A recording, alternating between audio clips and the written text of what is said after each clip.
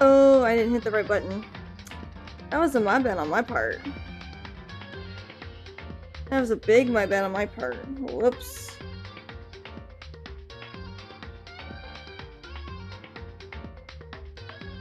On my screen, it says that I've been in here for 2 minutes, but I know that's not true.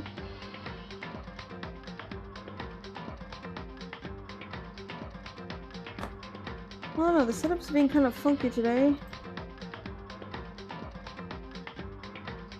Which is weird to me.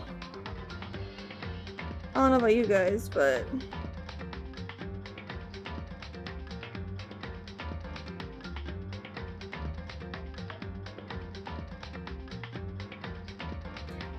What's up, Mo? Alright, we are back with Danganronpa. And I'm not ready for this. I'm not ready for the heartache. I don't know how my sound is today because I did manage to tweak it a little bit before I decided to start streaming. So the thing is with Danganronpa is like it's incredibly loud. So I don't know if you can hear me today.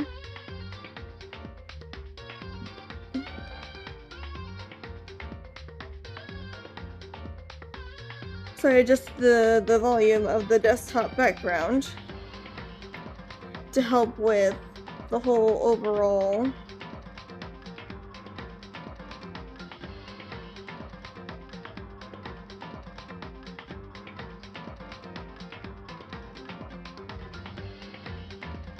Alright, cool. So you hear me, and you can hear the background very well. You know, I'm not overtaking it too much.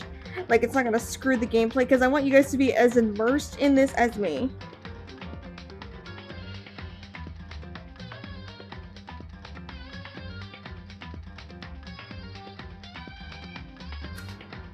Alright, coolio. Oh, fuck, I plugged in the wrong thing. Ah! Alright, so for those who are first time and the Danganronpa journey with me, welcome. To fucking cap you on this, I got betrayed by someone I was really heavily shipping this character and my character with. And then it turns out that the murderer was one of the people I least expected to be a murderer of all fucking people. So, we're gonna... Oh, fuck. We're gonna dive back on into this bullshit. Yep. We're at the end of chapter 1. I'm just gonna go fucking cry. Okay. Let's get start off. Oh, fuck. Ooh. Very, very lovely note to get started on this chapter with is creepy ass music. That's what I like. Just, tasty, creepy music. I got like goosebumps on my arms.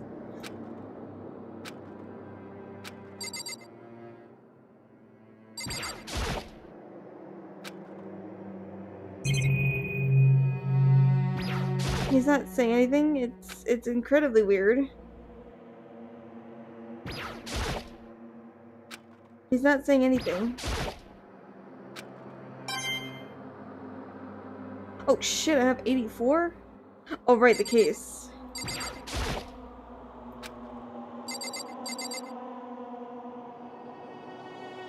Oh god, hey Isabel. Welcome everybody, welcome, welcome, welcome. Oh. It's gone. She really is gone. It's almost like there was never anything there to begin with. Even every last time of Sayaka's existence has disappeared without a trace. I can English. I'm freaking out right now, y'all. It's so creepy. Like this music, it might, might not be as creepy for you, but like these Oculus headphones are super good in terms of sound quality, which does not work in my favor. It's just like he said. After the class trial, before we took the elevator back up, Monokuma told us. Uh-huh. Oh, I almost forgot. Since the class trial is over, I'll go ahead and dispose of all the corpses. What are you gonna do? It's okay, no need to thank me. Just seeing your delighted smiling faces is thanks enough to me. This motherfucker. After all, nobody wants to look at a rotting corpse every day. That can't be good for your health. I hate you. Just know this, you little fucking stuffed bitch. I hate you. I didn't even have time to mourn Sayaka and Junko's death. I'm sure that's exactly why he did it. It's a bad joke, a sickening dream. But I have to accept the reality of it all. I headed back to the dining hall to meet up with the others. Sorry I'm late. So, Hey, are you okay, Makoto? Listen to me! You sure took your sweet time. I was just about to go get you and drag you back here. Do you not understand what just happened? Sorry. So, what happened? Was your room fixed up like you said? I imagine it would be pretty hard to sleep with a running corpse in your bathroom. Hey, come on. Jesus, that's fucked up, man. Why would you say something like that? My room was spotless. There wasn't anything left. Like the whole thing never happened. I see. Must be tough staying there knowing what happened. Why don't you just stay in Sayaka's room? Well, staying there with her scent still hanging in the air, that would hurt just as much. Plus, I've decided that I can't turn away from her death. Makoto. Hey, cheer up! Getting depressed isn't gonna help anything, right? If we all work together, I'm sure we'll find a way out of here. you got it! So everyone just try to cheer up and get back on track. Is that honestly supposed to make us feel better? Huh? We were already working together and yet someone was still murdered. Anyone could betray us at this point. Now that it happened once, it's a question of when, not if, the next one takes place. Yeah, because Sayaka made the first move. Well... But if we work together against the mastermind, nobody will have a reason to do something like that. Stop talking. Keep telling yourself that. I'll be over here in the real world. Working together, fighting a common enemy, like it or not, it's not that simple. What do you mean? Are you okay with this? The mastermind seems to be much more powerful than we ever suspected. They took over Hope's Peak, which was supposed to be well defended, then modified it to fit the desire. They created Monokuma, which seems to be incredibly advanced, and they're providing for our every need. And the cherry on top is the execution we witnessed. Honestly. Everything has been planned down to the last excruciating detail. This is not the work of your everyday psychopath. To find them may be too great of a risk. So Then, what are we supposed to do? Anyone who truly does want to escape will just have to follow the rules. In which case, the only option is to deceive those around you and win the game. No. What? No, what? I don't want to live I can't take it. if it means killing someone else to do it. I don't want to kill anyone else. Huh? Anyone else? What do you mean? It's because... Liam died because we all voted for him, right? It's no different from us killing him ourselves. But... But So, if we hadn't voted for him, then we all would have died instead, right? That isn't what you wanted, is it? So it would seem. She's right. If you heap that kind of blame on yourself, you'll turn into a full-fledged masochist. Chihiro, listen. You're not to blame. Not you, not Leon, and not Sayaka. The mastermind is responsible for everything that's happened. We had no choice but to vote. I can't even imagine what would have happened to us if we'd refused. And in the end, it was Monokuma who ultimately killed Leon. So don't waste your anger on yourself. Instead, direct it at the mastermind. Oh, great.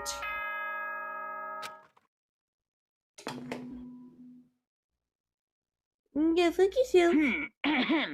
This is a school announcement. It is Yeah. such, it is officially nighttime. Soon the doors to the dining hall will be locked, and entry at that point is strictly prohibited.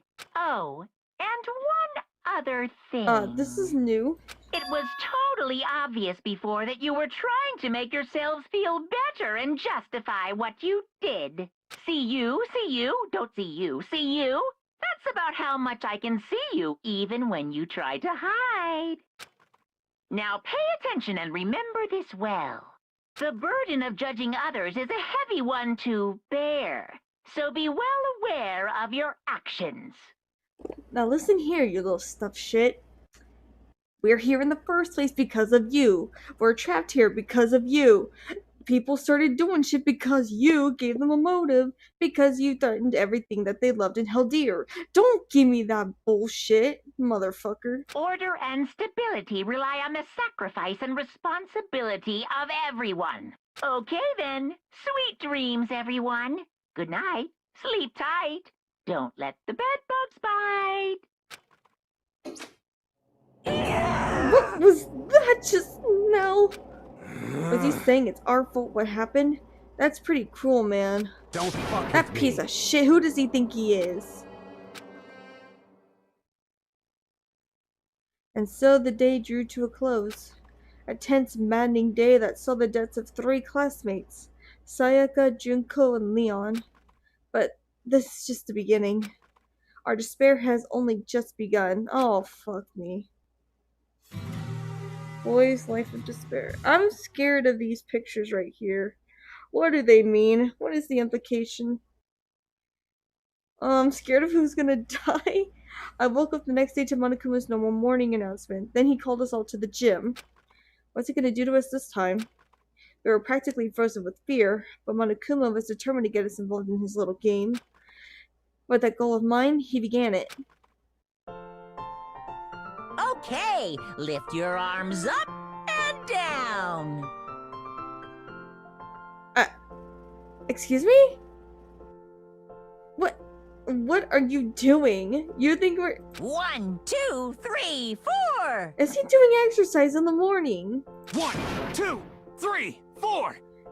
You're the moral compass. How can you be abiding by this after what just happened? Now reach way up and bend way down. Tighten those muscles. Let's add a little strength, a little speed to those young bodies of yours. The way he said that, I'm getting pedo bear vibes, considering the last time when Makoto and Sayaka were in the classroom talking, fucking pops up, it's rising, what's rising? Your flagpole, what the fuck? Brother, no. I'm not gonna get involved in this shit. Yeah, he made that face and I'm still terrified of it. Doesn't this feel just great? Being stuck inside like this, you've gotta make sure to stay healthy. You're the one keeping us stuck inside. Don't sweat the small stuff, that's my motto. That's not a small mother. Whoa, I sounded pretty cool just now, don't you think? Did you fall in love with me? Am I just to die for? Am I just to die in writhing agony for? So why did you call us here? Certainly it wasn't just to make us exercise. Just to make you exercise? Just to make you exercise? Hey! If exercise makes you laugh, exercise will make you cry. Now if you keep doing these exercises, you will uncover the secret of the assassin's fist. Passed down from generation to generation in the Empire of Darkness, the power can be yours. That sounds like kind of junk a middle schooler would come up with. It doesn't matter, just get to the point. Did you really call us down here just to exercise? Hey! Of course not! You think I have that kind of free time on my hands? Okay, so then... I'd like to make an announcement. Every time you overcome a class trial here at Hope's Peak, a whole new world will open up to you. What the heck? A whole new world? You guys? It'd really suck if you had to live here forever with nothing new to stimulate you. Besides, I know how you kids get these days with your ADD and ADHD. I gotta keep you motivated. Very So go ahead. nice. Look around all you want. Enjoy the brave new post-trial world till you explode. What the fuck are you talking about? With that, Monokuma disappeared, leaving us even more confused than when he showed up. But, a new world. Could it be? Is he talking about a way to get outside? I wonder That about seems that. unlikely. Piece of shit! But we don't know it till we look. Hey, Whatever he meant, it seems we'll have to search the school one more time. you hear me? Okay, then let's split up and start investigating. When you're done, everyone meet back up at the dining hall and we'll share what we found. You're basically a one-trick pony, you know that? Got it! Or like a stable food source. Now let's get moving! Seeing his words as their signal, everyone scattered and left the gym.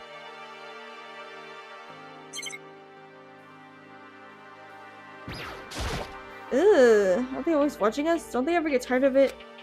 Jeez, it took everything I had just to think about unlocking them. Why is that here? This is one of the monitors that Monokuma appears on. Right now it's just showing the school crest. If I break it, Monokuma might come and punish me. Fair enough. But there's these random balls scattered around. Alright, so let's exit.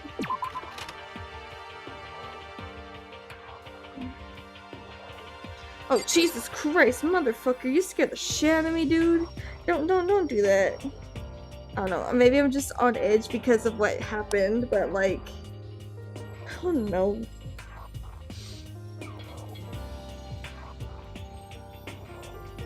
Alright, so inside the display case are trophies and other items. Winning championships and stuff probably came naturally anyone going to school here. Alright, so what I'm gonna do is exit this. And I want to try to find out what this new shit is.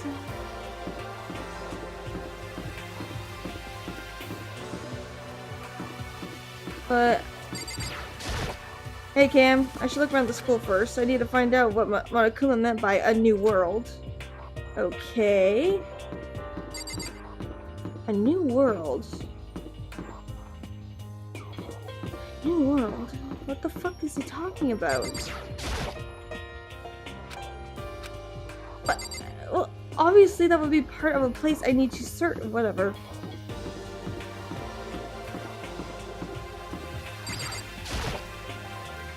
Okay. Okay, is it in here? Hold on a second. The upstairs is open. There was a big ass gate here. The gate that was blocking the stairs has been opened. Is this what Monokuma meant by a new world? If so, what's up there? This is the second floor of the school. Maybe there's some kind of clue here. Yeah, I'm sure of it. There's gotta be something here.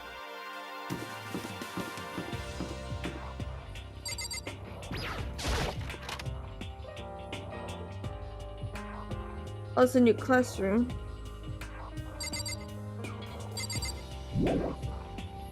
No, that's not what I meant. Listen, Cam, listen. My brain just fucking processed. It just went beep beep, something's not right here. And I looked at it, I'm like, wait a minute. I guess I shouldn't be surprised, but on the second floor too. The windows here have the same metal plates covering them.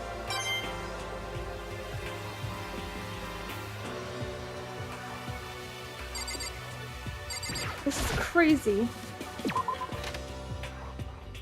Oh my god, I didn't think that you could ever go up these stairs. Holy fucking shit. And there's a third. Oh no, the gate's blocking my way, so there's still another floor, which means not everything has opened up yet. Which means someone's going to die, we're gonna have another trial, and then that thing's gonna open up, which I'm not looking forward to. Ugh.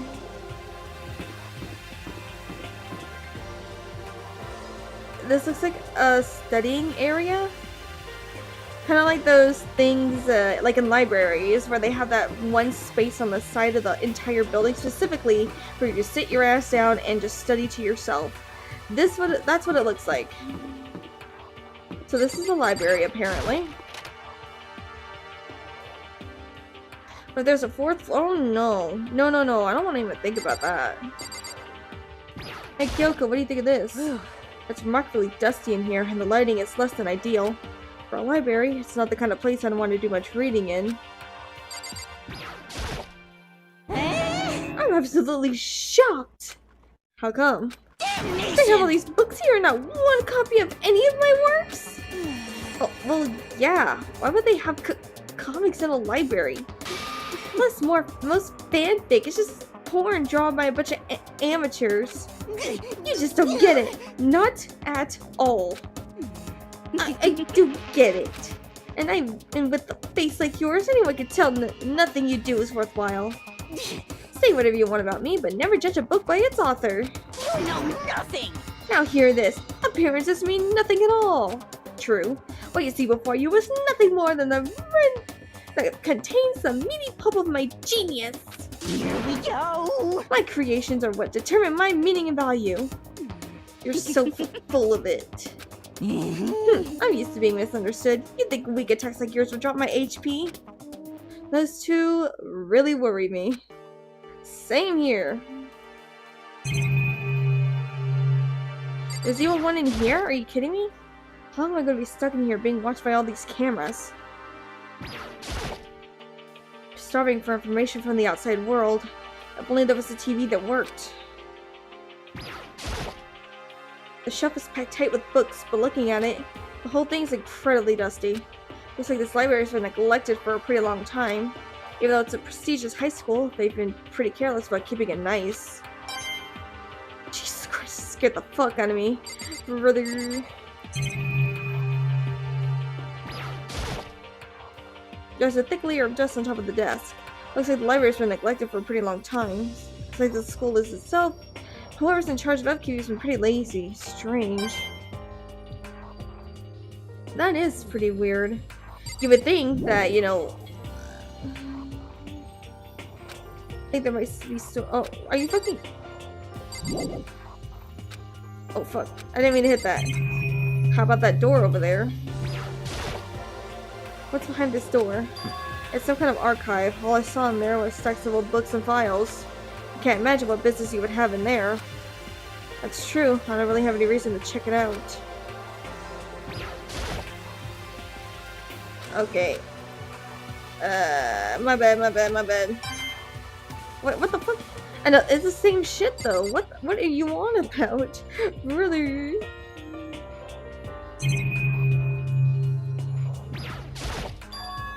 It looks like the laptop. The laptop looks pretty old, and it's all covered in dust. So... It's broken. I tried pressing the power button earlier, but nothing happened. It's broken, huh? Too bad. Get it to Chihiro! I was hoping I could use it to go online and see what's going on in the outside world. If it's broken, there's nothing I can really do about it. Well, actually, Chihiro's a programmer, not a... What is that? The shelf is covered in dust. Well, on the shelf is a letter. What's this? Hope's Peak Academy? Indeed. It was buried under a thick layer of dust and must have been sitting there for quite a while. Well, shall we see what's inside? But shouldn't we need to read other people's mail without their permission? Is that right? What we shouldn't do is leave it here without finding out what's inside. Okay. I broke the seal on the dusty envelope and pulled out a single sheet of paper I found inside. I unfolded the paper and read what was written there. From Hope's Peak Academy Executive Office. Throughout the years, we have been committed to shaping the youth who will one day shape the world. We have a long, proud history as an institution of higher learning with full governmental support. Our graduates enter society ready to take on active leadership roles in every major job field. However, Hope's Peak Academy must now lower the curtain on its glorious history for the time being. This decision was not an easy one to make, but serious issues beyond our control have made it necessary. But make no mistake, this is not the end for Hope's Peak Academy. We intend to reopen our doors as soon as the issues forcing our closure have been resolved. That being said, this is the end for now. And I would like to personally and sincerely thank everyone for your help and support over the years. For now, we are awaiting official governmental authorization to formally cease operations. What does this mean? The contents of this letter are quite interesting indeed. It would seem Hope's Peak had stopped functioning as a school. And judging by the amount of dust the letter had collected, it doesn't seem to have happened recently. If I had to guess, I'd say this letter could be at least a year old. So you're saying Hope's Peak closed down at least a year ago? Most likely the mastermind took over the abandoned school in order to put on this little performance. But that would mean it was closed when I got here just a few days ago. But I didn't get that sense at all. What the fuck is happening? Plus, if the school had shut down, don't you think it would have been all in all the newspapers and stuff? I mean, you're saying it could have happened over a year ago, right? But before I got here, I looked stuff up online about the school and never saw anything about this. So, in other words... That must have all been part of the mastermind's plan. They lured us all in here. Someone could create a place to judge and execute people, could potentially be capable of anything. Of course, that's all assuming that this letter is real. However, if it is real, though, that does solve one mystery surrounding the school. The reason there are no other students here could be because the school had already closed down. That would be a nice, simple solution, it's true. But then, what about this other part? This decision was not an easy one to make, but serious issues beyond our control have made it necessary. But make no mistake, this is not the end for Hope Street Academy. We intend to reopen our doors as soon as the issue for... Yeah, what forced them to close, though? What do they mean by serious issues? That's apparently what the school had to close. Is there any connection between that and what's happening to us now? Now, If the two events are in fact connected, uncovering that connection would be a useful clue on top of figuring out the mastermind's motive. Although I can't really say any more until we find more details. So in other words, only the mastermind knows the truth right now. The mastermind's motive.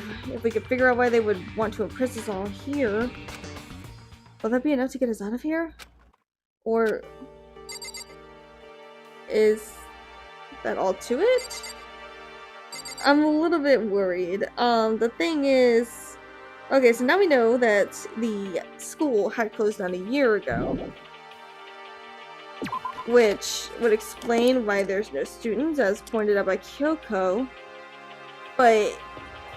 holy fuck. So something happened that caused the school to be forced to shut down.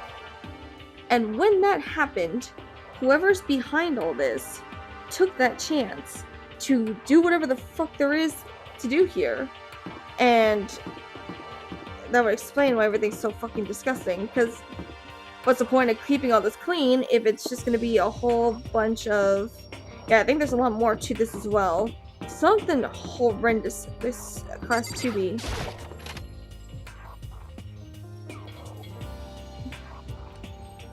Reality isn't everything.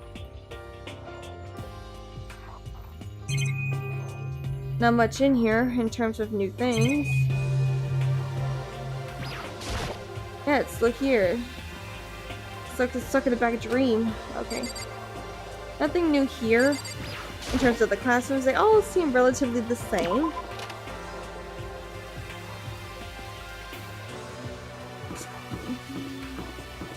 So now we got a little bit more context as to how it got to this point. So the school closed down about a year ago due to some serious issues, which they did not name in that letter at all. They had to close the school. Oh, there's a pool here? And when they closed the school, whoever is behind this took over the school, renovated it, did whatever they did. Oh, what the fuck? There's a gun there. Just a second. Oh, Makoto, guess what? Guess what I found? A pool. There's a pool here. A pool. You don't have to keep repeating it. I got it. Okay. And there's a ton of exercise equipment in the locker room. Sakura's gonna go nuts when she finds out. Yeah, you're right about that. Hina seems way more excited than usual. So let's talk to the girls here. Second floor has opened up, the living area has grown, and a number of facilities are now available. Whatever else is going on, I must admit things have been made much more comfortable for us. Do you understand? If things continue like this, the occasional class trial may not be so bad. That does not bode well for me. Hey Chihiro. Hey Chihiro, have you checked out the pool yet? No. I don't like wearing swimsuits.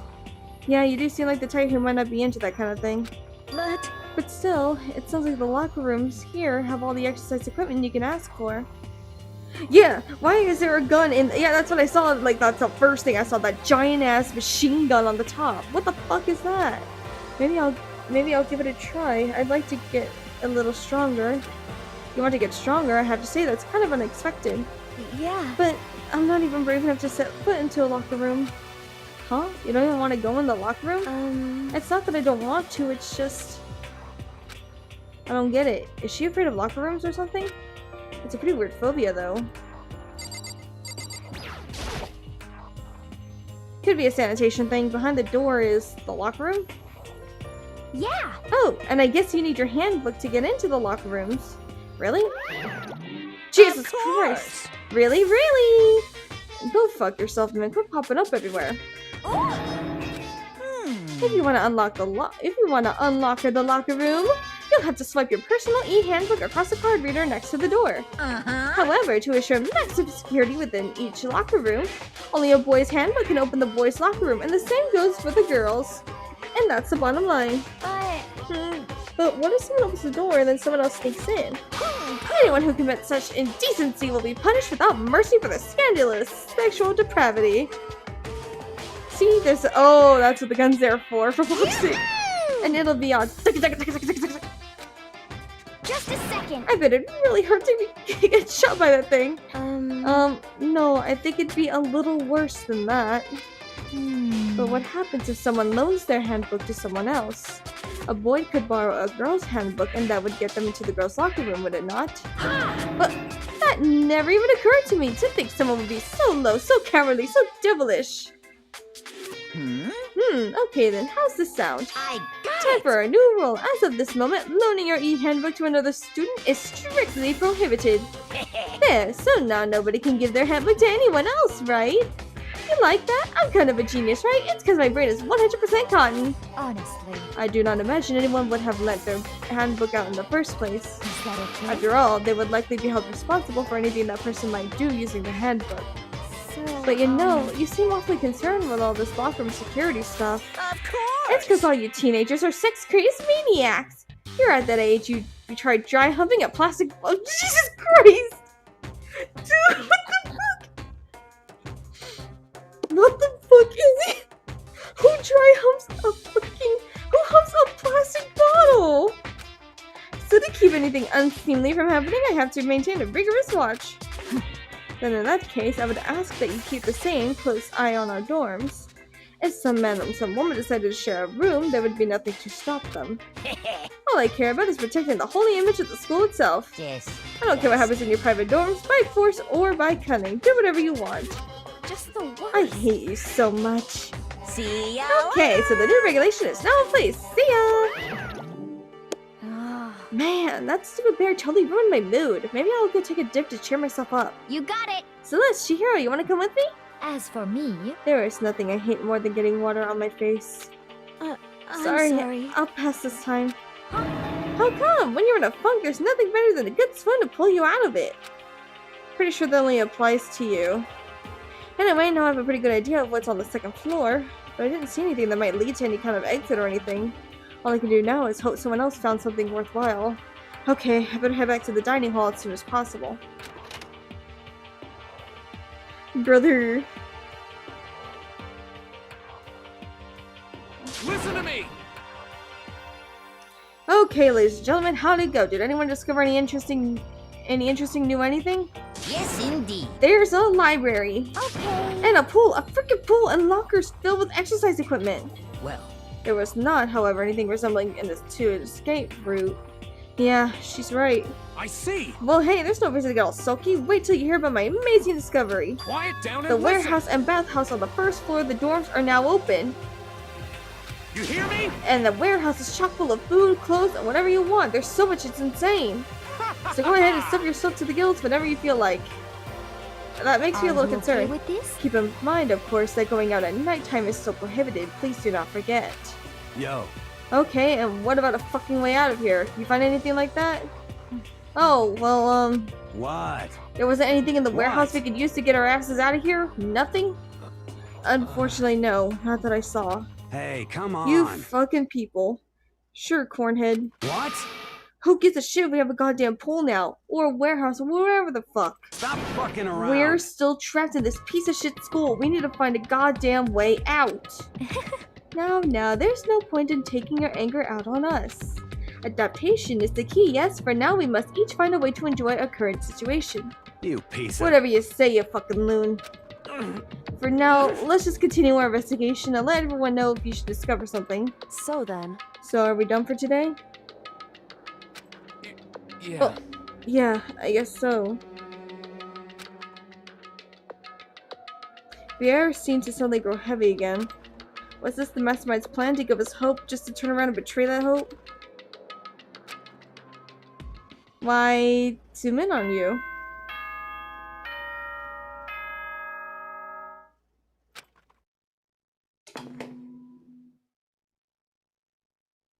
What? the school announcement. It is now 10 p.m.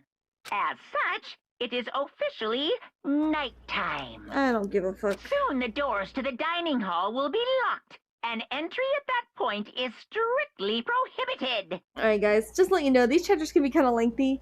The first fucking stream I had was 6 hours long, so please, I'm so sorry. Okay then. Sweet dreams, everyone. Good night. Sleep tight. Don't let the bed bugs bite.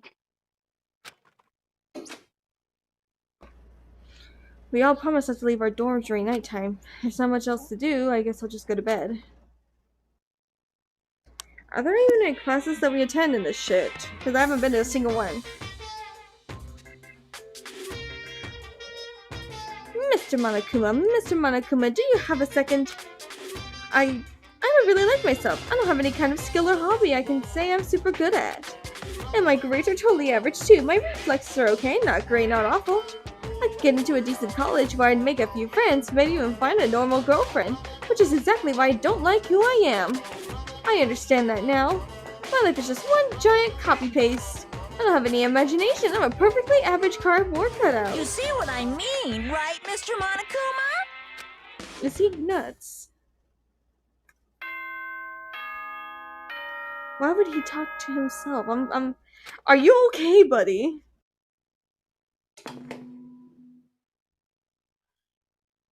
Good morning, everyone! It is now 7 a.m. and nighttime is officially over. Time to rise and shine! Get ready to greet another beautiful day! Oh, that's right. Oh shit. I wanted to let you know that your e-handbooks have been updated. New regulations have been added, so please take a look and enjoy your school life more than ever before. Okay, goody. You must be referring to yesterday. Loaning your e-handbook to another student is strictly prohibited. Right now I need to hurry up and head to breakfast. Okay, so how do I open the handbook again? Oh, okay. Okay, yeah. Students may reside only within the school. Leaving campus is an unacceptable use of time. Nighttime is from 10 p.m. to 7 a.m. Some areas are off limits at night, so please exercise caution. Sleeping anywhere other than the dormitory will be seen as sleeping in class and punished accordingly. With minimal restrictions, you are free to explore Hope's Peak Academy at your discretion. Violence against Headmaster Monokuma is strictly prohibited, as is destruction of surveillance cameras. Anyone who kills a fellow student becomes black and will graduate unless they are discovered. Once a murder takes place, a class trial will begin shortly thereafter. Participation is mandatory for all surviving students. If the guilty party is exposed during the class trial, they alone will be executed. If the guilty party is not exposed, they alone will graduate and all remaining students will be executed. Loaning your e-handbook to another student is strictly prohibited. Additional school regulations may be added as necessary. Oh, go fuck yourself. Wait, I'm also gonna save, actually. I'm a save-aholic, I'm so sorry. I don't trust this fucking game.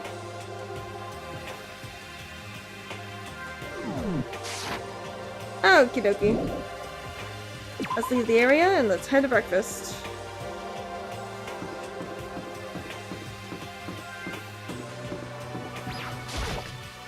I forget that it's like a barrier there and you have to click on that bitch. Hey, Makoto. Morning, Makoto! Good morning. Is everyone here already? Yo, yo, yo! Nope, still waiting on Byakuga and Taka. Byakuga's no surprise, but strange Taka's not here yet. Knowing Taka, I imagine he's trying to get the King of Tardiness up and out of bed. I'm sure they'll be here soon enough, just be patient. Let's see. I don't mind waiting for them, but there is one problem.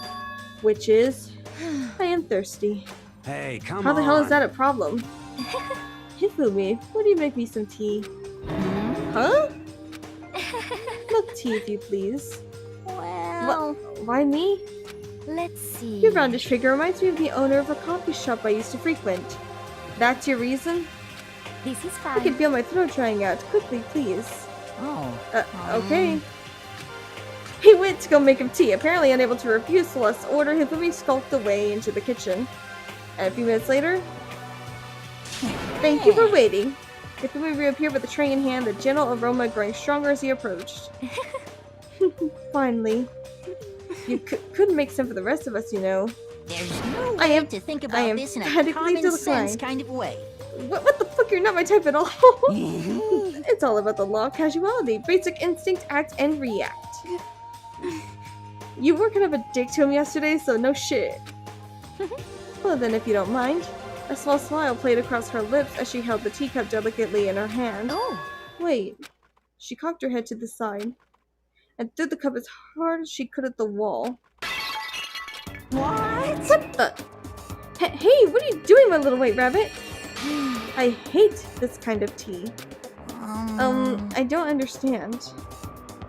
yes. I imagine indeed. we are at a coffee shop, just any normal everyday cafe. I sit down and order some tea. Then they ask me, would you like lemon or milk?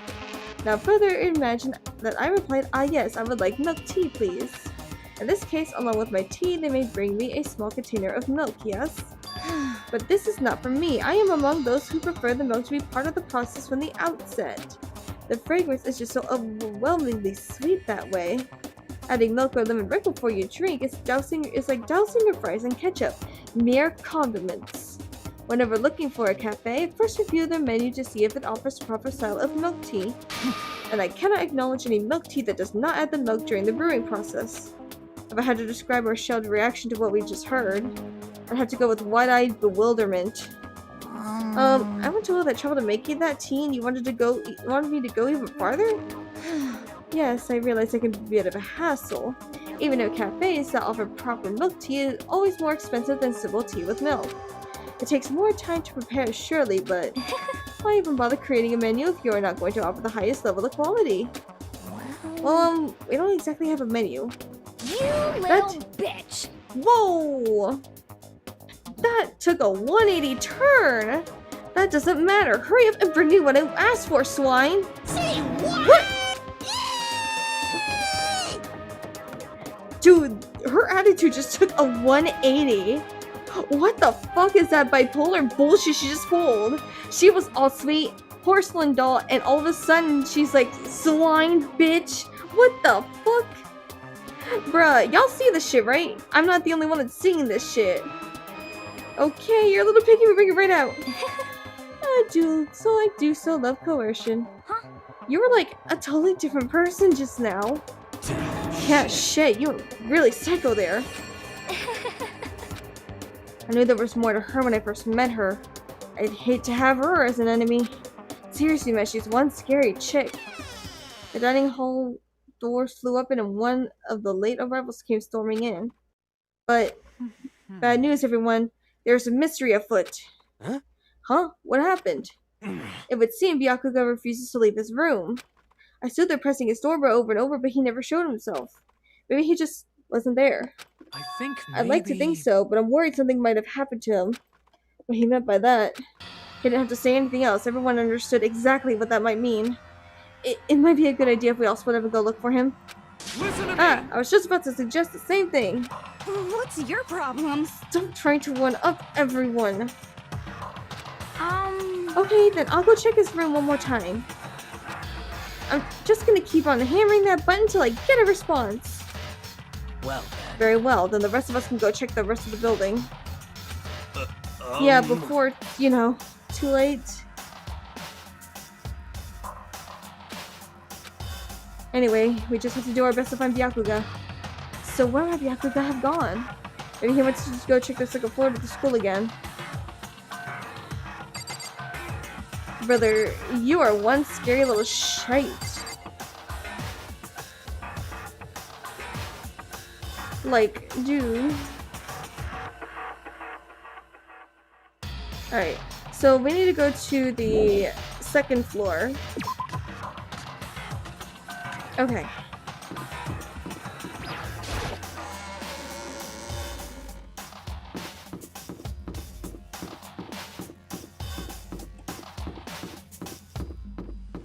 Alright, second floor, here we go.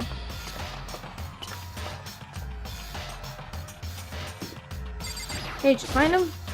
Hey, So you thought to come here too? Huh? so... If you think about what Byakuga was so interested in yesterday, you can probably guess where he is right now, right? Huh? What was it Byakuga was there? Oh, the archives and everything yesterday. The library.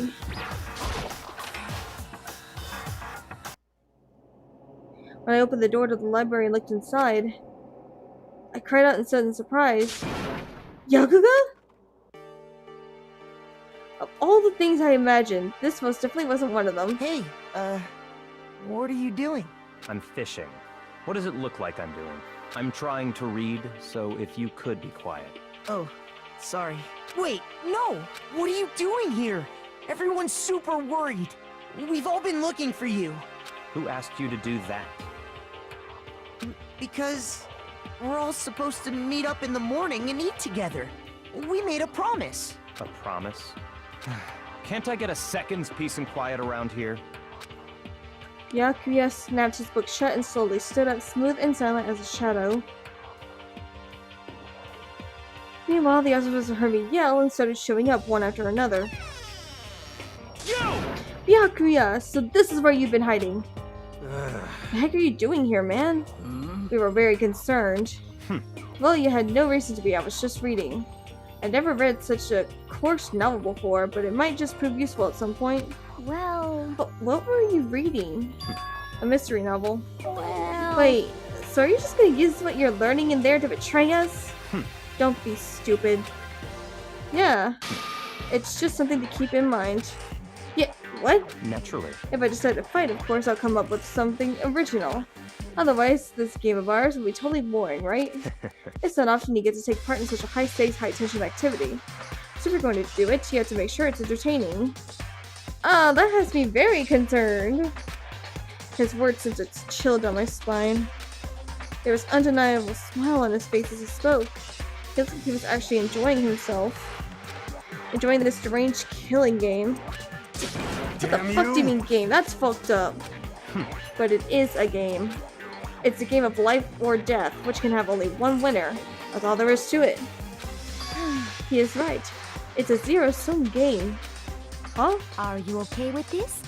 It is a part of game theory, a mathematical model. In game theory, what we are going through now is called a zero-sum game. In this type of game, in order for one person to gain something, another must necessarily lose something. In other words, it is a situation in which participants must compete for position or resources. I see. You mean like a kind of elimination match? Actually, Entrance exams, sports tournaments, job openings, most social interactions fall into this category. Everyone must scramble to obtain something which is limited. For you to succeed, someone else must fail. This also applies to the school life we have been subjected to here. In this case, is that okay? our limited resource is that only one of us can successfully become the Blackened. So in other words, This game was designed from the beginning to force one of us to try and defeat all the others. That can't be what they had in mind. This is why adaptation is so crucial. If those who want to escape were to disappear, there would be no reason to continue playing the game. what? But why would I want to stop playing? It's so much fun. He smiled again as he spoke. The smile was filled with evil intent. It twisted his face into something not human. It sounds as if you do not acknowledge even the possibility that you may lose, am I right? Naturally. Of course. You do not speak like the others, exactly what I would expect from the Togami heir apparent. It's just normal arrogance, isn't it? Just a second! You talk like that, but what if you end up dead? Not possible. I won't. It simply isn't possible. You son of a Who the bitch! fuck do you think you are? You know, I still just can't believe it. What? Believe what? That an uneducated, brain-dead, useless piece of garbage like you has survived this long. Piece of shit! I'm gonna fucking kill you. Don't make me repeat Like I myself. said, I won't die. You keep saying that, but do not bother arguing with him. For him, the concept of losing simply does not exist. He is the ultimate affluent progeny after all, boy raised to succeed from the day he was born. He considers victory his destiny and has lived his life accordingly. Tests and challenges are merely ways for him to stand victorious, even if it is a life and death situation. Is that not so, Byakuya? At least one of you seems to understand. Isn't it wonderful? It is because I am the same as you. Games are meant to be won. That's enough. Are you trying to suggest we're on the same level? Close that vulgar mouth of yours. Oh, Well, I do apologize. Anyway, let me just say this to all of you. You all need to try harder. If an opponent isn't going to give it their best, where's the fun for me? No, That's a terrible way to look at it. What? it's This because isn't a game. Our lives are on the line, you know? To kill our own friends is... that's horrific. It's horrific! Friends? Who decided that? Huh? Huh? We're not friends. No, quite the opposite. We're in competition. We're enemies. But you know... What? But what? Stop trying to force your contradictions on me and just accept what I'm telling you. Come on. Yes? If you have something to say, say it. Otherwise, keep your mouth closed. Why are you such a cunt to her? What the fuck is your problem? I'm sorry. No, don't apologize. around. Hey, shithead, you get off on bullying people that can't fight back. You want to try that on me? So, you're back to pretending to be friends, huh? How long do you think that's going to last? Piece of shit! Fuck you. What? Is that all you can say? It's unfortunate you will waste your breath on such empty gibberish. You son of a That's it. bitch. You're fucking dead. Just a second. Hold on. Just calm down. Piece of shit! I am calm.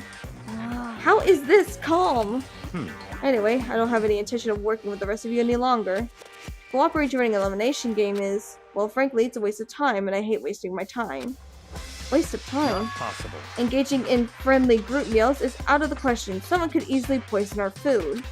And I'd rather not become part of the Last Supper just yet. Quit talking like you're in a fucking movie or something. Goodbye. All I'm saying is that ultimately, you are all free to do whatever you want on your own. Goodbye. But at a second glance, Byakuya left. There wasn't anything we could do to keep him from going. His way of thinking was just beyond anything the rest of us could even comprehend. But Was he serious about all that? He was, without a doubt. don't fuck Well, with me. fuck him then. Maybe. But what he said, he might not necessarily be wrong. I mean, can you say for sure someone won't poison our food? Hey, come on, you too, Toko? Anyway, Well, it's not like anyone would care even if I was gone, right? Actually, I bet you all want me gone. You all think I'm disgusting. None of us think that. You just think you don't think that. I know some people like to play the victim, but this is just totally out there. You think I don't know, but I do. You want me gone. And I'm sure the rest of you want the same thing, don't you? Hey, Toko, wait. Just let her go. Once she gets going like that, there is nothing you can say to bring her back. Jesus Christ. Why do I feel like Toko's about to die? Ultimately, our breakfast meeting came to an end without answering any questions. Everyone headed back to their rooms. Jeez, I'm tired already. But I don't have time to take even one day off. I need to get myself going. Hell yeah, let's get fucking going, brother! Alright, so what we can do...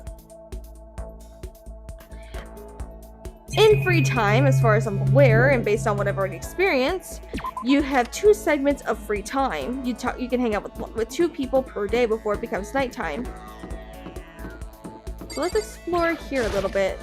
Let's explore a little bit before hanging out with anyone officially. Oh, Jesus. No, I don't want to exit yet. What the f is all this shit?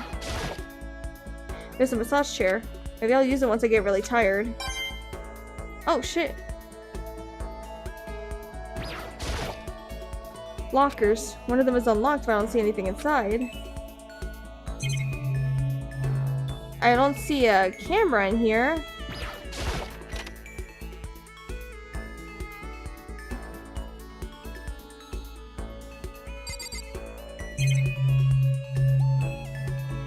Yeah, I don't see a camera at all in here. This bathtub is huge.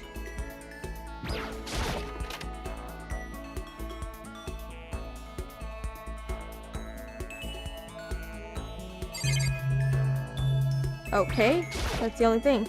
What's this? Is it the heat source for the sauna?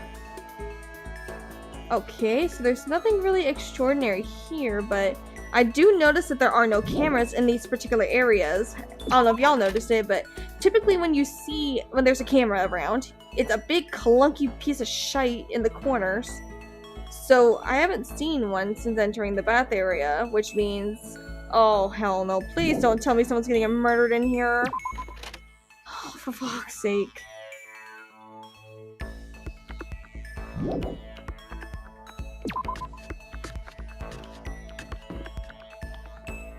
Okay.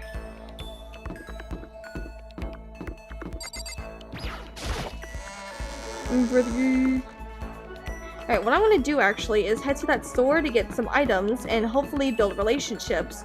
And hopefully not die.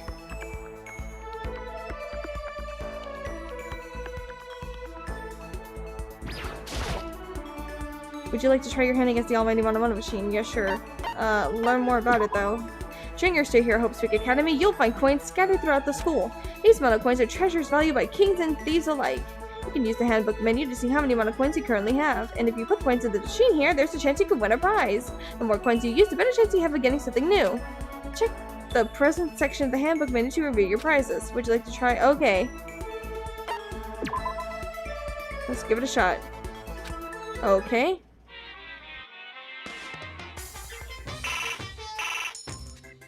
Oh! I got scissors I'm very concerned about. Lucky. I don't feel lucky. Oh. I don't know what the fuck that is.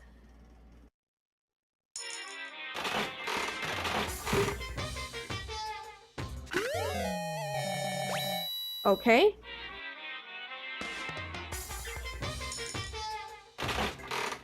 Try this again. I guess I'm gonna try to collect a couple of items and see if maybe I can give gifts to people. Because, you know, we gotta build relationships, which would probably help my influence and shit like that. Give me more things to do before the trial. That's a t-shirt. Jesus Christ. This is really sick. Like, could you imagine trying to play all this shit and stuff like that while you think that any day or moment you could die? I mean, that's just fucking terrifying. I mean, what would you do in that situation? What is that? Is that a gun? Brother. Hey, what would you do? You come to the school thinking it's this great academy, and it turns out it's a school of fucking horrors. I mean, what would you do?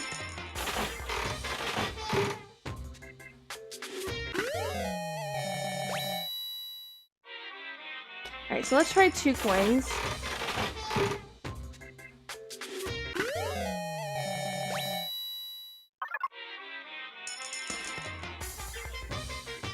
Look, the more coins I add in, the less the repeat percent is.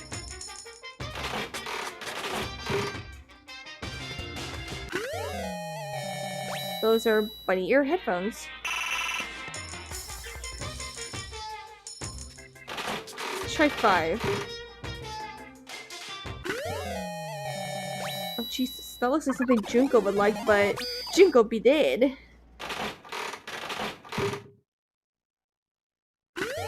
Jesus Christ. Okay.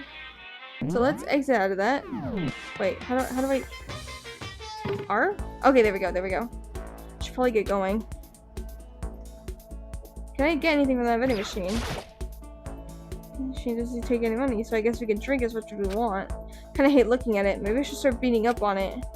I think you get punished for that. Yep, this is definitely the school store, but there's all kinds of stuff here I wouldn't expect to find in a normal school store. Oh, I got a coin out of it. Alright, so let's leave the area.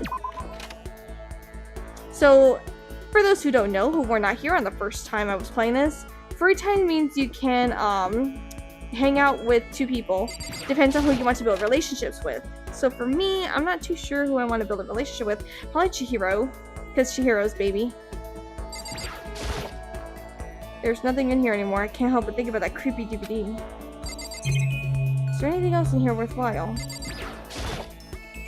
It's a DVD player. I don't want to stay here too long. The less I have to think about that creepy video, the better.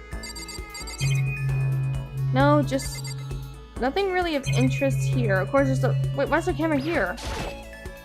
Someone's using these cameras to watch people die. It's infuriating, but I have to just try and not think about it.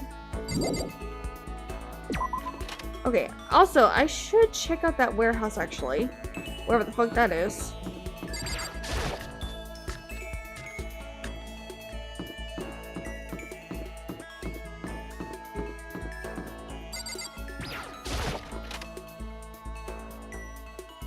Oh, this is the warehouse. Big brain. What is this? There's all kinds of stuff piled up everywhere. Oh, Jesus Christ. So let's... Oh, there's still a screen in here. This is one of the monitors Monokuma appears on. All it's on right now is the school crest. Fuck you, Cam. If I break it, Monokuma might come and punish me.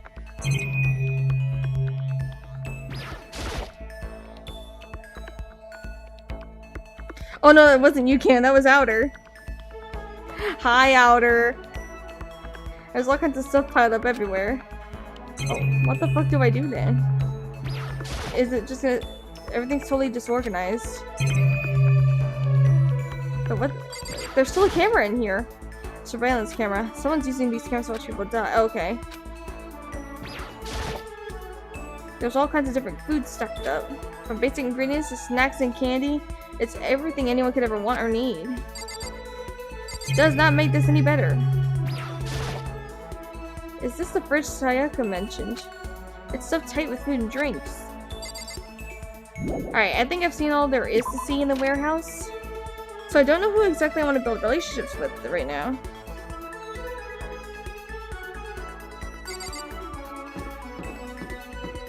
So let me actually check the map and see who's where.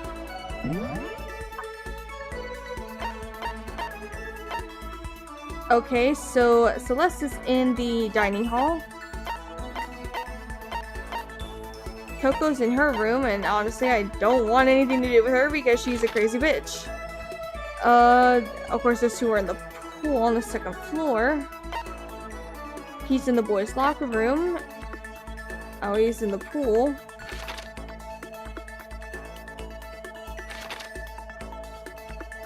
Okay. So let's go here, because I kind of want to talk to Chihiro. What the fuck? Oh, fuck. I didn't mean it. No, I didn't mean it. Let me back up. Let me back up, brother. Brother. Chihiro's over here. Okay. I want to get to know Chihiro. Oh.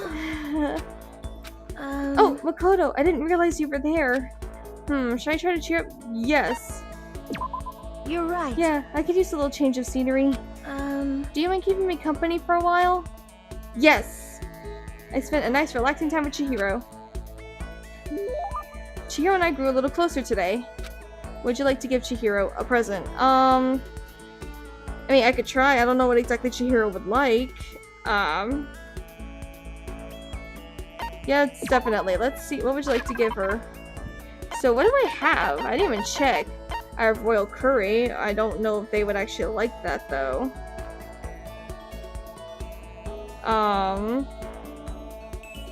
What is royal curry? What the fuck is royal curry, though? Like, I'm not gonna question.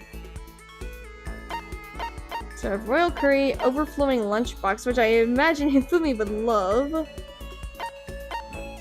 Birdseed? Does Chihiro like birds? I'm not terribly certain.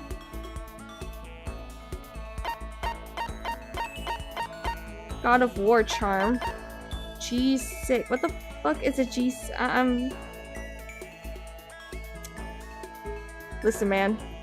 I don't know any of this shit. I have absolutely no idea what these are and who would like what. Like, at all. So, I'm just gonna, like, take wild guesses. Let's see. G-stick bunny earmuffs. Jimmy Decay t-shirt. Who the fuck is Jimmy Decay? Layering shears. Which is a little concerning. What else do I have? Golden gun. Oh, it is a gun. Oh, for fuck's sake. Come on, man. Why do I have a gun? Why do I need a gun? I don't need any of that shit, dude. For fuck's sake.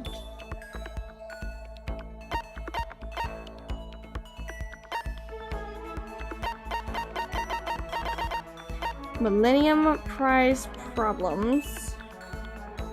Project Zombie. I don't think that Chihiro would like any of this. Tips and tips. Maiden's handbag. I have no fucking clue what tips and tips is. I mean, Maiden's handbag is pretty easy. Alright, let's just do tips and tips. Fuck it. Right click on it? Huh? A present? Yay, thank you so much! Seeing Chihiro so pleased with something I gave her makes me happy. Cool! I built a relationship with Chihiro. That's a fucking good goal right there. There's still plenty of time left.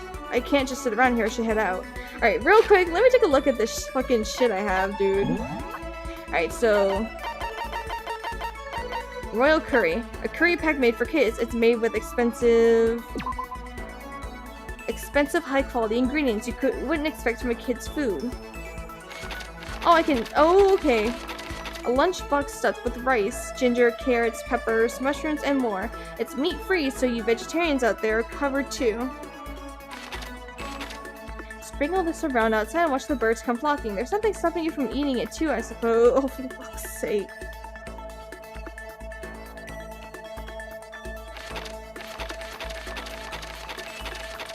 A charm devised by the protective deity of martial arts, the great and gracious Kashima.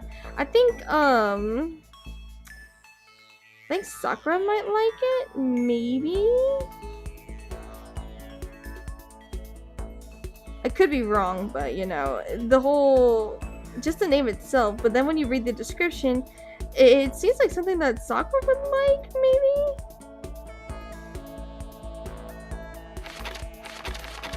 Most people consider it a throwaway watch due to its poor quality. Still enjoys massive popularity thanks to its low price. One of the most popular items from Gothic Lolita designer. Okay, so I know Celeste would like that. So, you know, in a sense I can kind of tell who would like what. Limited edition shirt featuring legendary punk rocker Jimmy Decay. Only 100 were ever made. But only 100 shirts. You're kidding, right?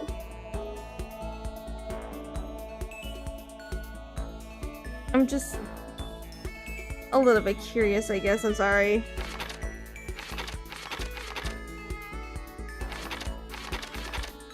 Especially said accessories used to create advanced styling designs. Watch the edges.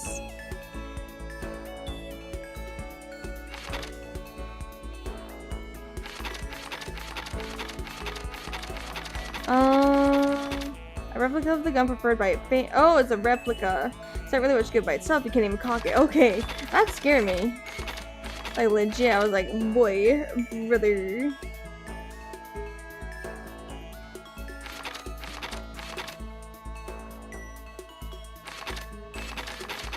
Oh, these 7 important mathematical problems were posed by the Clay Mathematics Institution with a reward of $1 million for each one solved. Jesus. Alright, so... Alright, let me get out of here. I think I'm gonna go find Sakura. I imagine everyone already scattered in different areas because every time you do free time, by the way, guys, people tend to move. Yep. She's in the first floor. You're in the dressing room. Laundry room. Boys' bathroom.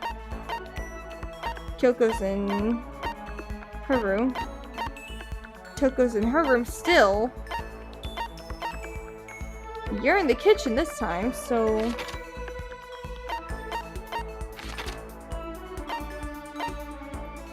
You're in the library still, okay.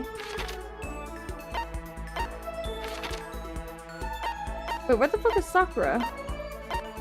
Hold on here.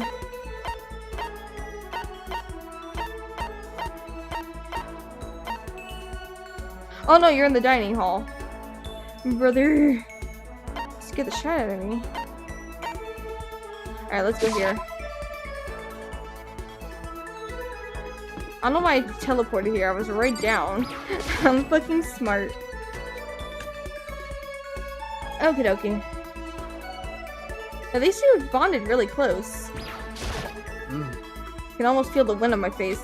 Should I talk to Sakura for a while? Yeah, you know what? Let's do that.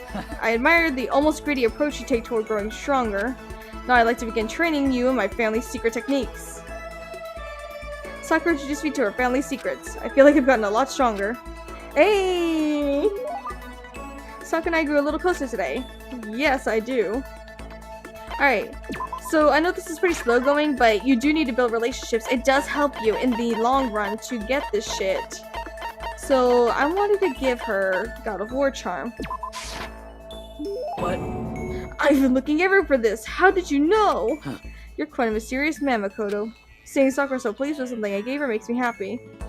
My post-training break is the most relaxing time of my day. The sensation of your muscles cooling down after heating up during a workout is the only true reward. No matter how many times I experience it, I never get tired of it. You exercise every morning, Sakura. Unless there are errands I absolutely can't get out of, yes, I always do my training. If I don't, I feel restless for the rest of the day. But I'm amazed you can do it every single day. Doesn't it get tough? I can't say I've ever seen it as tough. It's also that I can get stronger after all. I have to keep on getting stronger because my destiny is to fight. Your destiny is to fight. From the day I was born, I've been fighting. Heaven sent me to live it as its champion. That's one heck of a legend. My father was my master, and my every waking moment was spent with him learning to fight. As a child, I sparred with boxing champions and hit the mat with wrestling gold medalists. I was no match for them when I first began, of course. But before long, they were no match for me. You mean you actually started beating people like that? I'd say my specialty is solid stand-up that transitions into grappling and strong ground game. Essentially, it's a complete approach. Anything else just wouldn't make sense. You can only become the best by reaching the top of each discipline, then fusing them all together. Stand-up fighting, grappling, and strong ground game. That can only be... Oh, fuck. I don't know?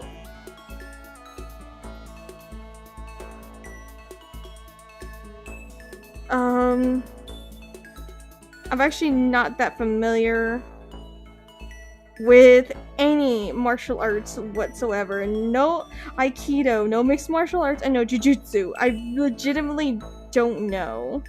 So... I didn't think I'd actually have to pin.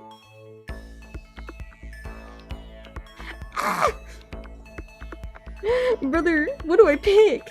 Jesus Christ.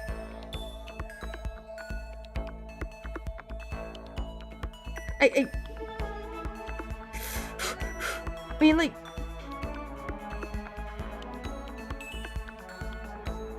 Listen.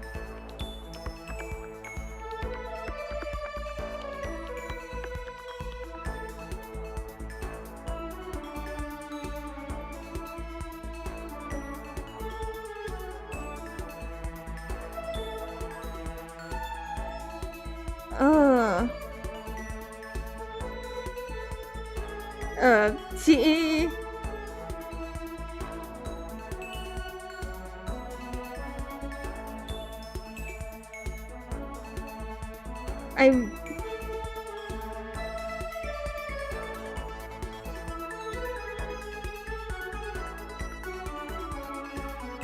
Does anyone else know, though? I'm like staring at these so intently.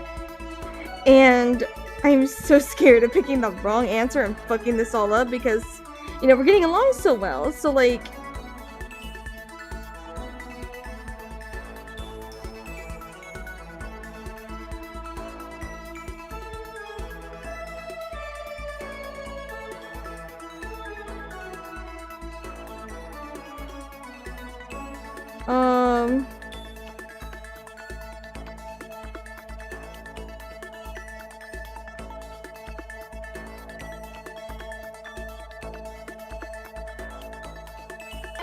I'm gonna just go with mixed martial arts. Fuck it.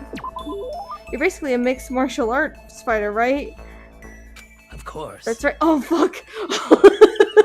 I'm not gonna front with you guys. I was doing eeny, meeny, miny, mo so fucking hard. That's right. It's the most effective real-world fighting style, which is why I choose it. I don't want to just be the best in competitions. I want to be the strongest human on Earth. I wouldn't bet against you, that's for sure. But aren't you already the best? Well. No, not yet. There's still someone I have to surpass. Really? Huh. Until I can beat him, I'll never become the strongest. You mean there's someone out there stronger than you? Maybe I'll tell you about it another time if the opportunity presents itself. Sakura didn't make it sound as she left. Honestly, can't believe there's someone out there stronger than Sakura. Even if they're real, can they really be human? Ooh, your maximum number of skill points has increased. Hey, look at you go. Alright, cool. So the thing is, hanging out with these people and, you know, trying to make them happy is that with these set skill points, you can load up on things that could increase your influence and, you know, abilities, things like that, which will help you in the class trials. So it's really important you do that. Okay, so it should be nighttime by now then. I spent so much time doing the eeny meeny miny mo, I swear on God. Flicker ding dong ding bong, bitch.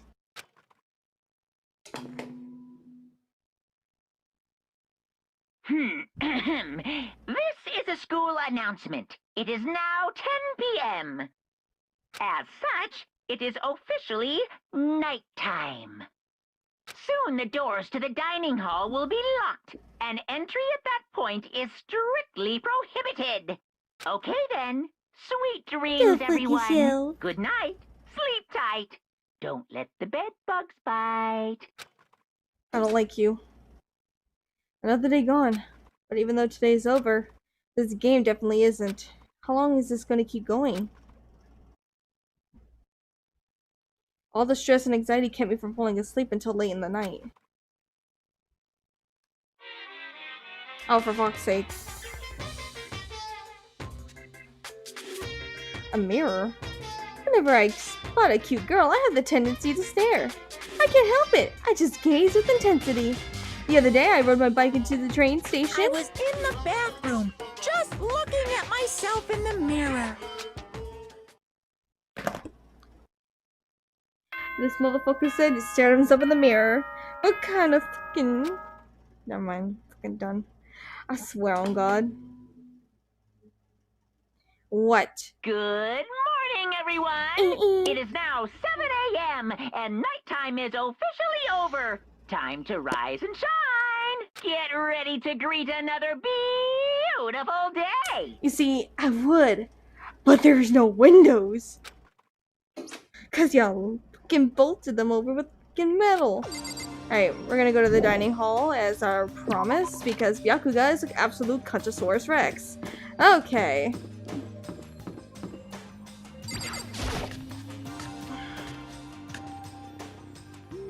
Went to the breakfast meeting, same as always. But... is this everyone? It feels a little small. Byakuya, and Toko stormed off yesterday, and it wasn't too surprising they hadn't come today. Even the table looks bigger somehow. I assume that is because 3 people are dead and 2 are abstaining. Yeah, with 5 people missing, I guess it would feel kind of empty. Still, I know Byakuya is whatever, but shouldn't we go check on Toko? I vote no. She's super annoying. How can you be so cold? You're like a piece of rock candy. You hear me? What? No, rock candy isn't cold, it's sweet. Anyways, Byakuya's the real problem. If we don't keep an eye on him, he might really kill someone. You can see it in his eyes. We got no choice. Get some rope. We're gonna have to keep him bound and gagged. I think that's going a little overboard. Count on it. He's right. In this situation, there's nothing scarier than when an ally turns loose cannon. It's just like when we were kids and someone would go crazy at sports day or whatever. What? What the fuck are you talking about? You're gonna use the rope to do the tug of war or something? Idiot. It can't be. I'm not an idiot. You! You're an idiot. Who are you Damn calling you. stupid? Huh? What's wrong, Chihiro? You don't look so great. Oh. Oh, I'm just going through a little self-loathing. Huh? Self-loathing? Well, after what Byakuya said to me yesterday, I just got so nervous I locked up. I couldn't say anything. Mondo ended up having to help me out, and even he said I was someone who can't fight back. Oh. I hate how weak I am. Oh. Ah, I see. So Mondo made you so depressed. What? What? How is it my fault? Hey, come on. I wasn't trying to be mean. Besides, girls are just naturally weak anyway, right? Oh! He says that, but Sakura is about to whoop that ass. Sakura is about to be like, excuse me? Are you crying? It's because you were screaming like a lunatic. Oh no, Chihiro, baby, don't cry. Hey, come on. don't cry. It's my fault, okay? I won't yell at you anymore. Really? Not sure I can believe that. Huh? Just shut up. What? I got it. I'll make you a promise What? as a man. Huh? Promise as a man? Yeah, that's Maybe I right. mentioned this before, but ever since I was a kid, there was one thing my brother told me over and over again. He said that no matter what, a real man always keeps his promises. That's what he left me. Left you? Oh yeah, my brother's dead. Oh, I see. For real, Isabel. Bitch better shh. Who the fuck is coming in my chat as your despair? You motherfucker!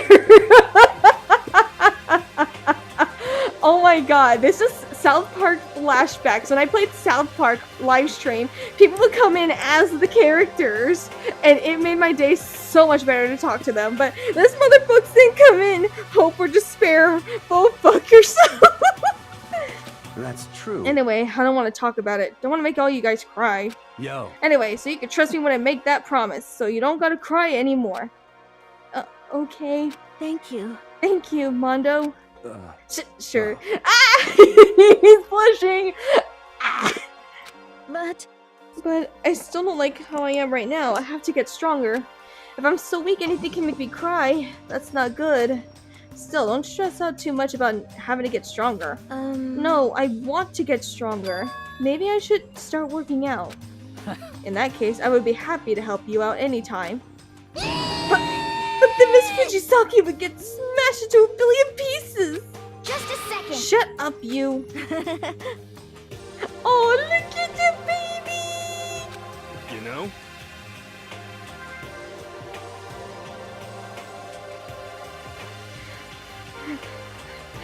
Fuck your despair!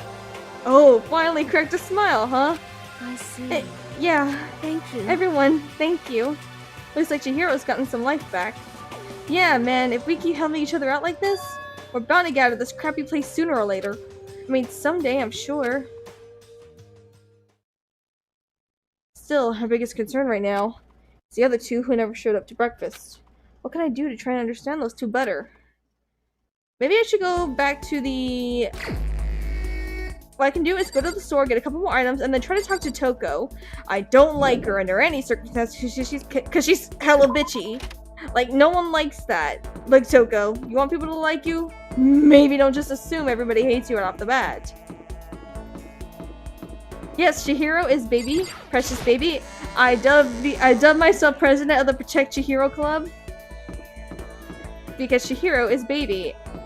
I'm gonna have to draw later on. And I know my friend Jedi is gonna love this. I want to draw a picture of Chihiro with Papyrus because Papyrus is the ultimate picker-upper. Alright, so let's try this machine again and see if we can, give it a shot. Alright. Alright, let's give it a shot. Alright. I got 73 coins.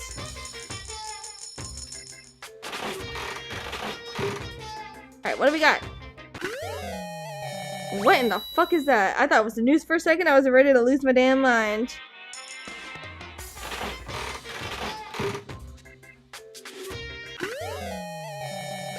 I got that watch again.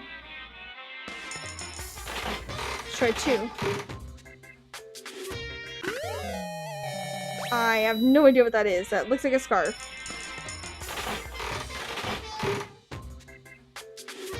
The more you use it... Oh, what in the fuck is that? That is one ugly ass doll. Dude. What the fuck? It gets more and more expensive as you keep playing to make sure that you can get new items. Oh no, it's a baseball. Leon would have loved that if he didn't, you know, become a murderer.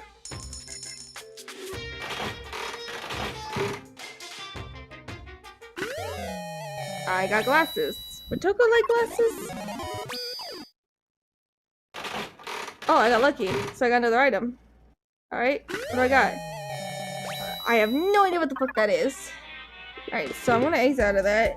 Should be... Probably get going. Okay, so... I don't know what Toko would like. I don't really know Toko all that well, I just know that she's an author. But the thing with Toko is... she's hella bitchy. And I really don't like her. Would never hang out with her as a real person. But, I don't know, I feel like if I'm gonna have to understand these two, I'm gonna have to actually talk to them and hopefully get through to them that maybe you shouldn't be so creepy. Creepy. Alright, so she's still in her room, which has me a little concerned because she's been in her room for the past few days.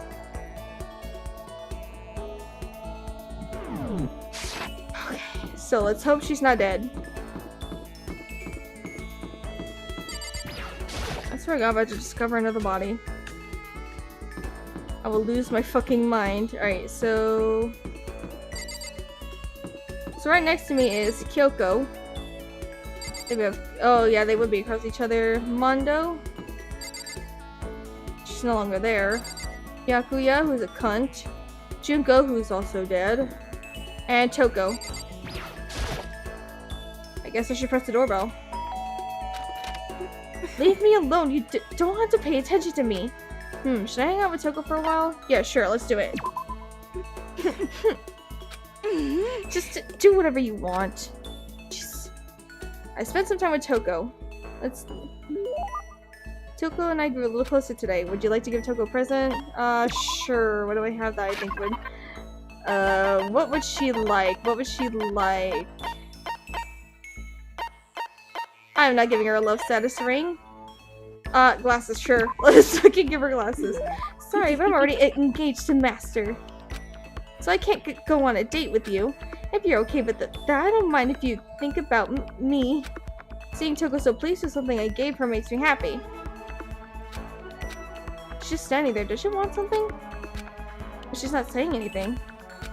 Maybe I should just try to start a conversation. Toko?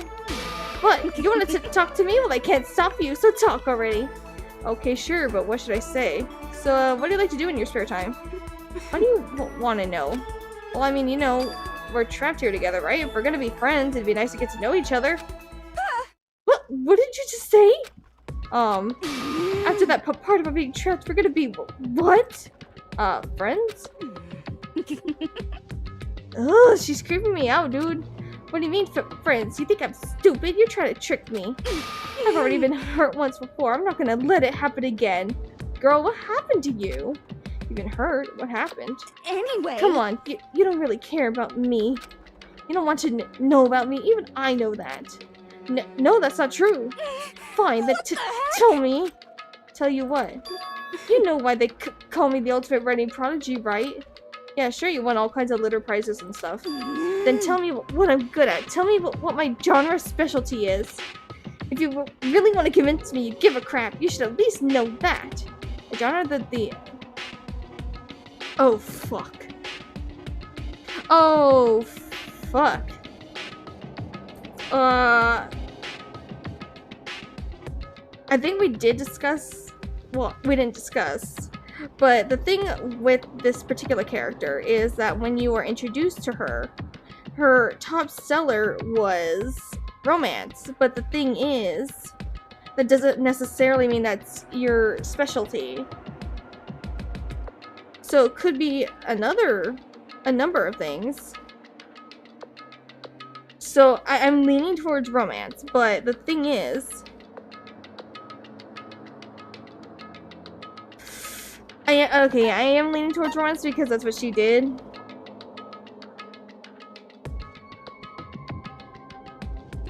Yeah, let's do it. Fuck it. It's romance, of course. Oh, you actually knew? Your biggest success was So Lingers the Ocean, right? Everyone says it's your masterpiece. The book was such a hit that fishermen shot to the top of all the hottest men polls, right? How did you know all that? There's no way you could care about me. I'm telling you I do. I mean, we're friends, aren't we? I'm blind. You're straight for nature blinded me. And she took off. Toko ran up, screaming like a banshee. I'm not really sure. Does she hate me now? Just unlock the skill vocabulary. Alright, cool. Oh, okay. That was really weird. I think I might go talk to Chihiro again.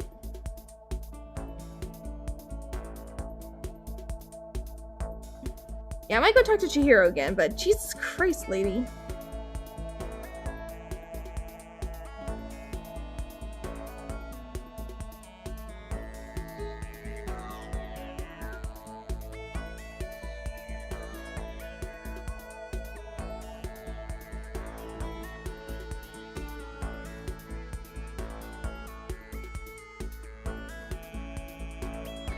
So I should either spend time with Chihiro or Toko because you kinda... Someone must have really hurt her in order for her to become so instantly everyone hates me. How many people have actually hurt her in her life? Jesus Christ. I thought she was kind of a bitch, which, you know, being hurt does not excuse your behavior towards another person. She was kind of a bitch to Junko from the get-go. And she was kind of a bitch to me. So, yeah, she is kind of a bitch.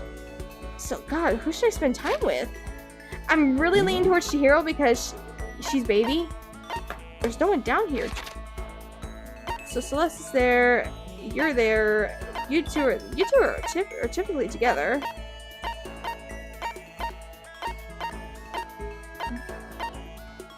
Oh, you're in the laundry room. I'm fucking retarded. Well, back I go. Because I fucking went by. I didn't even check the map first to see where they were. God damn. I'm big brain. They're in the laundry room.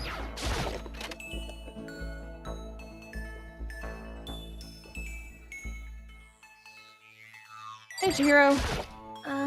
What's wrong? Did you need something? Should I hang out? Yes. Let's talk to Chihiro again. You want to sit down and talk for a while? I spent some time talking with Chihiro. Alright. Chihiro and I grew a little closer today. Would you like to give Chihiro a present? I don't know if I have anything else that Chihiro would inherently like, though. Chihiro's still kind of a mystery to me. So I'm really not too sure what Chihiro would like. They're the ultimate programmer. But again, also I don't really have a lot of items because it's a lot of money just to do it.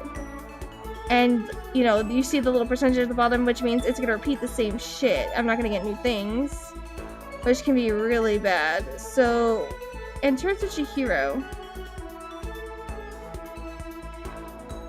I'm not terribly sure what they would actually like. So, let me try the bird seed, actually. I don't know, I kind of see them as a nature person, maybe. I don't know. Okay.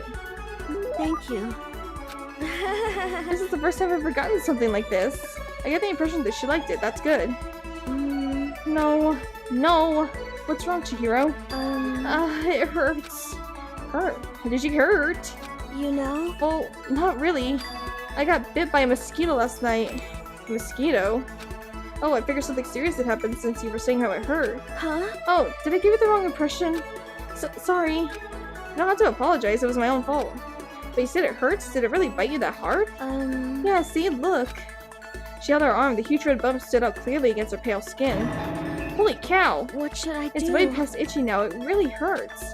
But why is it so big? Did it bite you while you were sleeping or something? You're wrong. Oh, no, I was awake. But you didn't notice? No, I noticed, but what? You know? Well, I felt it bite me and I looked down at it. But I didn't do anything. I just sat there and watched it suck my blood. Just watch. Why didn't you smack it? Huh? Because that would have killed it, right? Well, yeah, but You know? it must have been really hungry to suck that much blood. If it was that hungry, it would have been really sad not to let it have anything. But it's just a mosquito. Mosquitoes are living things too, though. It might have its own mosquito family. Sorry, I know that's dumb. No, really, you don't have to apologize. But don't go scratching it, okay? That'll just make things worse. But what if it gets so itchy I can't take it? Well, in that case, just take the tip of your fingernail and push it into the bump. That'll help. Huh? Wow, I had no idea. You're so smart, Makoto. As she said that, she smiled like a tiny, cute little animal. I wonder if she does that on purpose. If so, that's a whole nother level of scary. By the way, don't you think it's kind of strange? Huh? What is? You know? Well, this school's completely sealed off, right? So how do mosquito get in? Maybe there's somewhere in the school where bugs can live and grow. Some kind of nature-y spot? A nature-y place in school? Well, I can't say for sure that there's not. Or maybe there's a secret passage somewhere that leads out of the school. Secret passage. Well, even if there's not, I'm sure we'll get out of here somehow. As long as we all work together, I'm sure we'll be out of here in no time. You're right. Working together is super important. But Of course, I don't know how it could be useful. I'll probably just weigh you all down. That's not true. It makes me feel way better knowing you're here to help. Huh? It does? Really? Ah, look at this baby! Yeah, so let's all do our best, okay? She's cute. I love her. Thank you. Okay. Thank you, Makoto. Cheers, work cards updated. Okay, cool. Your maximum number of skill points. Yeah, boy! Dab on that. Once we are all done, I head back to my room for the.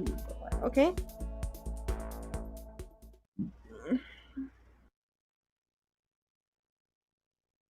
I guess I'm feeling a little hungry.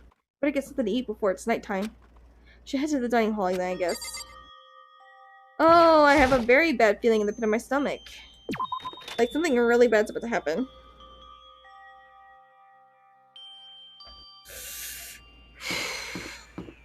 Please. Yes. I'm in danger!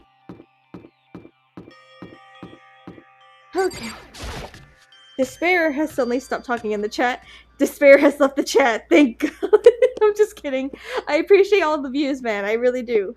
I just wanted to get something to eat. And now I'm about to get roped into something like this. Actually, no. I guess I'm already roped in. Listen to Hey, me. Makoto. Perfect timing. Huh? What's going on? Hey, damn I have it. a favor to ask. A favor? I have a bad feeling about this. Hey, damn it. Come on, Makoto. You gotta be our witness. Witness to what? What? This guy's been talking shit about me since day one, calling me a coward and shit like that. You're corrupt. You are a coward. That's why you turn to violence to solve your problems. You! That's why you can't do what society asks of you. Why you walk around dressed like that. Huh? The fuck you say? You don't know shit. You hear me? You have already lost to yourself, but you're such a coward you don't even realize it. So Damn what? you. You're saying you're not a coward? You think you're tougher than me? Count on it. I know I am. You wanna fight? Okay, then let's throw down. Prove you got what I don't got. You hear me? I accept your challenge, for fuck's sake. What? So that's what's happening, Makoto. You gotta be our witness. You're gonna throw down? You're not gonna, like, start punching each other, are you? Hey, There's a bathhouse on the first floor of the dorm, right? With the sauna inside? I see. I see. A simple endurance contest, is it? Got it. We're going to see who could stay in the sauna the longest, am I right? Piece of shit. Goddamn straight! Well, that's actually significantly better than I thought it was gonna be. We're actually going. We're actually doing this. Are you guys really gonna go through this? Stop fucking around. Shit, yeah. You! He'll be done in a matter of minutes anyway. People like him are, with that exception, all talk. You wanna throw Bring down? it on. Hell, let's make things interesting. Wouldn't want to live without a challenge, right? Interesting? You son We're of a gonna bathe with bitch. all our clothes on. Ridiculous. That's idiotic. Suicidal. You wanna fight? What, you afraid? You're going to regret this. Stop fucking around. Shut up and let's do this. This is gonna go really bad. Hey, Mondo, What, asshole? you can take off your uniform, you know? Go ahead. I won't judge. And you can shut the fuck up and mind your own business. I mean, look at you. Look, he has a towel on his fucking corn hair. Are you kidding me? Your face is all red. What are you, one of those goddamn hot spring monkeys? It just so happens I was born with a red face. You don't have to act all big, man. Act, you say? I'm still plenty good to go. I'm so good, I could eat a steaming hot bowl of soup right now. Are they okay? Try to push my concern aside. A few minutes passed, then a few dozen minutes, then an hour. Don't you think it's about time you gave up? What about you? You can't even hardly talk. Dumbass. Say whatever you want. I'm still totally good to go. In fact, I'm starting to feel kind of cold. That's probably not good. Yeah, that's really not good. Hey, guys, I know you both want to prove how big of badasses you are, but don't you think you're done enough? Shut up! Jesus! God, I just can't win.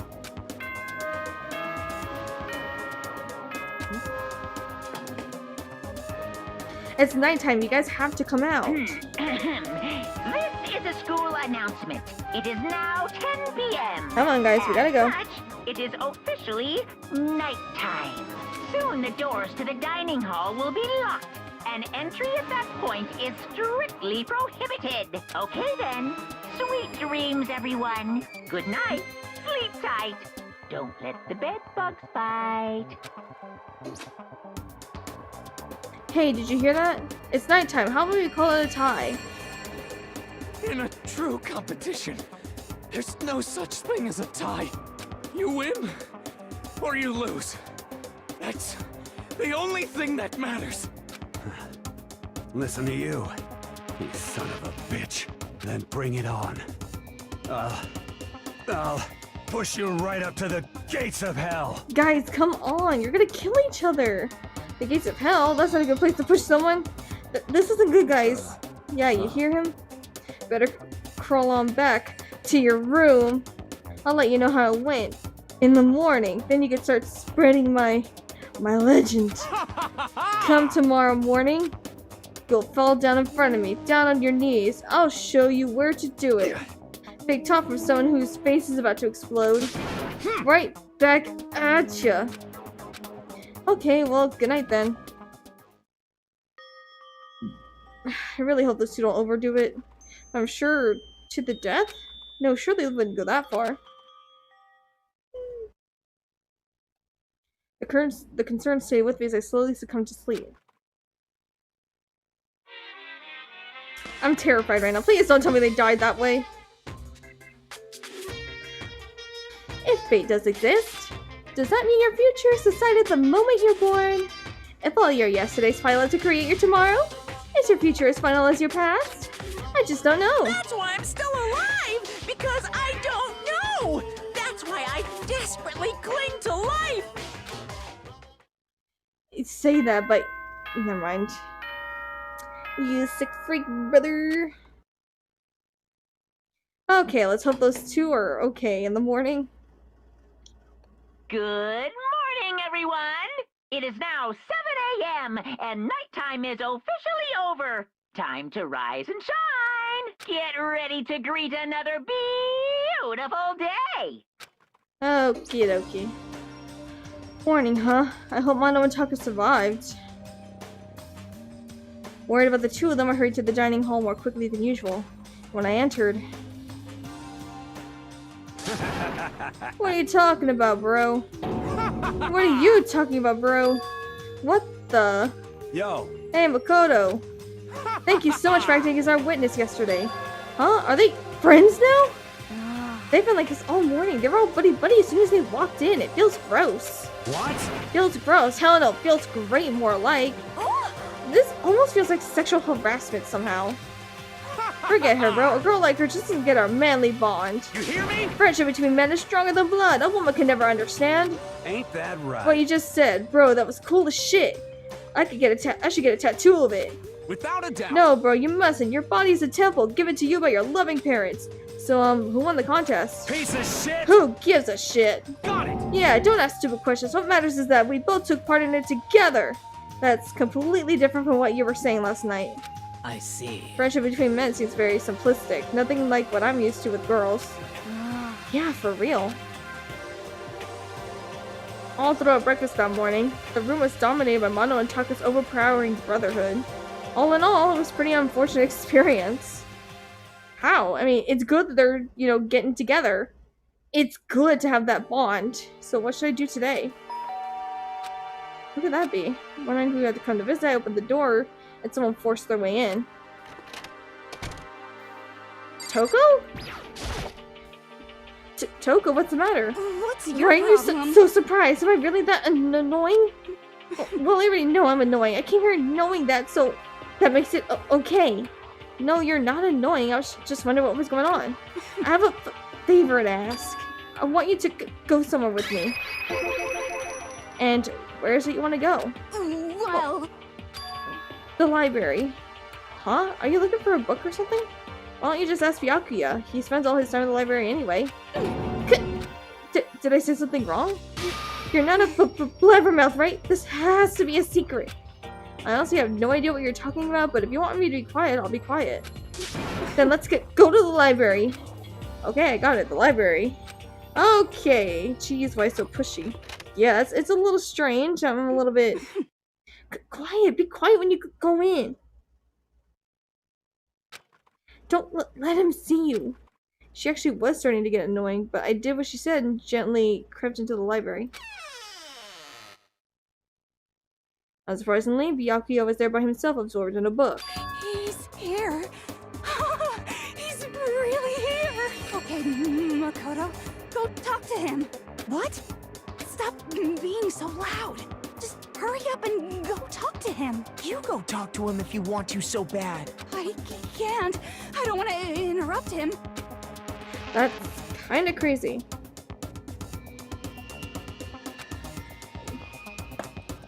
Fuck's sake, I don't want to talk to this bitch. What the fuck? Hold on, what the fuck is this? Extension cord, I guess it's being used to connect to the laptop. Okay. But when would you get something like this in here in the school? Where did he get that? It's a desk lamp. The library is definitely pretty dark. I imagine this would come in pretty handy. Yakuya's getting some use out of it, that's for sure. What the oh, I don't want to talk to this bitch ass. Seems to be really focused on that book. It doesn't seem like the best time to talk to him. Hey, you. What are you doing back here? I hate even having to look at you. Ah, so you noticed me, huh? Naturally. Of course. Now hurry up and leave. And take her with you. Hey, Yakuya. Remember how you said don't be a woman who dominates weak men, be a woman who dominated by a strong man? Never said that. Well, actually, I just thought it sounded like something you might say. Get out. And go take a bath, you smell. Don't make me repeat myself. Don't make me say it again. Go now before your stench latches onto the entire room. Okay, Jesus Christ, dude. You don't have to be such a dick. He really dug into us there. Maybe he's in a bad mood. She seems super depressed. Did he really upset her that much? Yakuya, to go that far. He must be really oh no. No. This is how you get hurt, honey. Huh? He told me to take a bath and everything. He must really care about my well-being. Hey, Makoto, what do you think? Think about what? Do you think Yakuya would be good together? Well, now I don't really know. That's true. There's really no way to know. But the distance between us doesn't change our love. Because as soon as you realize our feelings, the love is born. That's how love works. Okay. There might come a day when you understand. Maybe someday. Well, bye. Jesus Christ, motherfucker. Young love. Ugh. Who would have ever guessed she would go for someone like him? But eager passion can also be scary. Sometimes that leads people off into the wrong direction. This is not gonna go well. All of a sudden, I feel exhausted. Maybe I'll head back to my room for now. Okay. There's still some time left in the day. What to do? Oh, well, and this is smelling really bad. Like, I don't trust this. Honey, Toko. I know you have some issues with, inferiority complex, but honey, Byakuya is not going to help you. I can promise you that. Do not do it. Don't do it. Oh, don't do it. Alright, so what I want to do is try to gather some new items because, yeah. I don't have a lot of coins, of course, but... Okay. I feel like we're about to have a clash trial soon because it's been too peaceful for too long. It has been too peaceful.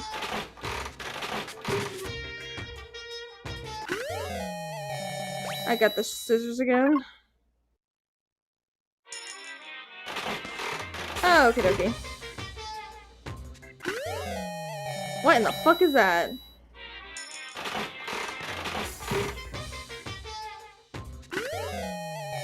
That is tea or coffee? I don't fucking know. I have no idea what that is. I'm seeing all these pictures, but it doesn't tell you like the item or anything like that, so you're just left to guess what the fuck it is. Looks like a radio from Benny and the Ink Machine. I don't know if I should try to befriend Byakuya because honestly he's kind of a cunt. And I really don't like him. Why did I get underwear? Why is there underwear in there? Why would they? It's a water bottle?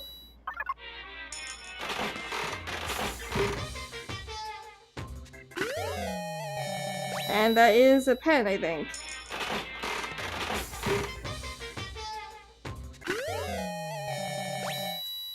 I have no idea what that is. Alright. So I think that's enough new items. Okie dokie. So... I would have been friends with Celeste if she not suddenly shown that she has fucking bipolar disorder out the ass. I swear she does. So, mineral water, drawn from the ocean depths and rigorously purified, ideal for modern on-the-go public unsatisfied with tap water. I mean... Oh no. Made from extremely rare and expensive coffee bean collected from the dung of the Asian palm civet. It has a unique fragrance. So, I have water and I have tea. I don't know who would like it. I don't know who would like the coffee. Maybe... This might be off the money. But maybe... Maybe Byakuya would... I could try to be friends with him, but I'm scared, man. Should I try?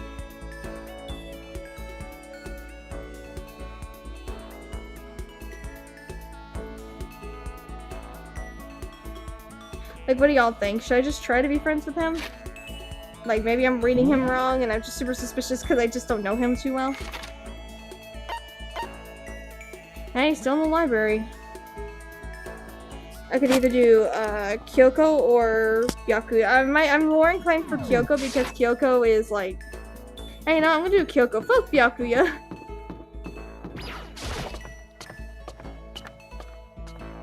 Alright, hold on. Do y'all want Kyoko or Byakuya? Because they're both up here. I think that's Kyoko over there. Oh no, it's not. Where the fuck is she? I just saw her on the map. Wait. Is she? Oh. Hold on. Did I miss her? What the? ¿Dónde está Kyoko? Oh. Alright, for y'all in the chat, should I do Byakuya or Kyoko? Because you only get 2 chances a day. But, I don't know, maybe I can do Kyoko then Byakuya? But I don't know how much time I have because I just spent that morning with Kyoko. So I might, no, not Kyoko, Toka. So I might just have 1 shot. So, this is my shot. I could go to Byakuya or I can go with Kyoko. What do y'all think?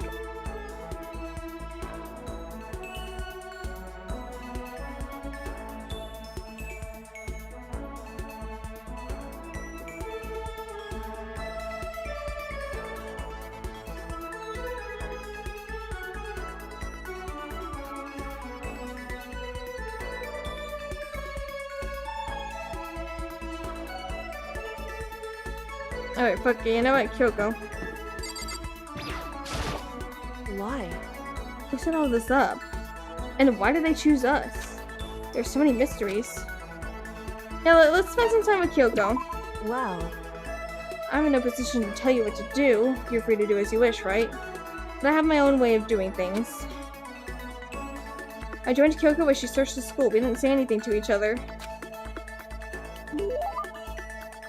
She's smiling. Okay, I would actually like to give her a present. What would I like to give her? I don't think she'd like the water, but maybe the coffee? Look at us. thank you. This really means a lot. She's blushing! Oh, honey. Are you scared, Makoto? Huh? Hey. Being trapped in a place like this? But who wouldn't be? Of course I'm scared, being trapped in this insane school. Correct. Ah, that's good. That's good? So... Fear is proof that your imagination is functioning. Frankly, I feel bad for anyone who can't feel fear. Whew.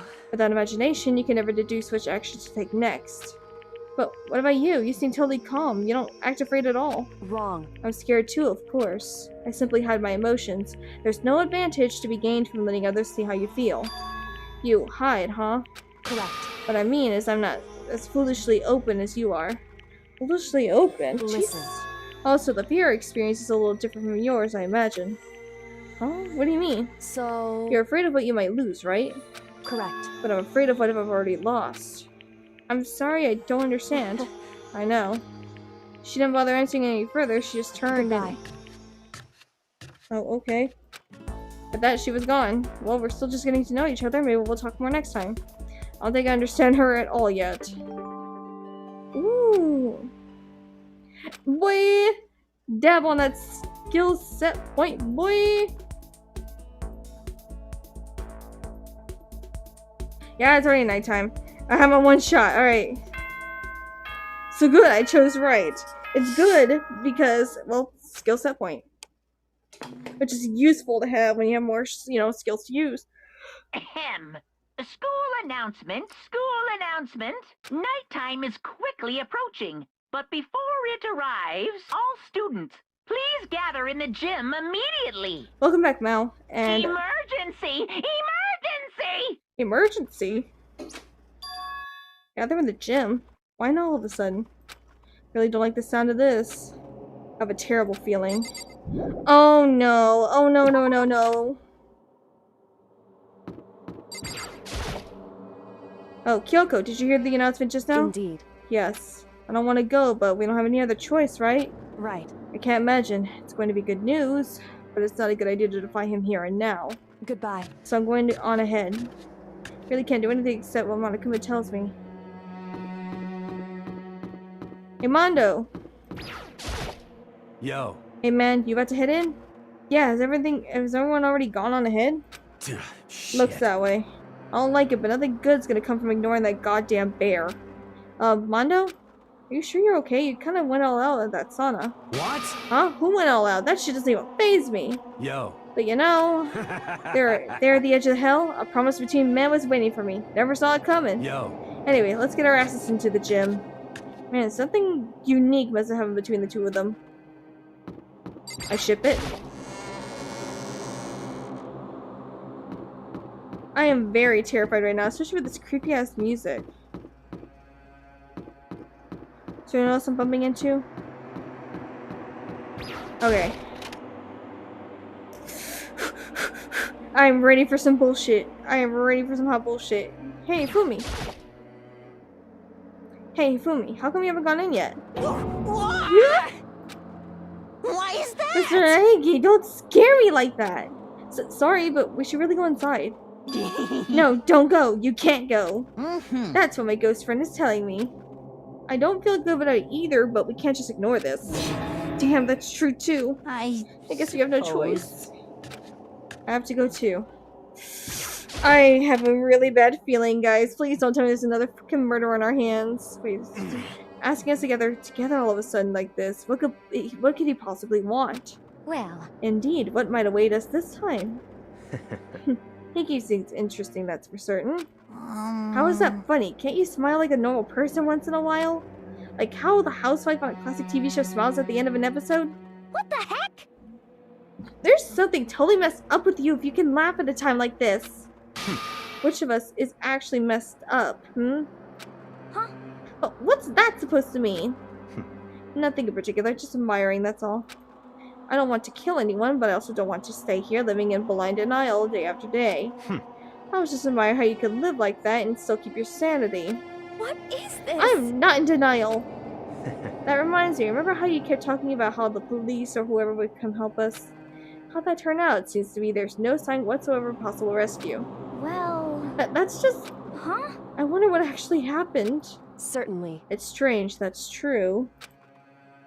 There's no way the police wouldn't know about it. We're right in the middle of a major urban area. What? The police suck! On the contrary, the mastermind may be just that powerful to take control even of the police. Could it be? Oh, this might not be related, but... then don't say it. Nope, gotta say it. It's not like some occult mystery. It's about last night. I was near the main hall, just staring off into space. But all of a sudden, I heard it. Huh? You heard what? A sound that I don't really know what it was. But what kind of sound? Well, like I said, I don't really know. But if I had to describe it, Could it be? it was like a construction site, I guess. Construction site? Serious. I mean, I could just be making that up. I only just barely heard anything. Then you definitely made it up. Must have been the sound of the ocean in that head of yours. Say, what? What you talking about, Toko?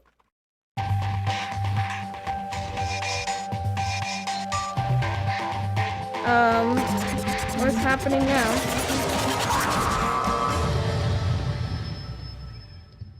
Okay. He's arrived. What Hero heard wasn't the sound of construction, but it could have been an explosion! Huh? Or maybe a machine gun! That can kind of sound like construction in a way. What are you talking about? What? Beyond this point, my mouth is zipped, my lips are sealed, I am fully puckered. It's a secret, little secret. And? Fine, then let's move on to what you can tell us. Why did you call us all here? Say what? You don't beat around the old bush, do ya? Ready for me to get to the point, huh? If you But before that, do you mind if I vent a little? I'm low on energy these days. My stitching's even losing all of its shine and luster. I'm thinking it's probably because of this ho-hum, boring old everyday life. I'm looking for something with a little more stimulation, something ripe with danger and intrigue. Yep. Listen, can I just be frank? Today. The next Blacken hasn't shown up feeling yet, and I'm black. getting bored. Hey. So I've decided to come up with a new way to motivate you. Motivate? Is it another set of videos or something? Are you gonna show us some demented thing to try and drive us all to murder? Damn it. Drive you to murder? What a mean thing to say. Just awful. You hear me? I don't know what you've got planned, but we're not going to kill each other anymore. Got it. No matter what you do, I swear to God we won't. That's very big talk. Do your very best to back it up, okay? Now then, with your permission, let me begin. So this time it's embarrassing memories and secrets. As long as you're alive, it's a given that there's things you don't want other people to know about you. So I did a little investigating of my own, and I dug up some of your darkest secrets. And those embarrassing memories and secrets are all contained in the envelopes I have right here. This has to be a load of crap. I'm going to hand them out now, so take a second to take a peek. As Monica Muspoki tossed the envelopes at our feet. I quickly snatched the envelope with my name written on it. I nervously pulled out what was written inside. My entire body suddenly went rigid. Okoto wet the bed until he was in 5th grade. What? How? How'd you find out about this? Everyone started talking at once. Yeah, 24 hours. If someone doesn't become blackened by then, all of your deepest, darkest, most embarrassingest secrets will be exposed to the world. Maybe I'll roll by a crowded intersection in the van strapped to the loudspeaker and spill the beans. Wouldn't that be so embarrassing? Are you serious?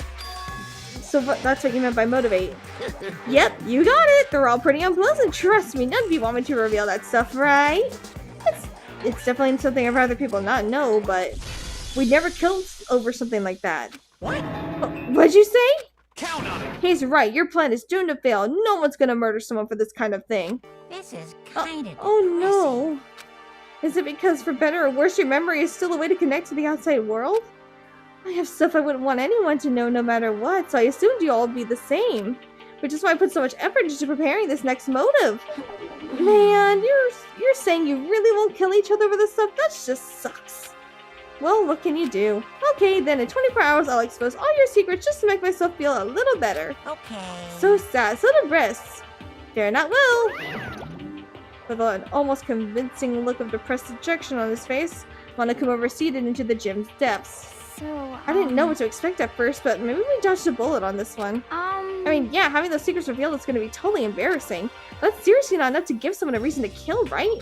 Listen to Good me. news, everyone. I have a brilliant idea. You hear me? Why don't we all just confess the secrets in those envelopes right here and now? That's actually a damn good idea.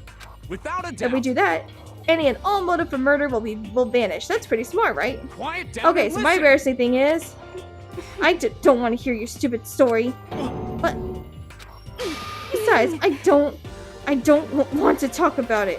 I don't care what anyone says. I don't want to talk about mine. as for me, Neither do I. Not because it is unpleasant, but because it is impossible. Oh? Well, it's just human nature to want to hear when you say it's impossible. Come on, it'll be good for you. Absolutely not. Come on. It's okay, come just a little. on. Ugh. Honestly. As I said, Here we go. you're gonna make her snap. I said I don't want to talk about it, you human bag of lard. Say what? Well, yeah, that's kind of expected at that point. I agree with them. There's no need to discuss this. What do you think, Chihiro? I'm so sorry. sorry. I don't really want to talk about it right now. But I also don't want to leave things the way they are, so maybe I could talk about it later. After I try my best to become strong, then I can tell everyone. So, If you don't want to talk, you don't have to. I'm not super excited to talk about it either. That's true. If everyone's that much against it, even if my bro's the one that suggested it, I gotta say no. Well, that's okay then. Either way, if it's just a few secrets, I'm sure nobody's about to kill anybody over it. I hope you're right. A secret's so bad you kill someone to keep it. Nobody's got something like that, right? Okay, I'll stop with all the secret talk, but each of us has 24 hours to get ready. Having our secrets exposed isn't going to be fun, but it's not like we're gonna die because of it. So don't do anything hasty. The way you keep repeating it kind of makes me worry even more. Oh, okay, sorry. I know it's gonna be tough, but for fuck's sake. Monokuma goes, bark, bark. This is a school announcement. Yeah, it is now yeah. 10 p.m. As such, You're gonna hear a can open, I'm so sorry. Nighttime. Soon the doors to the dining hall will be locked, and entry at that point is strictly prohibited. Okay then. Sweet dreams, everyone. Oh, Good no. night. Sleep tight. Don't let the bed bugs bite. Hey Samus, by the way, I didn't say hi. But, this is a whole shit show. Nighttime already, huh? Okay, let's call it a day. Of course. Good idea. We need to prepare for tomorrow. I was filled with anxiety I just couldn't shake, but we left things as they were and left things as they lay. One by one, we headed back to our rooms. Lock your damn doors. Secrets and memories you don't want anyone to know about. A way to connect to the outside world. Honestly, all that crap Monokuma was spouting didn't have any effect on me. There's no way anyone would kill over stuff like that, at least that's what I thought. But maybe I was just being optimistic, which is probably why without too much of a struggle. Jeez, I'm more tired than usual. Super tired today. I fell asleep. But what I didn't know is that even then, a tragedy was taking place. No! Hey, do you have a second? I want to confide in you. I don't want to hear a motherfucking thing you have to say, bitch. It's about the prevailing world attitude right now. The difference between passive and active, I mean. For example, it's the difference between like, oops, I killed him, and yeah, that's right, I killed him. Amazingly, there are tons of people who don't understand the difference. Can you believe it? But there's a huge difference between oops and that's right. You know what I'm saying, right? Anyone can kill someone in the heat of the moment, but surprisingly, you do it with calculated intent. To make that choice, they put it into action. It's way harder than just letting your emotions lead you.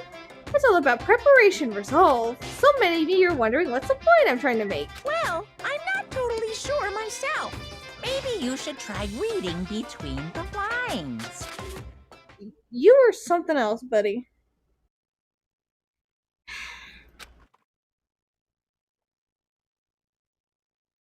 Morning.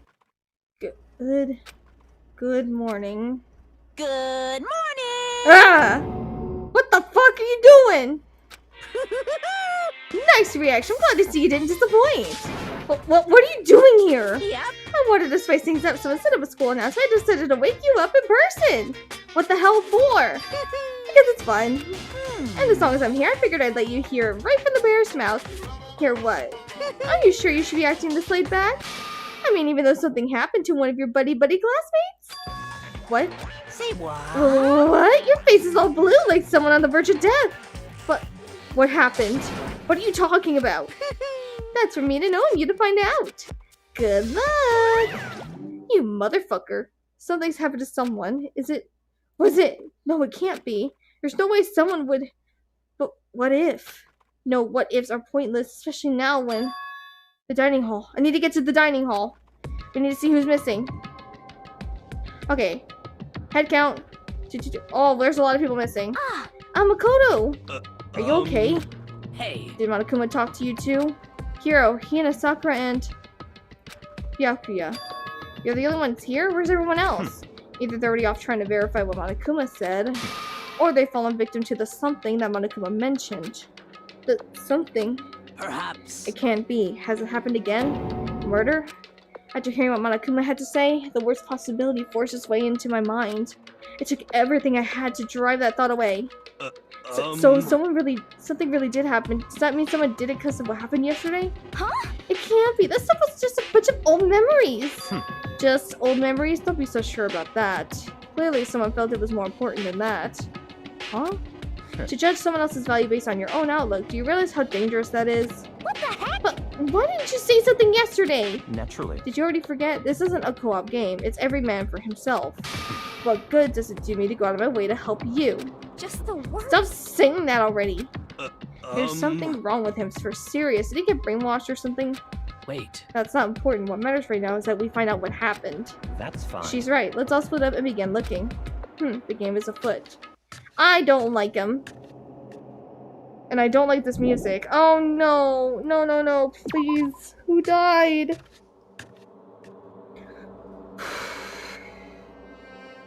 Okay, so what we can do... Let me ask who was checked where. So, I knocked on all the doors, but nobody answered. Did they all go see what happened? Oh, then what about the second floor of the school? That's the one place that's new to all of us, so it seems like a natural place for... Second floor. Let's go. Let's go, let's go, let's go, let's go, let's go.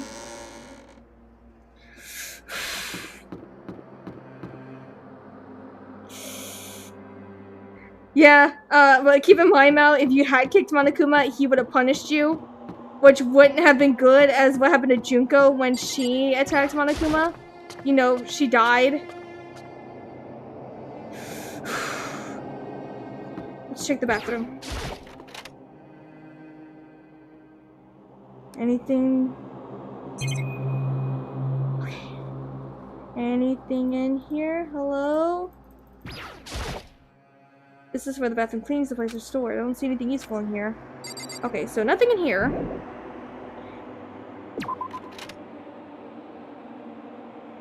Okay, so let's go. Did I miss a room? Yes, I did. I went right by the pool. And I'm gonna go from the front near the stairs all the way to the back. So we're gonna see what happened. If anything. So I can't go in the girls, obviously. Does anything look out of place at all? A flotation donut. I know how to swim, so I don't think I'll need something like that. Okay, I got a coin out of that. Okay. There's some swimming gear and a bunch of other stuff that I don't know what it's for. I don't care, buddy. I don't like this music. Alright, let's go in the locker room. Huh? The door's open, but aren't these supposed to be locked? Oh no. Oh no, no, no, no, no.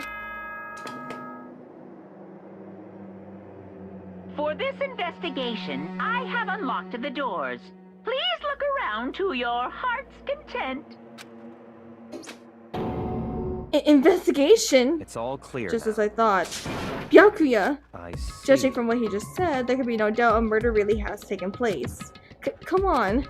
And the locker rooms. They're suspicious. They're suspicious. Very suspicious indeed. Wouldn't you agree? Huh? Suspicious? It seems nobody searched the locker rooms. Let's start with the girls' locker room. He was muttering as if talking only to himself.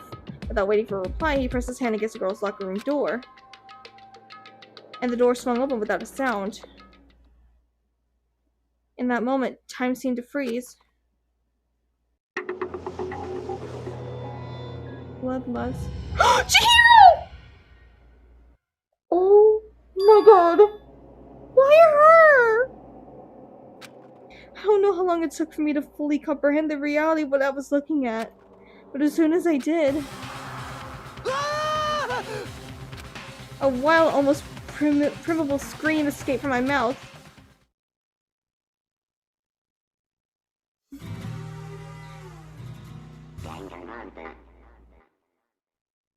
Not the baby! Why her? What did she do? I tried to suppress my scream, but it was useless. It surged out of me like water from a spring gushing out of the ground. Byakuya, on the other hand. Very strange. Most unusual, don't you think? He was totally calm, almost like he was watching this all unfold in front of a TV screen. I see. Look, Chihiro's coat has been suspended somehow. And something's been written on the wall in blood. Bloodlust. Such a brutal way to kill someone. No, this is beyond brutal. Wouldn't you agree? They killed her. How could it not be brutal? No, that's not my point. This murder was far too bizarre for any everyday amateur to have committed it. Unlike with Sayaka, this murder was not a crime of passion or necessity. It's almost as if whoever did this did it for fun. You see what I mean, don't you? What? My head was swimming. I was still reeling, too confused to understand what he was trying to say. And before I could even begin to clear my head... What the heck? Hey, I heard screaming. Did something... He screamed in place for me. Thank you, Chihiro. What the fuck you want? A body has been discovered. After a certain amount of time, which you may use however you like, the class trial will begin. What the hell was that? What? Ah, that's right. You were unconscious during Sayaka, so you don't know about it. What you just heard was the body discovery announcement. Apparently, when 3 or more people discover a body, an announcement placed to let everyone know. I imagine it's so that the search for the culprit can proceed fairly for everyone involved. Proceed fairly? The body discovery announcement that Chihiro really is Naturally. dead, yes. Before you start screaming your head off, go around everyone up. Since another game has begun. Another life or death game to uncover a killer. Taka bolted out of the locker room. As everyone made their way to the scene, it felt as if no time passed at all. It was like my sense of time had just taken wing and flown away. When I finally came back to myself, I saw everyone had the same look of confusion, fear, and anger. We all just stood there, gathered around Chihiro's body. Damn. I couldn't keep her safe. So there's another victim. Which means we are now in the same position once again. Fuck, man. What the fuck is this? It's a dream! This is a dream! It's all just a dream! In fact, I haven't even been born yet! I don't have any memory of ever being alive! Shut up. I am floored. I mean, Chihiro was like the smallest, weakest of us all, but what could they have possibly had the motive to kill her for? What could she have done? She's...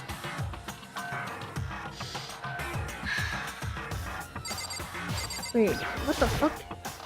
No, there are more important things to worry about right now than a dumbbell. There's blood on it! What do you mean? Is this Chihiro's blood? No, there are more... What do you mean? For now, pay attention to the wall. Huh? I said it once already. There's a word written there. On the wall? Yeah, it says bloodlust. It's pretty fucking clear. The word bloodlust is written on the wall in blood. So... I don't think it's any kind of dying message. This is just too strange. But you know, that thing about writing bloodlust in blood, doesn't it sound kind of familiar? A murderous fiend who kills again and again using a bizarre and brutal method. And at the scene of each crime, the word bloodlust is written in the victim's own blood. They're like a ghost attacking suddenly, then slipping. Oh no. Oh no, no, no, no, no, no.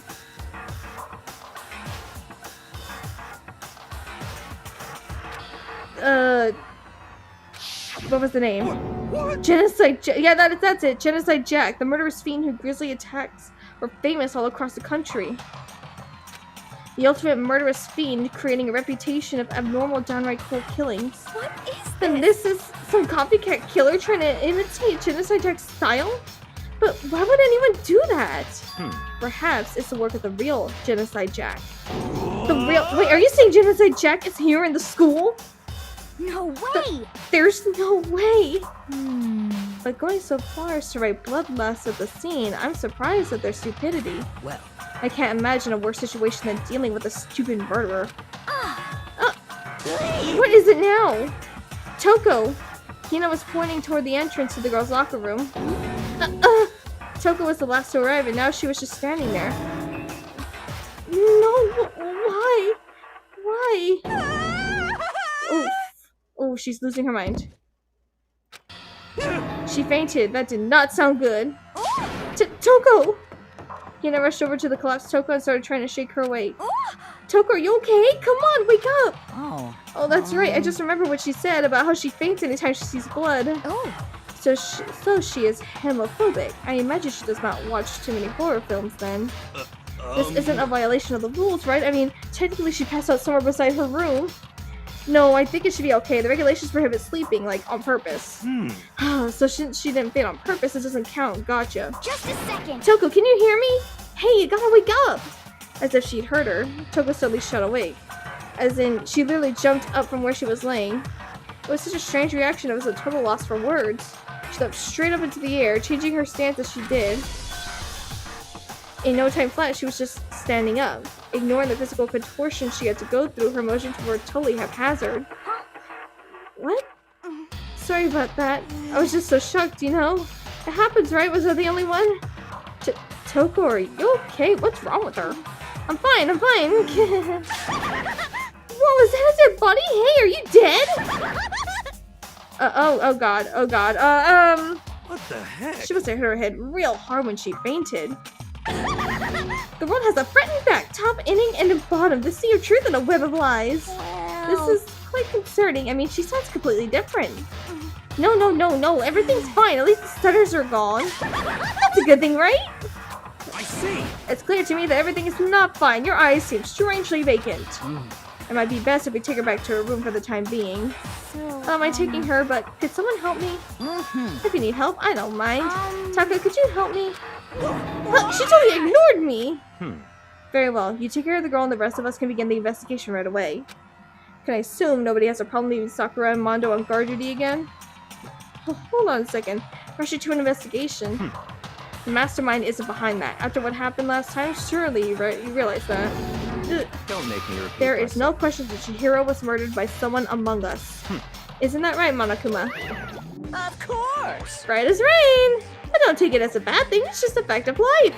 Because that's how graduation works. Then it's happened again. Is that what you're saying? That another one of us killed a fellow classmate. What, does that freak you out? You guys got no balls, you know that? Is there just nothing down there at all? Well, I'll just let you pray to mine if you want. You're a bear! What do you mean? Actually, I don't have any either, sorry. Stop talking. Stop monologuing and give us what you came here to give us. You did bring it, right? I sure did, chum. It's the Monokuma file! Allow me to present the next Monokuma file. I know how much you must be looking forward to it. See ya So please do your later. very tippy-top best on this investigation. No way! Do we really gotta do another investigation? Examining the corpse of one of our friends. Having to suspect all our other friends. Why? I hate this. I can't take it anymore. I hate it too. I've had enough. I'm getting out of here. Hey! Where do you plan on going? There's nowhere to run. Such Just accept it already. After all, blood is just a liquid. A dead body is a simple object. You are very enthusiastic about all of this, are you not? Naturally. How can I not be? If we don't unmask the culprit, we all die. That's true, but to jump into it so soon. What? What? Don't you want to die? Such Fine, then go off and die somewhere. Right now, go ahead. You're a waste of space. A Damn dead you. body is an object? Piece of shit! Chihiro wasn't an object. Show a little respect or I'll beat some into ya. Calm down. Everyone stop bickering. Listen, there's some truth in what Byakuya said. Kyoko, Because... if we don't solve the mystery and find the killer, our own lives are forfeit. If Byakuya is right that Genocide Jack is somehow the one who killed Chihiro, That's right. then unless we do something, more victims could start piling up. What? We're getting more victims. If we mess this up, we're all dead meat. Hey! Hold on. If that's your worry, you don't gotta worry any longer. And in any one killing game, the guilty party may only kill a maximum of 2 people. What? I don't remember any rule like that. Actually, I just came up with it. I mean, if one person went around and killed everyone, your lovely student life would be all over, right? The new rule had been added to the regulations menu. So then. In that case, why not limit it to 1 person? Hey! Well, that's good mystery. You don't want to miss out on at least the potential of a serial killer angle. Just one would totally murder that possibility. Punishment Farewell is for now. waiting for you. I'll catch you guys at the class trial!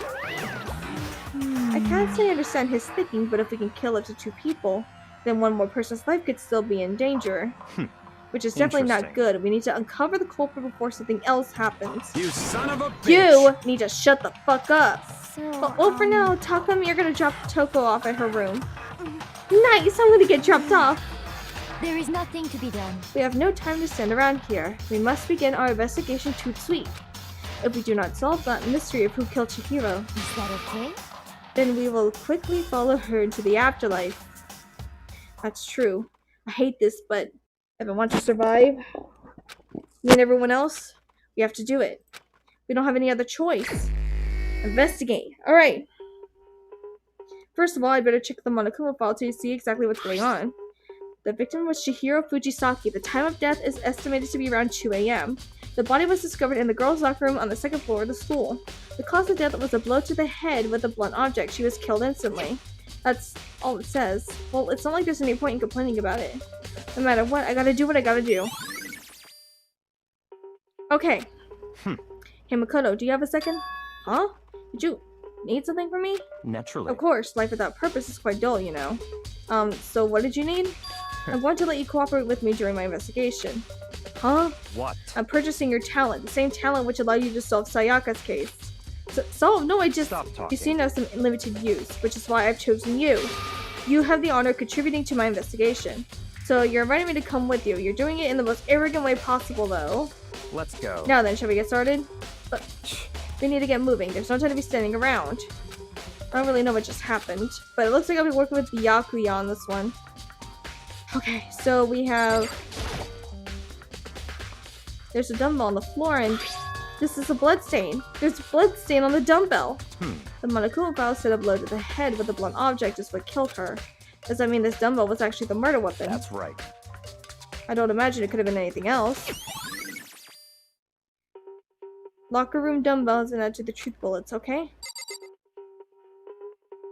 Let's do the tab, and just to kind of get a feel of... Yeah. There's a fresh bloodstain on the carpet. It must have been splattered with the blood during the murder. The poster got some blood on it. It must have happened during the murder.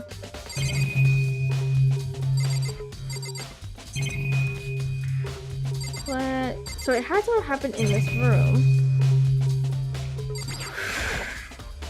I could feel the life draining out of my own body. It's a dead body. Chihiro's dead body. Very strange. But the more I look, the more strange it all seems. This must be Genocide Jack's handiwork. Well, but... What? But we're still not sure he did it. Is that what you want to say? I wonder about that. For fuck's sake, go fuck yourself. Okay.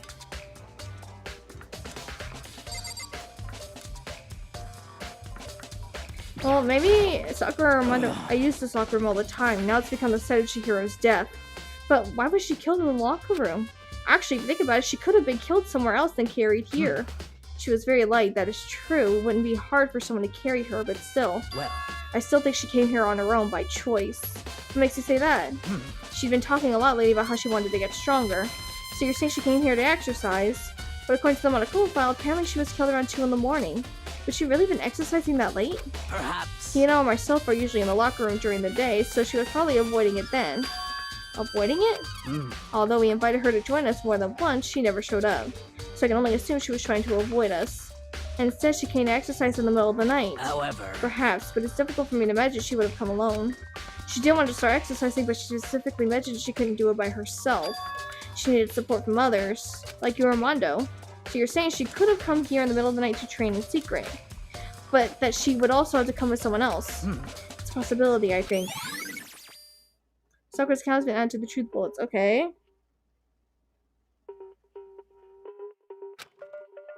Okay.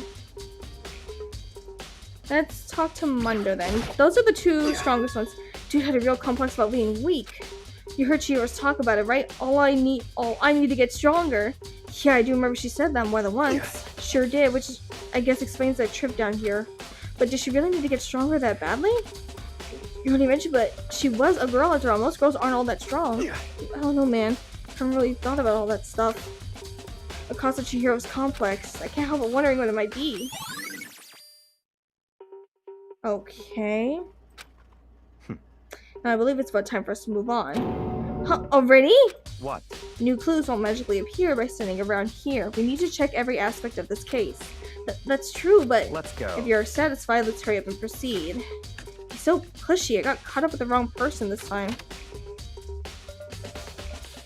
Okay. So this is our next location. Huh, this place is related to the investigation? Figure it out for yourself. It's no fun if you don't, right? This isn't fun, you fucking cunt. Oh my god.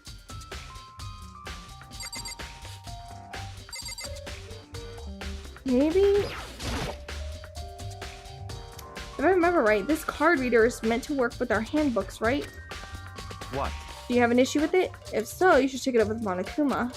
He said that, then quickly and sharply clapped his hands together. Did you call for me? You called for me? Has he been domesticated?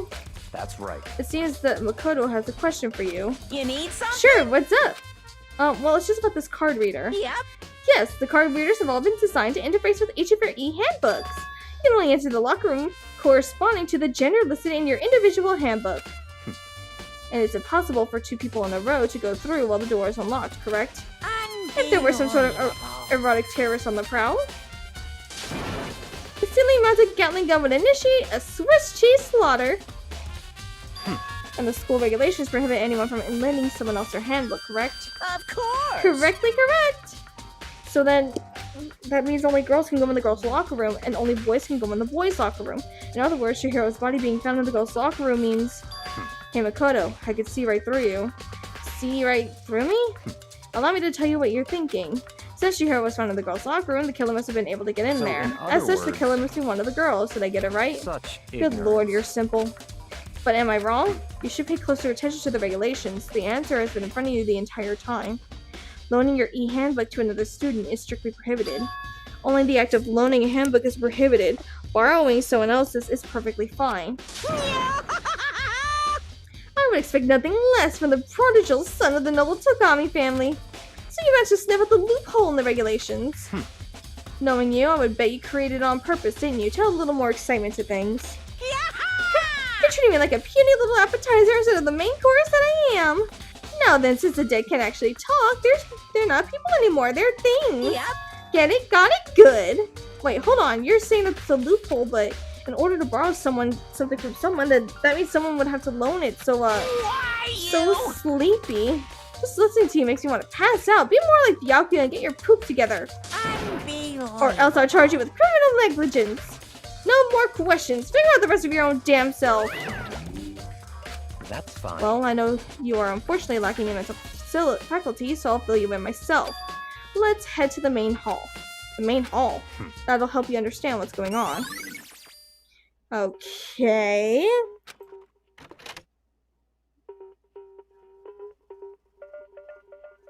We came to the main hall. So what are we looking for here? So I'm gonna have to figure it out for myself. Okay. Well, I guess we can start right to left. There's this mailbox here. Could there be something inside? It's an e-handbook. No, wait, there's 3 of them, but what are they doing here? So you finally found them. Did you know these were here, Byakuya? I happened to find them by chance myself the other day. Seems there's a system in place where the handbooks of dead students get delivered to this mailbox. So then these 3 handbooks belong to Juko, Leon, and Sayaka? You can go ahead and confirm it yourself. I immediately turned on one of the handbooks, and when I did... Oh no. You're right, this is Sayaka's handbook! Now do you understand? This is the key to the loophole that I revealed earlier. Yeah, I feel like I'm starting to get it. You should pay closer attention to the regulations. The answer has been in front of you the entire time. Loaning your e-handbook to another student is strictly prohibited. Only the act of loaning a handbook is prohibited. Borrowing someone else's is perfectly fine. I see. Yeah, now I understand. Main hall e-handbooks have been added to the... Okay. What? Hold on a second. What's wrong? Very strange. That's strange. One of the handbooks won't turn on. Is it broken? Whose is it? The other handbook showed Shunko's name when I started it up. Then the one that won't turn on must be Leon's, right? I see. It would make sense, yes. After all, he did get pummeled with dozens and dozens of baseballs. Pummeled with baseballs. The memory of it came flooding back. That cruel punishment which led to Leon's death. The execution of the mastermind concocted. A cruel, heartless death. You're right. It wouldn't be surprising for the handbook to break during that kind of assault. Damn it! Hey, hey! Hey, hey, hey, hey, hey! Me angry! Now I'm really angry! Jesus Christ. Hey! What? That e-handbook is essential to student life here. Crucial, integral, instrumental, a super big deal. There's no way it would break that easily. But it did. That's impossible! If I say it wouldn't break, it wouldn't freaking break. It can withstand up to 10 tons of pressure and it's waterproof up to 100 meters, okay? I don't care how many baseballs you hit with it, it wouldn't go crack. Oh, but even my amazing handbook does have one single weak point. It does? I can't hear But it's you! a secret! I wouldn't want you to go breaking any more handbooks! What? Then Leon must have broken it somehow without realizing what its weakness was, right? Hard to say. You know what I think? I think this handbook isn't actually broken. What? But you might ask, how could that be? Leaving the question hanging in the air, Monica would disappear because he's a baby back bitch that always does this shit every motherfucking time he shows his bitch ass face. I'm not monetized by YouTube, so I'm gonna swear as normal. What just happened? Monokuma said it's not broken, but it's an undeniable fact that it's not turning on. That's fine. Well, I don't see any connection to the case, so it doesn't matter for now. You think so? Either way, something about it still bothers me. Yeah, it bothers me too. Okay then, this should be enough to get things rolling. Let's begin our investigation in earnest and track down the true culprit. Yeah, we need to find out who killed Chihiro. To be exact, not quite. Huh? Not quite? What do you mean, not quite? It's kind of like why we're doing this whole thing. You're gonna hear shifting. I'm so sorry. Okay, so let's see what else we can find in here. So we got the gun and the camera. And there's what I can only assume is a gun attached to it. So chilling. Another one, so let's see. What do you mean by that, Byakuya? To be exact, not quite. Certainly I want to reveal Chihiro's killer, but more precisely, I want to discover the true identity of Genocide Jack. Then you really think, you truly believe Genocide Jack is the one that killed Chihiro? Don't make me repeat Absolutely, I have no doubt that Genocide Jack is the culprit in this case. That murderous fiend is Genocide Jack, right? What? There's nobody else it could be. A murderous fiend who kills again and again using a bizarre and brutal method. They're like a ghost, attacking suddenly, then slipping away before the police can catch up to them. And what nickname did the internet give to this series? This is a replay. Genocide Jack. They say he's killed thousands of people, but that's gotta be an urban legend. Still, could one of us really be a demented psychotic killer like that? You're not wrong to wonder. But words mean little right now. I have something that will prove it, and I can show you. Oh. Okay. What do you mean by that, Byakuya? Okay, let me... Okay, so is there more I have to react to? Don't make me repeat myself. And I have a basis to believe that. I assure you, Genocide Jack is one of us. Is there really proof? There's somewhere I'd like to take you. This will provide all the evidence you need. It's all clear. Evidence that Genocide Jack is the one that killed Chihiro. Evidence. Does something like that really... Ah! Hey, you two! Big trouble. Need your help. I don't have time. We're to play busy. with Leave us you. alone. But it's an emergency! Emergency! Come on, please, you gotta help me! Whoa, what's wrong? This is a serious emergency, please, you gotta help me! Just calm down, okay, Hina? But, it's an emergency! An emergency? What happened? Something's wrong with Toko, she's acting super strange! Well, I mean, she was acting pretty strange earlier, right? What should we do, Byakuya? Very strange. Since it's Toko, I must admit, I'm intrigued. I suppose we can take a second to see what's going on with her. Are you sure? Don't make me Don't repeat make me- myself. Alright, he said it for me. I didn't expect that. I thought for sure he'd just say no and that'd be the end of it. Yeah! Okay, come on, hurry! Wait for us, Hina. Let's go. Looks like she's headed to the dorms to Toko's room, most likely. You're right. Oh, I'm scared. Toko? Buddy? Come on, just... Hey, can we... What?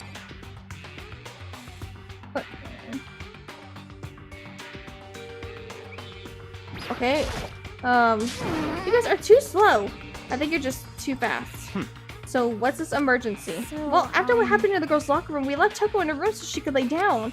After a while, we came back to check on her, you know, to see how she was doing, but when we did, it was weird. She refused to come out. She kept saying all this weird stuff. Weird stuff. That's fine. We should try talking to her ourselves. Yeah, good idea. Toko! Might as well give it a shot. The door swung open, slowly and silently. Ugh! Hey! Toko? Holy crap. An aura of negativity flowed up from behind the door, forcing a gasp out of me. What? Oh, nothing. It's just that, Hina was really worried about you, holding yourself up in your room. Leave me alone. Yeah, sure thing. But, could you open up, just for a second? Won't allow it. Huh? Won't let Genocide Jack have control. Just like that, she slammed the door in my face. What was that? She's been acting like that the whole time when I rang a little while ago.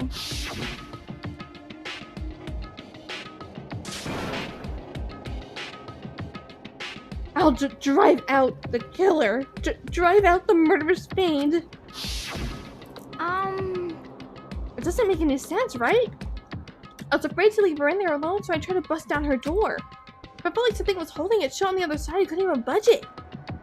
So I was scared enough to even bar her door. Does she think the same thing as Byakuya? Does she think that serial killer Genocide Jack really murdered Chihiro? Is that why Toko's so scared? But Whatever it is, I'm really worried about her.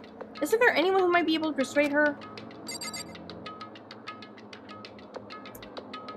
I don't know.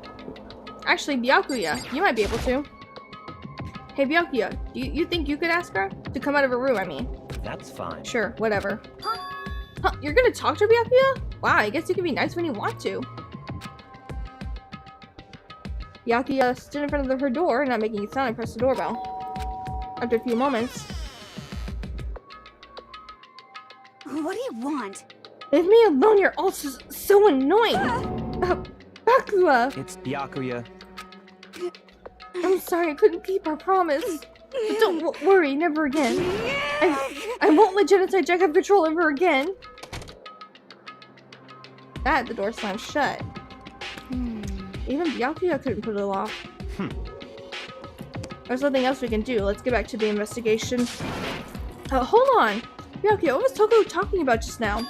Something about a promise? What? Oh, I have no idea. Another one of her delusions, I'm sure. But Stop talking. if I say I don't know, that means I don't know. Just let Hina take care of her.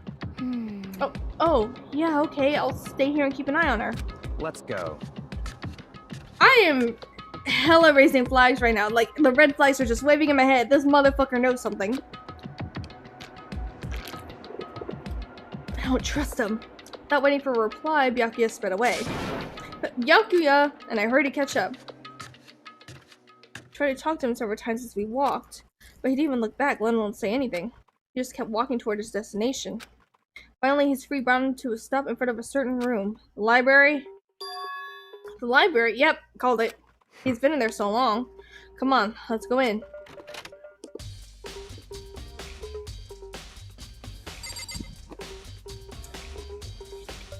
What exactly are we doing in here?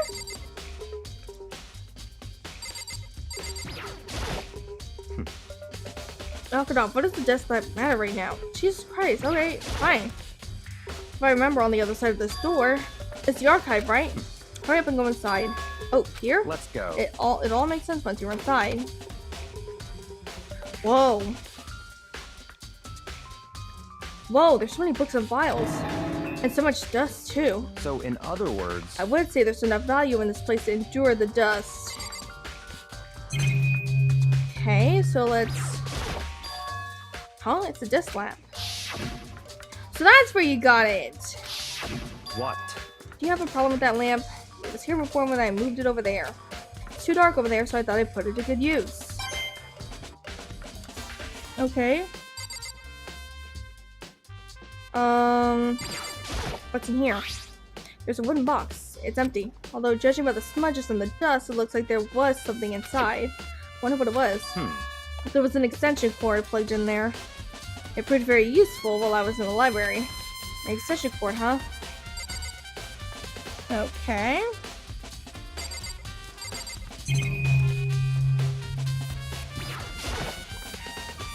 The shelf is so tight with files. Without really thinking about it, I picked one at random.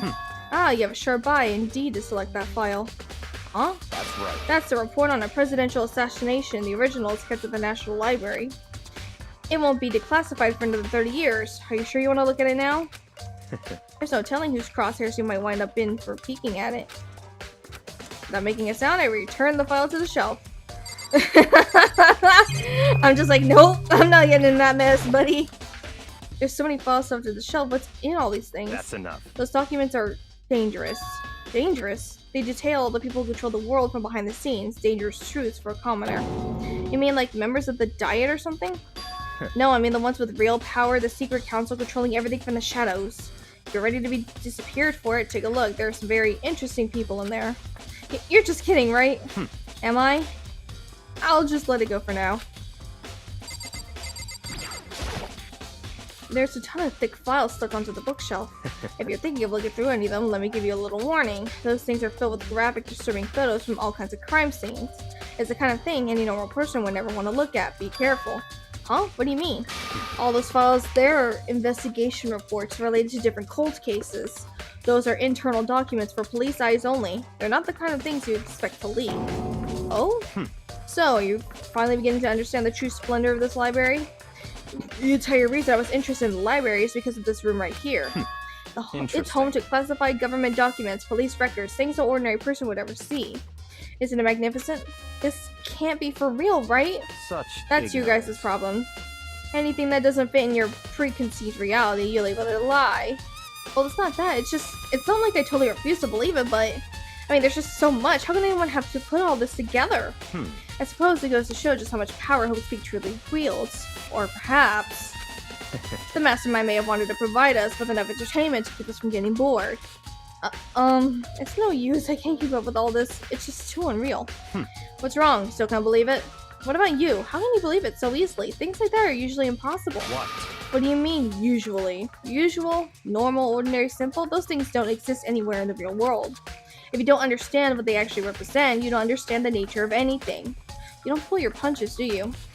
Besides, what you consider usual is based on your common sense, right? But what makes you think of your own common sense applies to me at all? The documents gathered here are genuine. I have reviewed them multiple times, so there is no doubt. Hold on a second, you're saying you've read all these documents and more than once? But all this has to be like top secret confidential stuff, right? So why? My family has a reading room just like this at our home. Ours is bigger, of course, and not as dusty. Huh? Members of the Togami family have access to any variety of government-related documents. That includes foreign powers as well as domestic. How is that possible? So, in other words... I already told you, there's a secret council that controls the world from the shadows. My family is a member of that council, and I have within me the bloodline that will allow me to one day bend the world to my will. But to become such a ruler, I must know all levels of this world backwards and forwards. So whenever I have time, I like to review whatever documents and materials that interest me. Which is why I can proclaim without a doubt that the materials gathered here are the real thing. Oh, he just outright said, oh hey, I'm part of the fucking Illuminati out here. Are you fucking kidding me?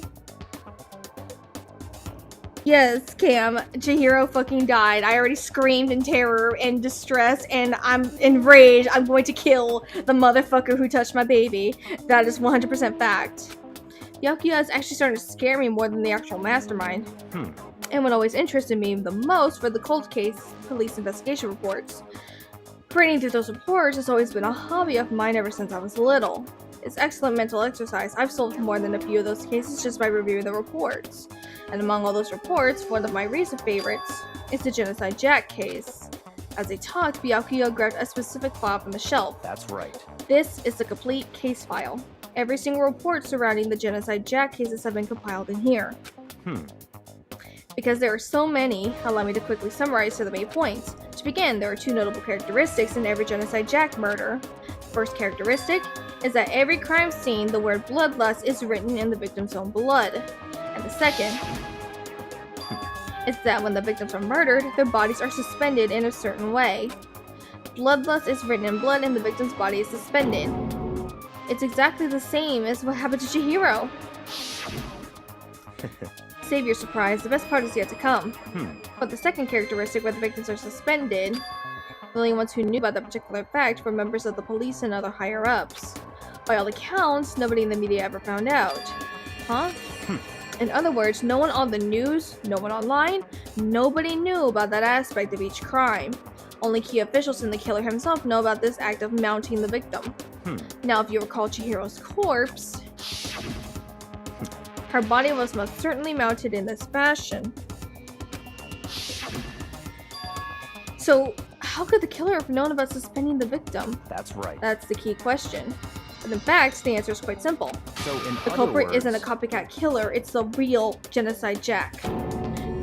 In other words, That right there is the evidence that Genocide Jack has hidden himself among the rest of us. Then Genocide Jack really is. Such a brutal, fiendish killer really is walking around among us? interesting. Things are really starting to get interesting, aren't they? I never imagined a killer with such a reputation would ever become part of our little game. Now don't you think it would be good for you to take a look at what you've already seen? You might just manage to ferret out a clue or two. Such ignorance. If you get down on your knees and beg, I might even show you myself. Why don't you go fuck yourself? Fucking hell, what an arrogant little shite. I can't believe I actually consider being friends with him. Oh my god.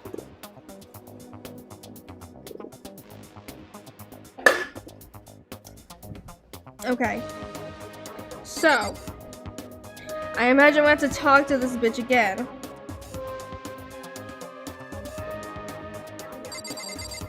But what truth bullets do I have right now? I have the Monokuma file, I have Sakura's account, Locker Room Dumbo, Mado's account, card reader, main hall, broken e handbook.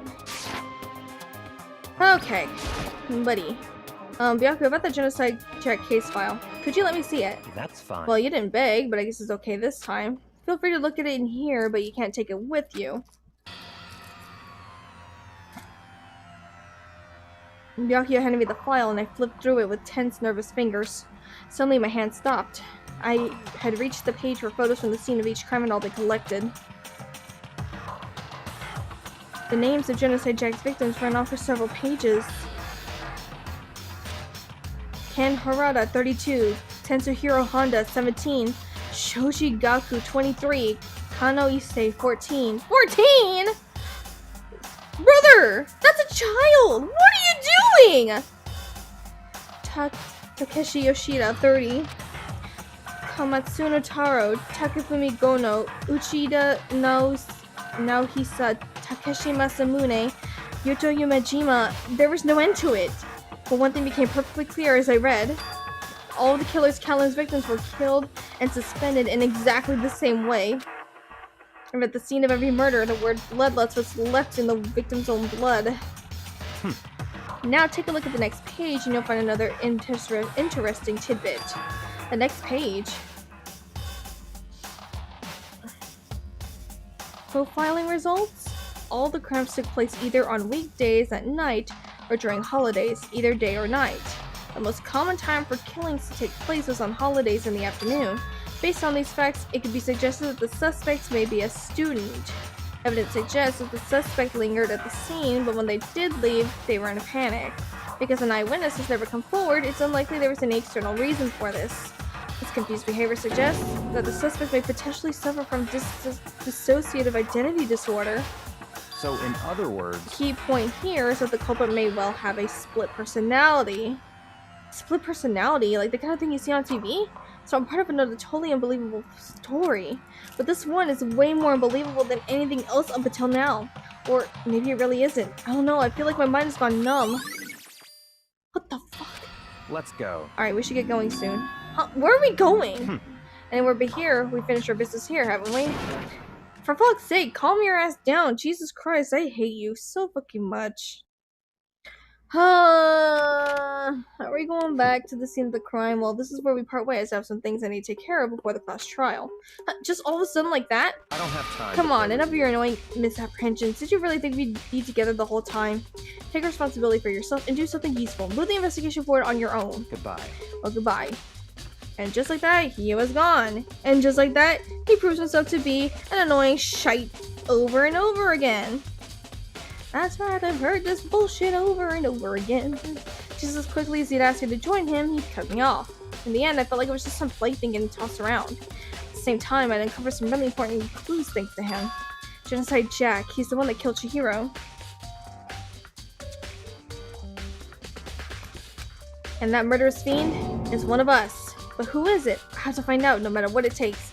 And to do that, there's somewhere I have to go investigate one more time. I have to go back to the crime scene, the girls' locker room. I should check the boys' locker room too. And the others might have to come up with some info. I might find useful while I'm at it. I need to find out everything I can. Alright, I have to turn the mouse.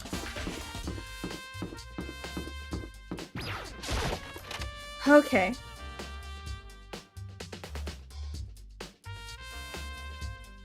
Hey, what are you doing here? Hifumi has discovered evidence revealing the identity of the culprit. I feel as if... Fuck's sake, another stat increase for me. Evidence? What did you find? I cannot reveal that just yet, but I guarantee you that what I found out will steal the killer's breath from his lungs. Are you sure about that? Are you sure about that?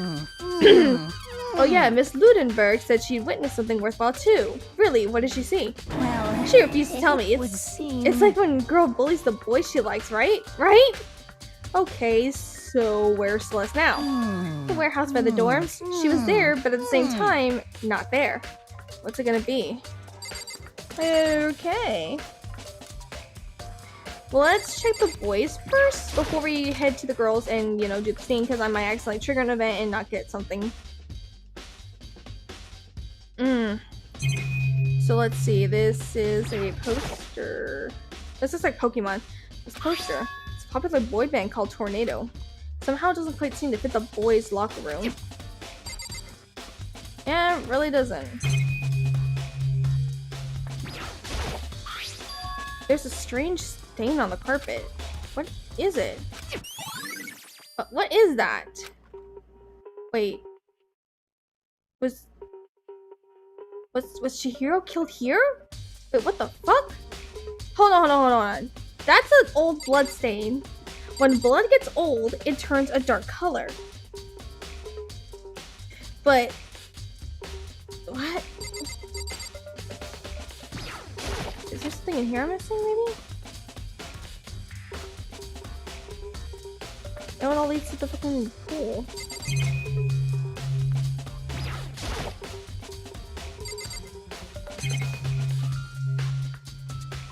What the fuck? What's in here? Maybe there's some kind of clue in the lockers. Guess not. Okay, well that was a waste of time. Fuck me, man.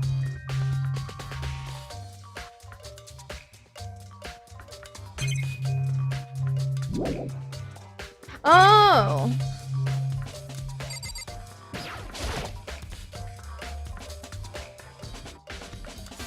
Well, that's a big no-no. Okay, well, I'm a little confused now. So, the blood near Chihiro's body was fresh. But this stain here, that's old. That looks like old blood. So that's the case, and Chihiro must have been murdered here. And then taken to the girls' locker room, as it wouldn't be very difficult to carry Chihiro. Chihiro's so small and skinny. And the thing is, the e-handbooks that Byakuya showed me shows that they could have just used the girls' one to get into the girls' locker room, whoever killed Chihiro. But why would Chihiro be here in the boys' locker room, though? Lord under football. The gun would have shot Chihiro if Chihiro was trying to enter the boys' locker room, I'm pretty sure. Well, actually, it's aimed at the girls' locker room, but it doesn't say that, it wouldn't turn.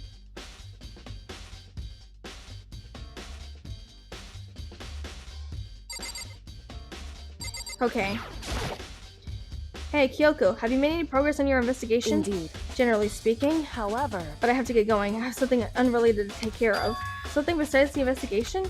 What is it? well, Nothing you need to worry about. Just concentrate on the murder.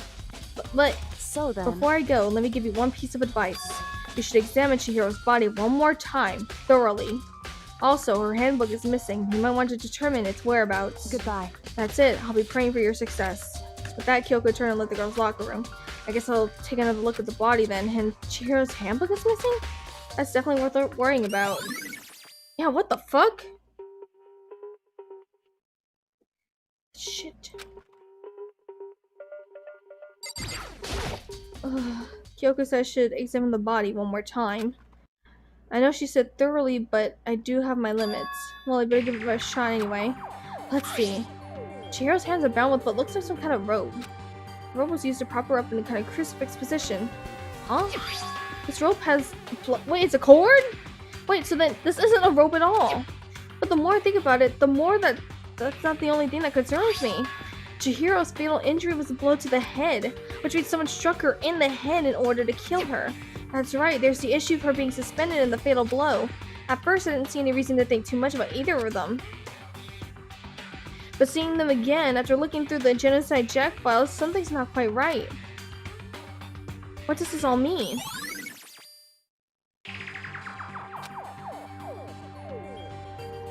What the is the true nature of the rope that was... And to figure that out, there's a certain place I have to revisit and look over again. Plus, it might help to look at the Genocide Jack case file one more time. Please don't tell me that my baby suffered that fear of being suspended before they struck her head. No, that doesn't make sense then. She wouldn't have been killed in the boys' locker room with that old stain. Hold on, what the fuck?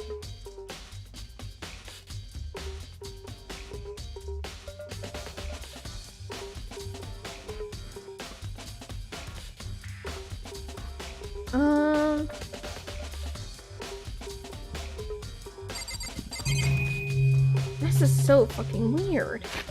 This is one weird ass case. I mean, God.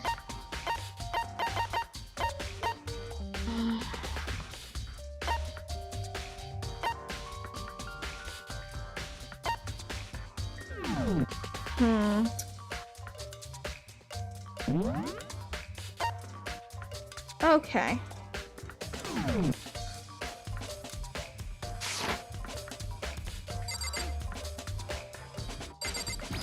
Is there anything in here? This door leads out to the pool. It's a blood-stained poster. The blood is the most noteworthy part, but the big-breasted swimsuit model is pretty noticeable too. A girl's locker room doesn't seem like the kind of place you'd find something like this. Hold on! What's in the other room? Wait a minute! Did someone swap the fucking posters? Swimsuit model. Could the posters have been switched? But if they were, why? What reason would anyone have? Maybe we should talk to someone who knows a little more about the locker rooms. Yeah, what the fuck? This is a repeat of, you know, the Sayaka Makoto nameplate switch. They switched the posters.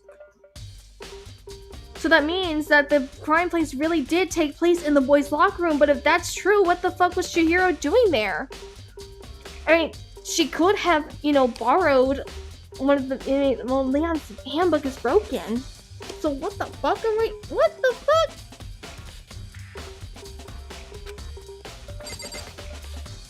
What do you guys know about this? You spend a lot of time exercising in the girls' locker room, right, Sakura? Of course. I've used it nearly every day since it opened up. Sometimes he and I use it together. Okay, then let me ask you something. Do you think the posters in the boys' and girls' locker room could have been switched? I'm sorry. Sorry, I can't really say. I never really paid any attention to the posters. I see. However... But there is something that's been bothering me about the locker room. You see, I like to drink a little protein coffee every time I finish exercising. We have protein coffee?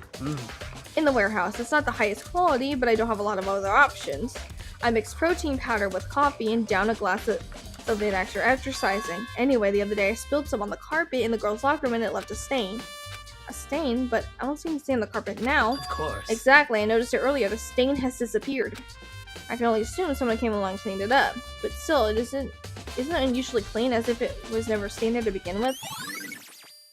Wait a minute. Hold on, motherfucker. I'm cracking this case. So, here's what I think what happened. as far as the evidence goes. Chihiro was, for some reason, in the boys' locker room. Probably to train, because she kept saying she wants to get stronger. And the thing is, that coffee stain that Sakura was talking about,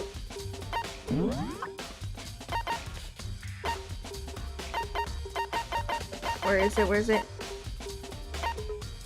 That must be the stain. That must be the coffee stain. So someone switched the carpets. So the murder took place in the boys' locker room. It splattered the poster and it splattered on the carpet. And in order to make it look like it appeared in the girls' locker room, they switched the carpet and the posters. But that doesn't make any sense. Why would Chihiro be in the boys' locker room? I am so confused right now.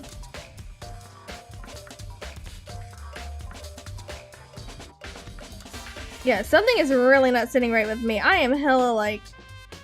I'm floored right now. What the fuck is this shit? Detective Nick has a good ring. God damn it, Jason. But I mean, it makes sense. I've already been through one of these cases. This is a pretty fucking gruesome one in comparison, but it doesn't make sense why in a girl's locker room there would be a poster of a big-breasted swimsuit model, while in the boys' locker room there's a pop star, a boy band poster. And the thing is, Sakura just said that she had spilled coffee on the carpet, and now it looks like there was no coffee stain at all, which would only make sense that that dark stain is the coffee. So if that's true, then the carpets were switched. And because the carpets were switched, it makes it appear as if the murder took place here. Did they move everything from the boys' locker room to here in order to stage that murder? What the fuck? That's... Okay, I need to go to the library because that's where that cord was that Byakuya said. There's an extension cord. Let's go take a look. Oh, I'm heated. I'm ready to catch this motherfucker.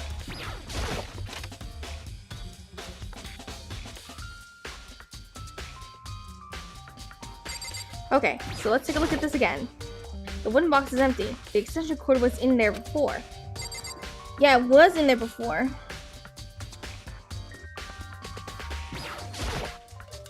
The desk lamp. Byakuya grabbed that one thing from over there and over here and put it over there. It sure is dark over there.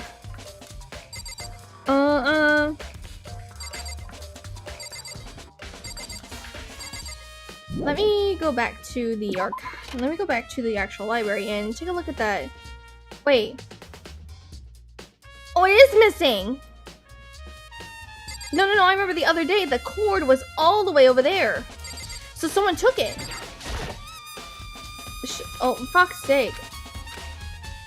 No, give me that. There's a thick layer of dust on top of the desk. Maybe there's some kind of clue here. No. Give me the... This. The lamp won't turn on. Oh, I see, it's not plugged in. And the cord isn't long enough to reach the outlet from here. But last time I saw it, it was definitely on, and it was definitely right here. Oh, that's right, Byakuya was using an extension cord. But there's no extension cord here now. I wonder if... Yeah, it is! Okay, so now that that's done, there's two things I need to do. I need to go talk to Celeste. And I might need to go talk to, Aoi about how Toko is doing, because holy shit balls, that chick was fucking cray-cray. Oh, there's more I need to check. Oh right, the Genocide Jack file. Let's go check that out. There might be some more clues hidden in there. Want to take another look at the Genocide Jack's case file. I know it was around here somewhere. It's gone! Did someone take it out of the archive? But the only one who would do something like that... Like, I think... Why would Byakuya do that?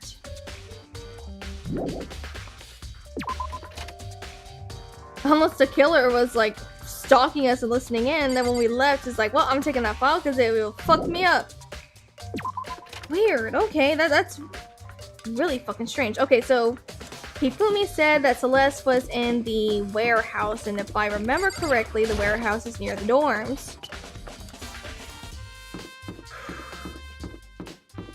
Sorry, Tucka, I know I'm running in the hall. I'm sorry. But this is an emergency.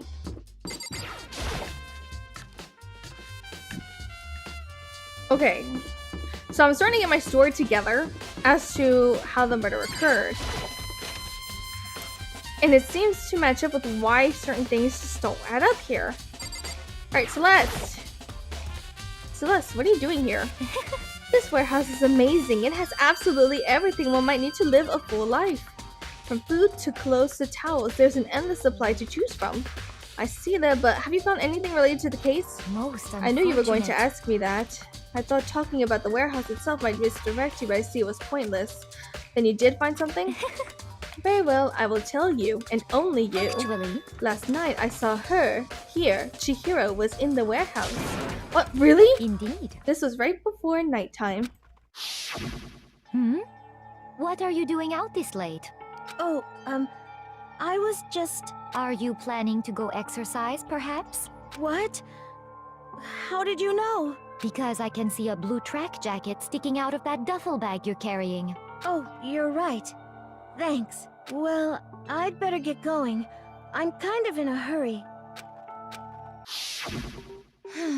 She stuffed the jacket into her bag in a hurry. It was almost like she was trying to hide it. And just like that, she was gone. Yes, I indeed. assumed she was merely stocking up to go exercise in the morning, but it would appear she ignored the nighttime rule and headed directly to the girls' locker room. If she hadn't broken our rule, none of this ever would have happened. You get what you deserve, I suppose. You fucking bitch! So apparently, she went to the girls' locker room late at night in order to exercise without anyone knowing. But the strange thing is, there was no trace of the track jacket or duffel bag Celeste said. Yeah, that's true! Which means the killer would have gotten rid of it somehow. The incinerator! Okay. Let's get out of here. Where is Aoi anyway? Let me see if I can check the map to see where Aoi is. Just gotta get the... Oh, she's in the dining hall. Okay. Alright, I need to talk to Aoi.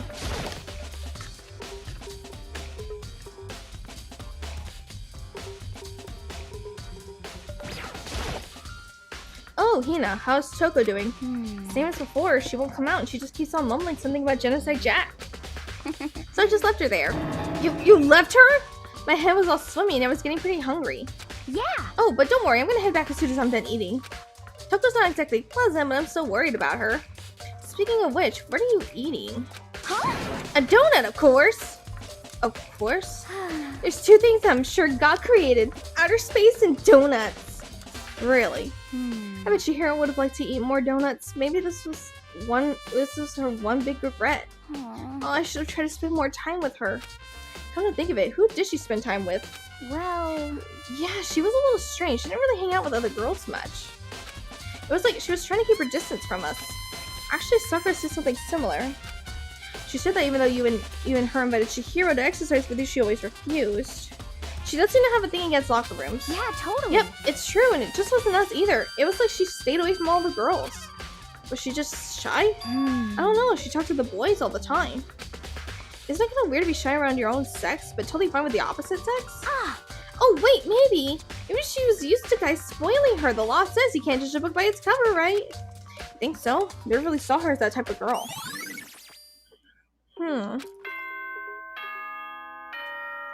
But if she avoided the locker room, why would she go there alone? But then where's the other shit that's in there? Oh, fuck. Is it time already? I'm getting tired of waiting. Shall we just plunge right in? It's the moment you've all been waiting for. Oh, The no. class trial. I don't want to do this. I fucking hate You you. remember where to meet, right? Please go through the red door on the first floor of the school. Monokuma.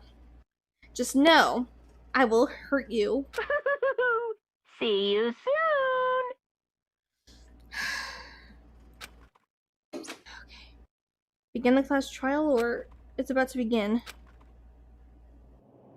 The red door is right through there. Okay. Alright. Again, after each class trial, every time I stream, I'm going to complete a complete chapter, which includes the class trial. So after this, you know, I'm going to be... Oh, God. Ahem. So, is everyone ready or what? Am I blind or are we missing someone? Yo. Yeah, Toko's not here. And Toko is... You really don't remember? Come on. Kidding, I'm just kidding. How could I forget that little nut job? She's a crucial part of the crash trial this time. What are you gonna Okie do? dokie, I'll go ahead and drag her out here, kicking and screaming. Just one moment, please. And just like that, just like he said a few minutes later, he appeared, dragging Toko behind him. Oh, fuck. I told him I didn't want to, but he forced me. I can't believe he would drag a girl around. Terrible. You're terrible. Whew. So now everyone's here, right? Okay then, hustle on to the elevator and let's get this show on the road. I'll see you guys down there. Let's go. I'm trying to find out who killed Chihiro. Chihiro Fujisaki. She was so gentle, so calm and meek, nobody had any problems with her. Someone made this choice to kill a girl like that. And that murderer is one of us. Someone standing right here.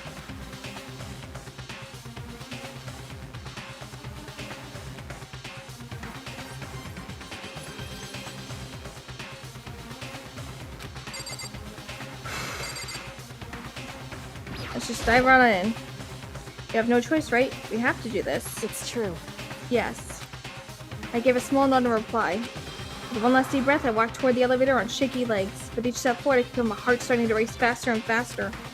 As soon as everyone was on, the elevator began to descend. I couldn't get a handle on my emotions, couldn't stop speculating.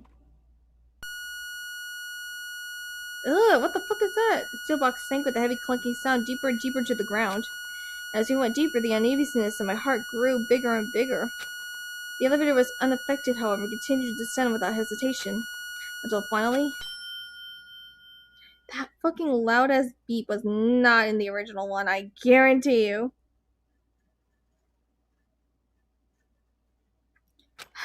Came to a sudden stop. What do you think? I redecorated. Isn't it so fresh? Isn't it so exciting? Don't waste our time with stupid questions. Let's get this over with. Very Good. You're raring to go. Gotta say, I don't hate it. Not at all. well. Okay then, let's get this show on the road. Thrills, chills, kills. I don't like you. Everyone, please find your assigned seats. And so the curtain opened once again. A deadly judgment, a deadly deception, a deadly betrayal. A deadly riddle, a deadly defense, a deadly faith, a deadly class trial. Yeah, I'm about to save, because I'm about to fuck this all up again. I mean, I have a better grasp as to what to do this time.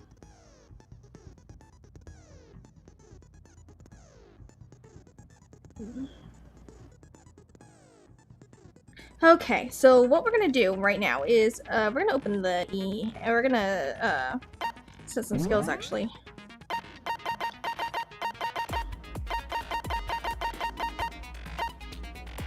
Increases bullet capacity, effective during the bullet time. That's all I have. Okay, so...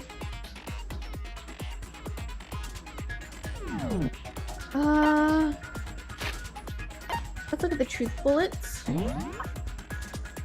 Okay, so what we can do. So let's see. The victim was Chihiro Fujisaki. The time of death is estimated to be around 2 o'clock a.m. The body was discovered in the girls' locker room on the 2nd floor of the school. The cause of death was a blow to the head with a blunt object. She was killed instantly. So, like I was very suspicious of earlier, it doesn't say where she was killed. Ergo, confirming my suspicion that Chihiro was originally killed in the boys' locker room. But my question is, why would she be in there? By the way, welcome back, y'all. It's a blow to the head. We know it was a dumbbell. And we know it was in the boys' locker room because of the swap of the posters and the fact that the carpet was switched, evident by Sakura's testimony of the coffee stain not being there. So that's true. And then the Why the power cord though? There was nothing else to really tie her with. I guess as it goes, no, cat, please stop. As the time goes on, I think we'll discover a little bit more about it. Although Chihiro wanted to get stronger, she declined several invitations from Sakura and Aoi, and may have used the locker room late at night to avoid them. Despite this, Chihiro had stated she desired help with their efforts. She may have been meeting someone in the locker room the night she was murdered. So the question is, who did she meet? And the dumbbell found on the floor of the girls' locker room had a significant amount of blood on it. So obviously that's the object that she was killed with. Chihiro had told anyone willing to listen that she wanted to get stronger, so I'm assuming that due to her inferiority complex about being weak, she admired strength more than anything else. To unlock the locker room, you need to swipe your e-handbook over the card reader. You need a male student's handbook for the boys' locker room, and a female student's for the girls. It is not possible for two people to enter at the same time. Additionally, lending someone your handbook is a violation of school regulations. The handbook of each student that had died is placed in the mailbox in the main hall. This might be important later on, because someone could have used that.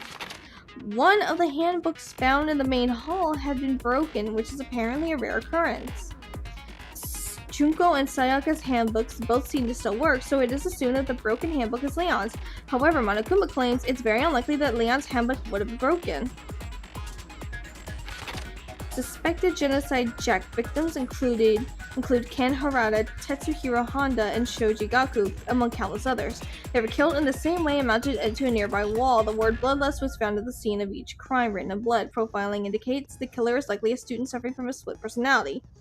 So, I'm starting to suspect Toko a little bit. But Toko, like, she does seem to have that split personality, but the thing is, she can't handle the sight of blood. So why would she try to kill Chihiro if she can't handle the sight of blood? It would trigger that other personality. So in order for the other personality to be at fault in her case, she would have already had to been triggered at that time.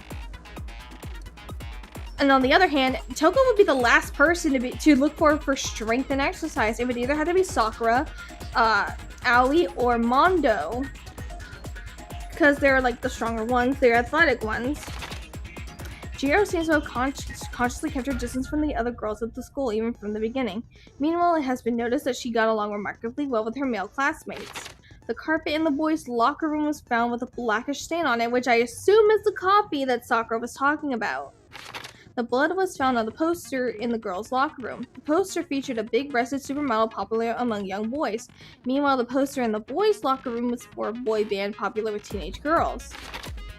Chihiro's handbook was not found on her corpse and has apparently gone missing. So the killer must have it. Chihiro's body had been suspended and her hands had been bound with some kind of rope. Her fatal injury was a blow to the head. Sakura mentioned that she was responsible for a coffee stain on the girls' locker room floor. However, the stain had since been inexplicably scrubbed away. Yakuya was known to use this lamp often. However, the extension cord had gone missing at some point and the lamp's cord couldn't quite reach the outlet. On the night of the murder, right before nighttime, Chihiro was spotted leaving the warehouse. It seems she was stuffing some blue exercise clothes into a duffel bag. Presumably, she was on her way to exercise, but the clothes were not found at the crime scene, so Celeste had not told anyone other than Makoto about this encounter. The victim was Chihiro Fujisaki. Okay, that's all we got. And I silently pray to Satan himself, please don't let me fuck this up, man. Okay, I'm good.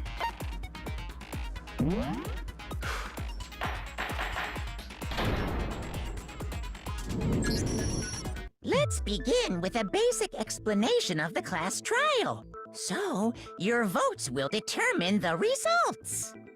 If you can figure out who done it, then only they will receive punishment. But if you pick the wrong one, then I'll punish everyone besides the blackened, and the one that deceived everyone else will graduate. Okay, then. So, first off, let's talk about the murder weapon! Go fuck yourself, man. Okay, so we are about to talk about the murder weapon, and we already know what the murder weapon is because, well, it's all covered in fucking blood. Should be pretty fucking easy to understand. But I feel like someone's gonna fuck this up. Someone about to fuck me up, brother. I won't allow it, brother. First, we have to make clear what was used to deliver the fatal blow.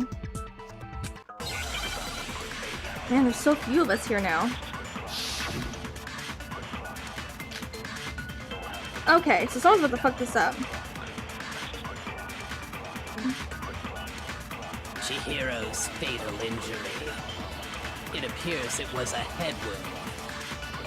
According to the Monokuma file, the killer used a blunt instrument. But what kind of blunt instrument could it have been? I bet it was an iron pipe. Nope. No, that's wrong. No, that's wrong. Can we agree that the object that dealt the fatal blow was the dumbbell, found at the scene of the crime? It was covered in blood, and there was nothing else at the scene that could have caused that kind of injury. And the wound on the victim's head is consistent with the shape of the dumbbell. As far as I'm concerned, there's no mistake and no room for doubt on this one. You looked at her head wound? Yay! That's so creepy! If you don't mind, I will proceed from here. Let's move on to discussion of the culprit.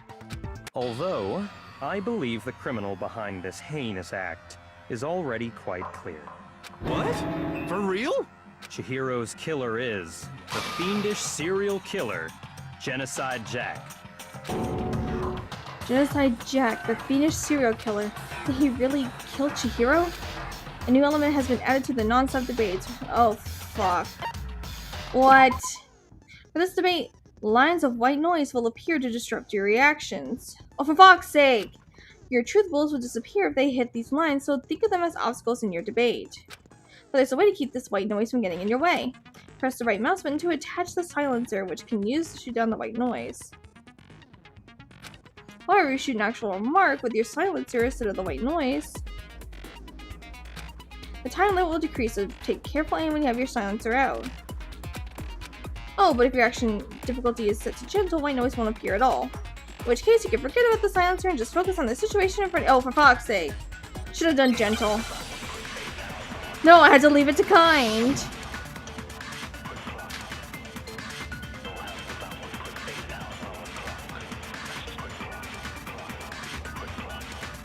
The culprit is Genocide Jack.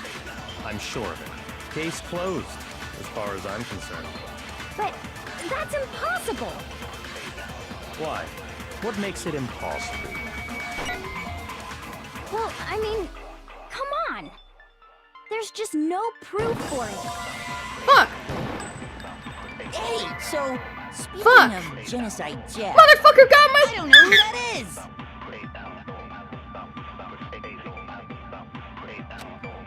Fuck! Alright, so I better The culprit shoot— is Genocide Jack. I'm sure of it. Case closed, as far as I'm concerned. But that's impossible! Why? What makes it impossible? Well, I mean, come on! There's just no proof for it. Hold on! Oh, fuck me, man! Oh, man, I'm sweating. Brother!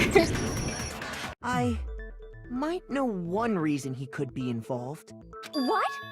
I found this file while I was looking around the archive in the library. I guess it's some kind of confidential file the police put together about the Genocide Jack case. What? That's kind of weird as shit, isn't it? What was something like that doing in the library?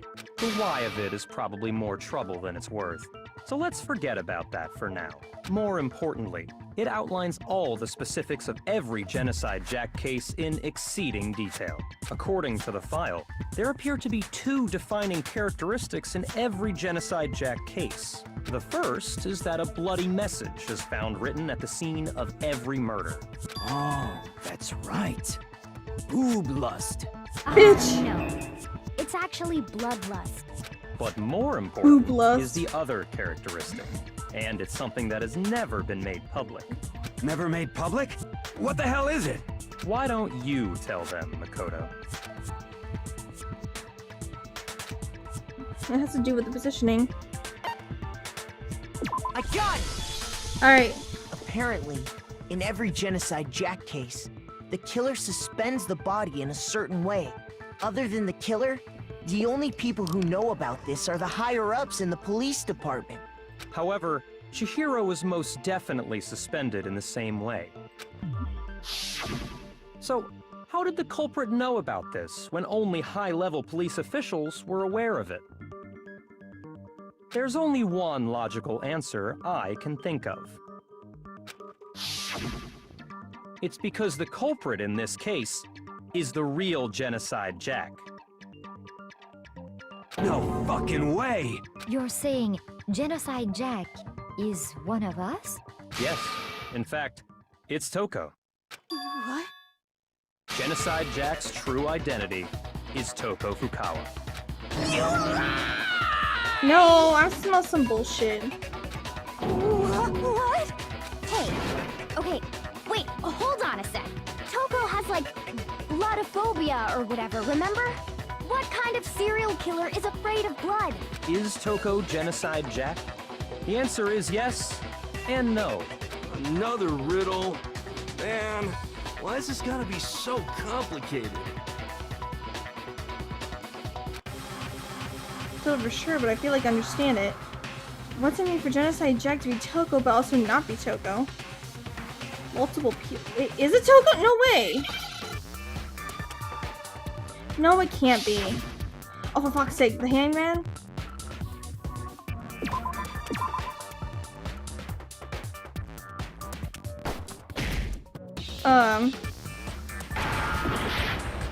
What? Oh! What am I spelling? Is she a schizo?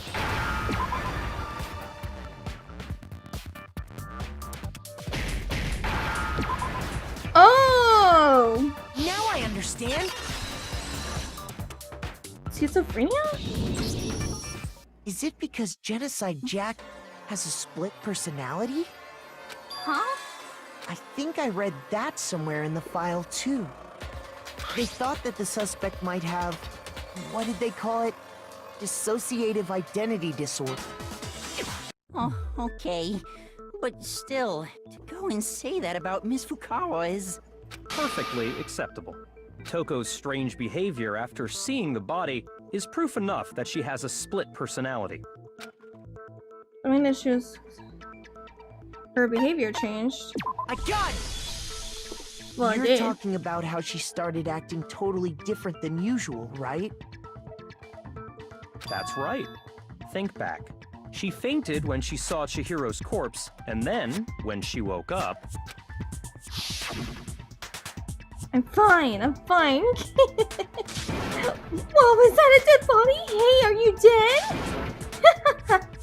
She must hit her head real hard when she fainted. The world is front and back, top ending and bottom, a sea of truth and a web of lies. This is quite concerning. I mean, she sounds completely different. She was acting funny, that's for sure. That melancholy tone of hers completely disappeared. Don't go assigning adjectives to my tone without permission. Not to mention, once she regained consciousness and saw Chihiro's body again, she was utterly calm. In other words, within her is one personality that can handle blood, and one that obviously can. So when Toko trapped herself in her room, it's because she was scared of Genocide Jack?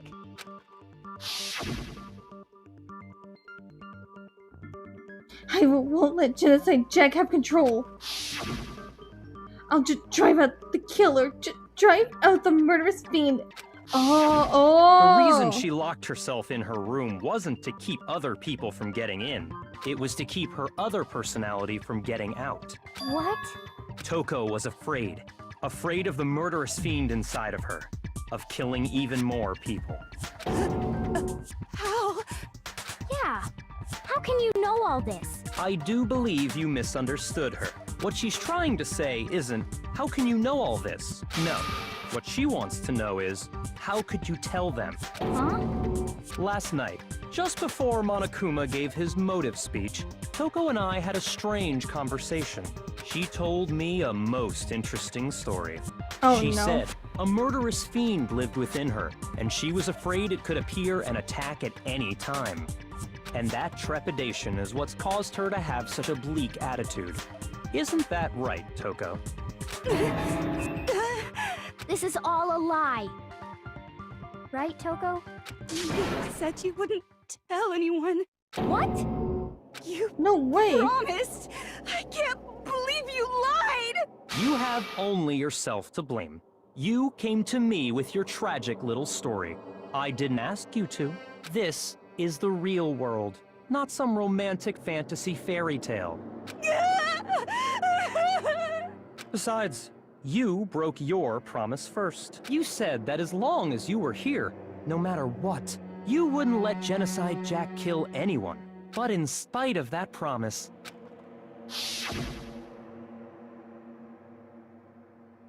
I'm sorry I couldn't keep our promise. But don't worry, never again. I won't let Genocide Jack have control ever again. You said if I kept my promise, you would go out with me.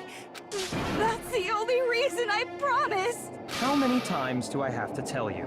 I never said that, but you weren't able to do it. You just couldn't resist that rush you got from killing, could you? I tried. I swear I tried to control it. But your efforts were useless. What a disappointment. Well, hey, she's I gonna... hate you. Well, the opening act is nearly finished. All that's left is to hear from the person in question directly. The person you don't mean. Toko's body suddenly lunged backwards. A huge thud echoed across the courtroom, but in the next second... Oh no. Ugh! Oh, hello there! Is it me you were hoping to see? What the heck? So you figured it out, huh? Well, whatever. What are you gonna do? I'm the ultimate murderous fiend, Genocide Jack! Or better yet, let's go with Genocide Jill! What the fuck is this? Ugh. What happened to you? Not Toko. That's a loser name. And what happened is a textbook split personality. So what if one of them happens to be a serial killer? You should turn a blind eye to one's fault. Oh, Jesus! So intense. Brother. Like they say, sound in murderous mind, sound in murderous body. This one is so different from the one we've come to know. Yes, well, the world is composed of a front and a back, you know. Just like how every inning has a top and a bottom, or how in the depths of every truth lives a little lie. Behind every dark and gloomy soul lives another that shines as bright as the sun! This is the murderous fiend. Genocide Jack? This is beyond insane. Miss Jack, Jill, can I ask you a question? What's up? Some of us think you might be the mastermind behind our entire situation. What are your thoughts on that? Well, I'll tell you. I am the mastermind of all masterminds! Just kidding! Then it's not true? Of course it's not true! How dare you try to link me to that creepazoid? And another thing, the police and government and society in the outside world are totally powerless! I mean, they just let this idiotic bloodthirsty maniac go buck wild all over town! Sure, I'm a bloodthirsty maniac, but life is pain, right? To live is to hurt other people. It's a necessary evil if you want to survive. The act of living itself causes pain for everyone. Just kidding again! Jesus.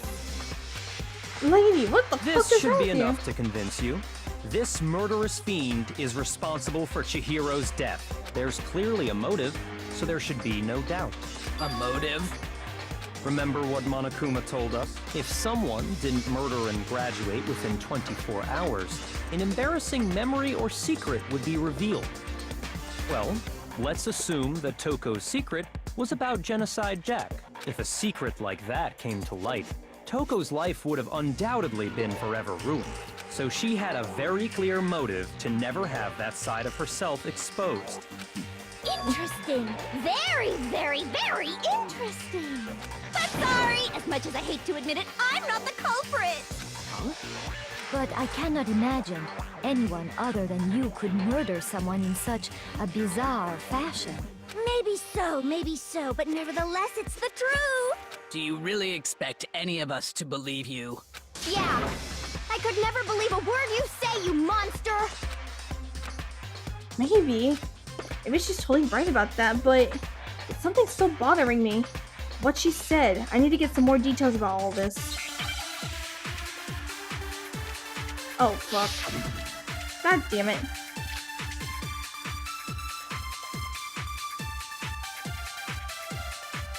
Hold on. Sorry, but I didn't kill anyone. You say that, but do you really expect any of us to believe it? Perhaps if you had an alibi, that would change things. Oh, an alibi, huh? Now we're talking. When you compare your past murders to this incident, the modus operandi matches completely. Well, what about an alibi, though? No, that's wrong. Hold on. Hold on, buddy boy. Are the methods of murder really exactly the same? Oh, yeah, I'm actually. not so sure about that. Hold on. Let me think back. In every crime scene, they were hung up. But one thing I noticed, she really, really, really likes scissors. I think there's a slight difference between the Genocide Jack cases and this one. Huh? How's it any different? Uh-oh, you don't know? Well then, human garbage, let me tell you! Yes, I the murder scissors. with passion and conviction. I consider myself a professional, and I have a very particular way of doing things. Imagine you go to a fancy Italian restaurant. They're very picky about the noodles, the sauce, everything. But what happened to Chihiro? It'd be like if that same Italian restaurant started using ragu or Chef Boyardee. This is no creation of mine. Let me rephrase that, in a way that maybe makes more sense. There are two clear differences between the Genocide Jack cases and this one. Yeah. There's scissors in that one. There were no scissors in this one. My God! For one, the cause of death is different. In the Genocide Jack murders, all the victims were killed the same way. According to the case file, they were all apparently killed with a pair of scissors. But Chihiro died from a blow to the head, right? Ah, yes. That is remarkably different from the other murders. Wouldn't it be strange for someone who kills the same way without fail to suddenly change their method? And there's more. One more conflicting detail. That's right. In my recipe of murder, if the bloody message is the tortellini, then the arrangement of the body would be the pesto sauce. Could you please stop comparing killing people to cooking? For real. So, are you saying the other difference has to do with how the body was arranged? Well, I mean, they were also suspended by the scissors, weren't they? What was used to suspend her? I got it! Yeah. Do you remember what the killer used to suspend her? They used some kind of rope to hang her up by her wrists. What is your point? Well, in all the previous Genocide Jack cases, something else was used to suspend them. Specifically, pairs of razor-sharp scissors. And guess what? I used my own specially designed scissors for the murders and the arrangement. Like I said, I'm a professional, so naturally I'm very picky about the tools I use. And you know what else? Big Mac said there's two differences, but he's wrong. Big Mac? Are you referring to me? You compare my boy to a Big Mac. Listen up, Big Mac. There's actually one more difference. Huh? Wait a minute. My word, you really didn't notice? Take a look at who the victims were in each Genocide Jack case. There's a pattern there, just waiting to be discovered. A pattern? Figure that out, and it'll be plain as death why I couldn't have possibly killed that little lolly girl. There was a pattern on you.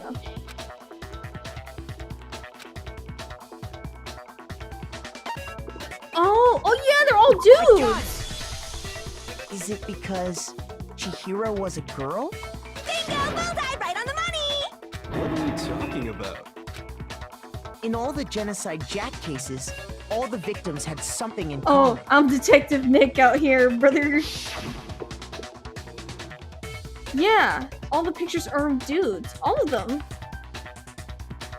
There's no answer. Yeah, they were all legitimate. Yeah. Guys? Yeah. That's right! The people I kill with such passion and conviction are all adorable little men! I can't believe I said it! I'm so embarrassed! The hell is wrong with you? I can't help it! I'm just a full-throttle boy-on-boy fangirl, and the mopey side of me just hates it. But now I'm on the fast track to becoming a full-fledged fan madam! So since Chihiro was a girl and not an adorable little man, you wouldn't kill her? Would an Italian chef suddenly start making ramen just because they're both noodles? Don't be stupid. I have too much passion and conviction to cross that line. That's the absolute reality of the one and only. We get it. You've clearly explained your hobby and your philosophy. But that's not all there is to it.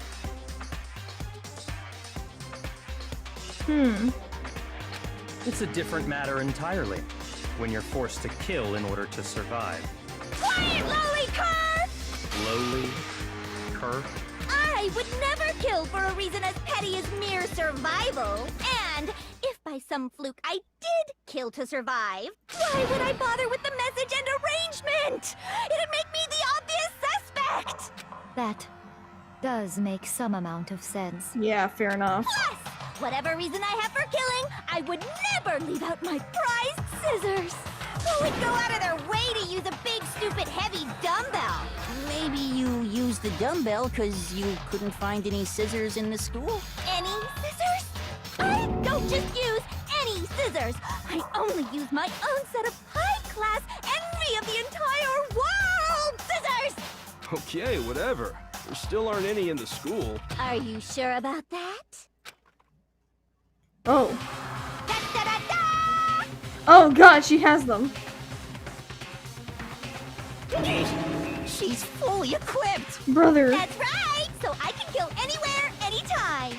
Of course Monokuma would allow Why that. would I resort to dumbbells or rope when I have my trusty scissors by my side? Go ahead, tell me I'm wrong! You can't, can you? Gutter dogs, all of you! Jesus! Not to mention, I have no clue how to tie a good knot. So rope's totally out of the question anyway. I have no idea what's going on anymore. Could such a heinous villain really be innocent? But the body really was suspended, right? And nobody but the police knew about that. Yeah. That's why we figured it had to be the real deal and not some copycat killer or whatever. Actually, no, hold on. There is... Oh no, Byakuya, you didn't!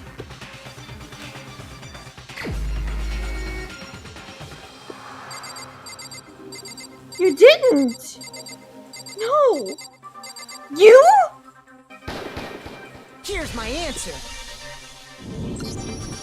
Byakuya, it's possible you could have found out, isn't it? You'd have no problem gaining access to classified government documents or internal police records. No way! Plus, you'd already looked through the Genocide Jack file before this all happened, hadn't you? Are you saying Mr. Togami did it? Then, the reason he pushed the theory of Genocide Jack being the killer so hard was because he wanted to pin the crime on her. So, he rearranged the scene to disguise it and make it look like I put my stamp on it. The adorable glasses man was behind it all. Oh, I'm on fire! Ew. Well, Byakuya, what's your response? I see. So now the suspicion falls on me. Then I must ask, when would you say I began acting suspicious? Surely you must have an answer. Looking back and thinking about it now, the way you were acting right before we discovered the body was a little strange. In the locker rooms. They're suspicious, very suspicious indeed. When you agree, yeah, that is weird. Why would they be suspicious? See somebody search the locker rooms. Let's start with the girls' locker room. You wanted to go to the girls' locker room right away, right? But since you're a guy... I should have naturally thought of the boys' locker room first. Is that what you want to say? The victim was Chihiro, a girl.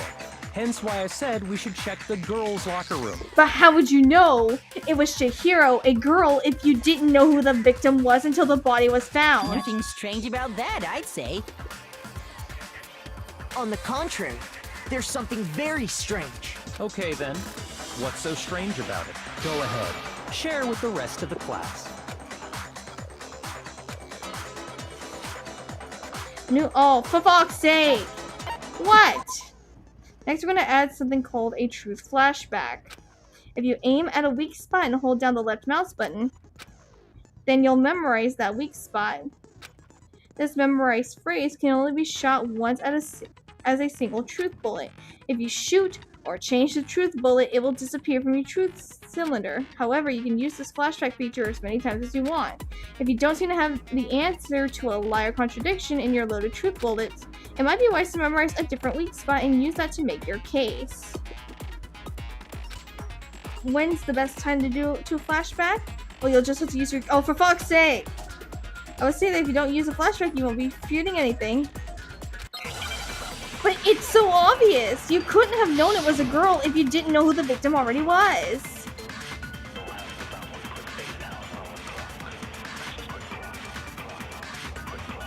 So, you said Byakuya was acting kind of weird before we found the body.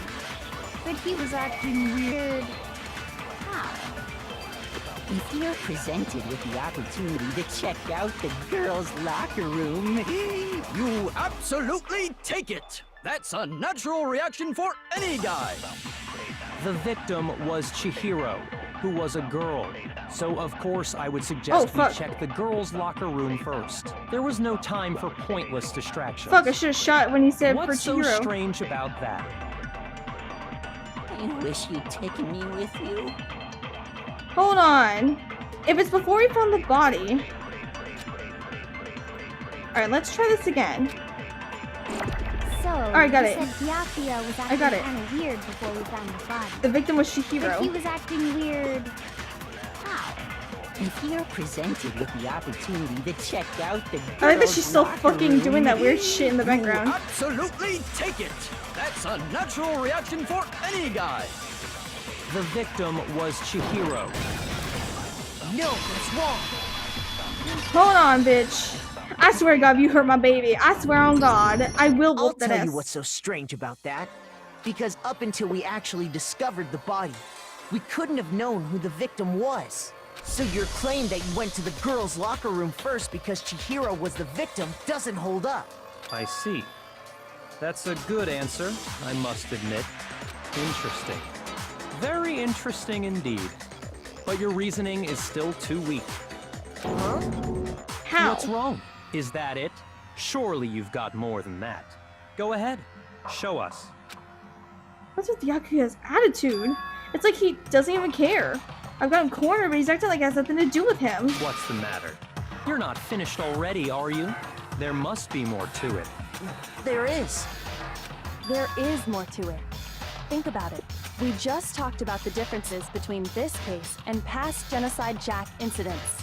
The proof you're looking for is hidden in there. Oh? Proof that I'm the culprit, you mean? Byakuya, I swear on God. The evidence that proves Byakuya is responsible. Is hidden in there? Wait a minute. The extension cord! Byakuya is the only one that was in the library at all that time. There's no way it was Toko, because Toko was like, she never really stepped foot in that library because she didn't want to be around Byakuya. You motherfucker. You motherfucker. I will end your whole fucking career. I knew it! You motherfucker. I will catch you. The difference between the cases? You want me to explain it again? When I want to kill, I use my very own special scissors. And I use those same scissors to arrange the body. But Chihiro was suspended with... It was some kind of rope. Was it not? That's right! It absolutely was! Then there must be something It's not very rope. fishy indeed about It's a that cord. rope. Hey, Byakuya, where'd you get it from, huh? I'd never seen that rope before in my life. Bullshit! No, that's wrong. I call bullshit, motherfucker. I'm on your ass now. Actually, I'm pumped. I'm pretty sure you have seen it before. Because, you see, that rope, or should I say, that extension cord? What? An extension cord? Byakuya, you've used the extension cord in the library more than once, haven't you? And the same extension cord that was in the library all this time went missing after the murder. And there's no way someone who uses that extension cord as much as you do wouldn't discover that fact. And Byakuya must be the one who took the extension cord. I can't imagine any other possibility. That's really what you think? Then your conclusion is something like this? I killed Chihiro in the girls' locker room, then hung her up and wrote that bloody message. I intentionally made it look like Genocide Jack was behind it. Is that about right? He's doing it again. He's totally calm, totally unconcerned. As if he's not even involved. Wait, not even involved? What's wrong? I asked you if you think that's what happened. Hell yes, that's what happened. So that's it, right? Byakuya's the killer. I don't disagree with not disagreeing. He kept calling this a game, right? So he'd be totally willing to do something like this to win. Sorry, but could we hold on just a second? I think we need to talk about this a little more. Huh? Do we really need to? We've already decided who did it. I know, but still, there's something that's still bothering me. Is that right? And what, pray tell, is still bothering you? I killed her in the girls' locker room, then disguised my crime. Specifically, I dressed it up to make it look like it was the work of a homicidal psychopath. What about all that bothers you? Wait, what was that just now? Something's not right. Chihiro's body was definitely found in the girls' locker room, but does that mean... Can I really just accept what Byakuya said as the truth? No, I don't think so. There's definitely something... Yeah, it's the scene of the crime. A gun! Because it wasn't in the girls' locker room. You say you killed Chihiro in the girls' locker room, right? But are you sure about that? Isn't it possible that the murder took place somewhere else? How disappointing. What kind of question is that? Even in the world of disappointments, this is a true letdown. She was found dead in the girls' locker room. There is absolutely no question about that. Nah, that's not what the question is. It's where the murder took place. The body being found in one place does not necessarily mean the murder took place there. How could the scene of the crime have been anywhere else? Well, I think it's entirely possible that she was killed somewhere else, then carried there later. And your scrawny ass would have no problem carrying her. Along with the rest of the murder scene. The rest of the murder scene? That was awfully specific. Please tell me you have a reason for saying all of that. I believe I do. Hey Byakuya, did I just take you off guard? When the story suddenly moved to the crime scene, Byakuya, who'd been so confident up to now, maybe Byakuya never even realized that the actual scene of the crime could have been somewhere else. Hey, don't just move on without permission! What do you mean she was killed somewhere else? Come on, Makoto. If there's any chance the murder took place somewhere else, let's see the proof. Yes. I know it. The posters, the posters. The rugs and the posters. This. A gun! The proof that she was killed somewhere else is the poster that's hanging in each locker room. Your proof is some posters? The poster in the girls' locker room was a picture of a big-boobed supermodel. But don't you think that's kind of strange? Why would the girls' locker room have a poster like that? I bet those massive jugs of hers were totally fake! Meanwhile, the boys' locker room had a poster of the super popular boy band Tornado. Again, that doesn't really seem to belong in a boys' locker room. So you're saying that maybe the posters were switched? And there's one other thing I noticed about the locker room. Please say we're doing the carpets. You know what I'm talking about, right, Sakura? You're referring to my protein coffee, aren't you? Protein coffee? While I was in the girls' locker room earlier, I spilled some protein coffee on the carpet. But I noticed that after the murder, the stain had been totally scrubbed away. No, it's not the stain was scrubbed away. I knew it! I knew it! Motherfucker, I knew it! I got it! The stain on the girls' locker room carpet wasn't scrubbed away. In fact, I found it on the boys' locker room carpet. That's definitely the stain from my protein coffee. Then, does that mean that the carpets were switched too? Detective Nick is on the motherfucking cases, please! But why would anyone do that? To move the murder scene from one locker room to the other. It's certainly plausible, don't you think? What? In other words, in order to completely swap the scene of the crime, the blood-stained poster and carpet were moved along with the dead body. By doing this, the killer was able to change the entire room where the murder took place. Exactly. I can certainly follow your reasoning, but why would the culprit bother doing that? Huh? Why would they go to all that trouble of switching the scene of the crime? Actually, an even bigger question. If the murder did take place in the boys' locker room, then how did Chihiro get in the boys' locker room in the first place? Oh, fuck. To get into the locker rooms, you have to swipe your e-handbook across the card reader device, but Chihiro's handbook should have only allowed her access to the girls' locker room. She had no way to get into the boys' locker room to begin with. No, she did have a way, and I can tell you what it was. I highly doubt that. Bitch. Shut up! I'm telling you, I know how she could have done it. See, right? Could Chihiro really gotten into the boys' locker room somehow? Alright, so what's my truth bullet this time? Oh! The broken Leon's broken e-handbook?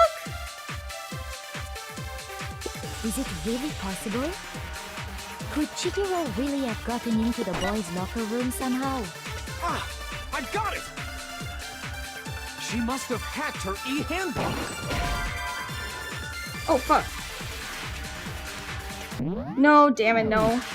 Shoot! Let's be contradicted. Oh, fuck! Is it really possible? Fuck, I fucked it up!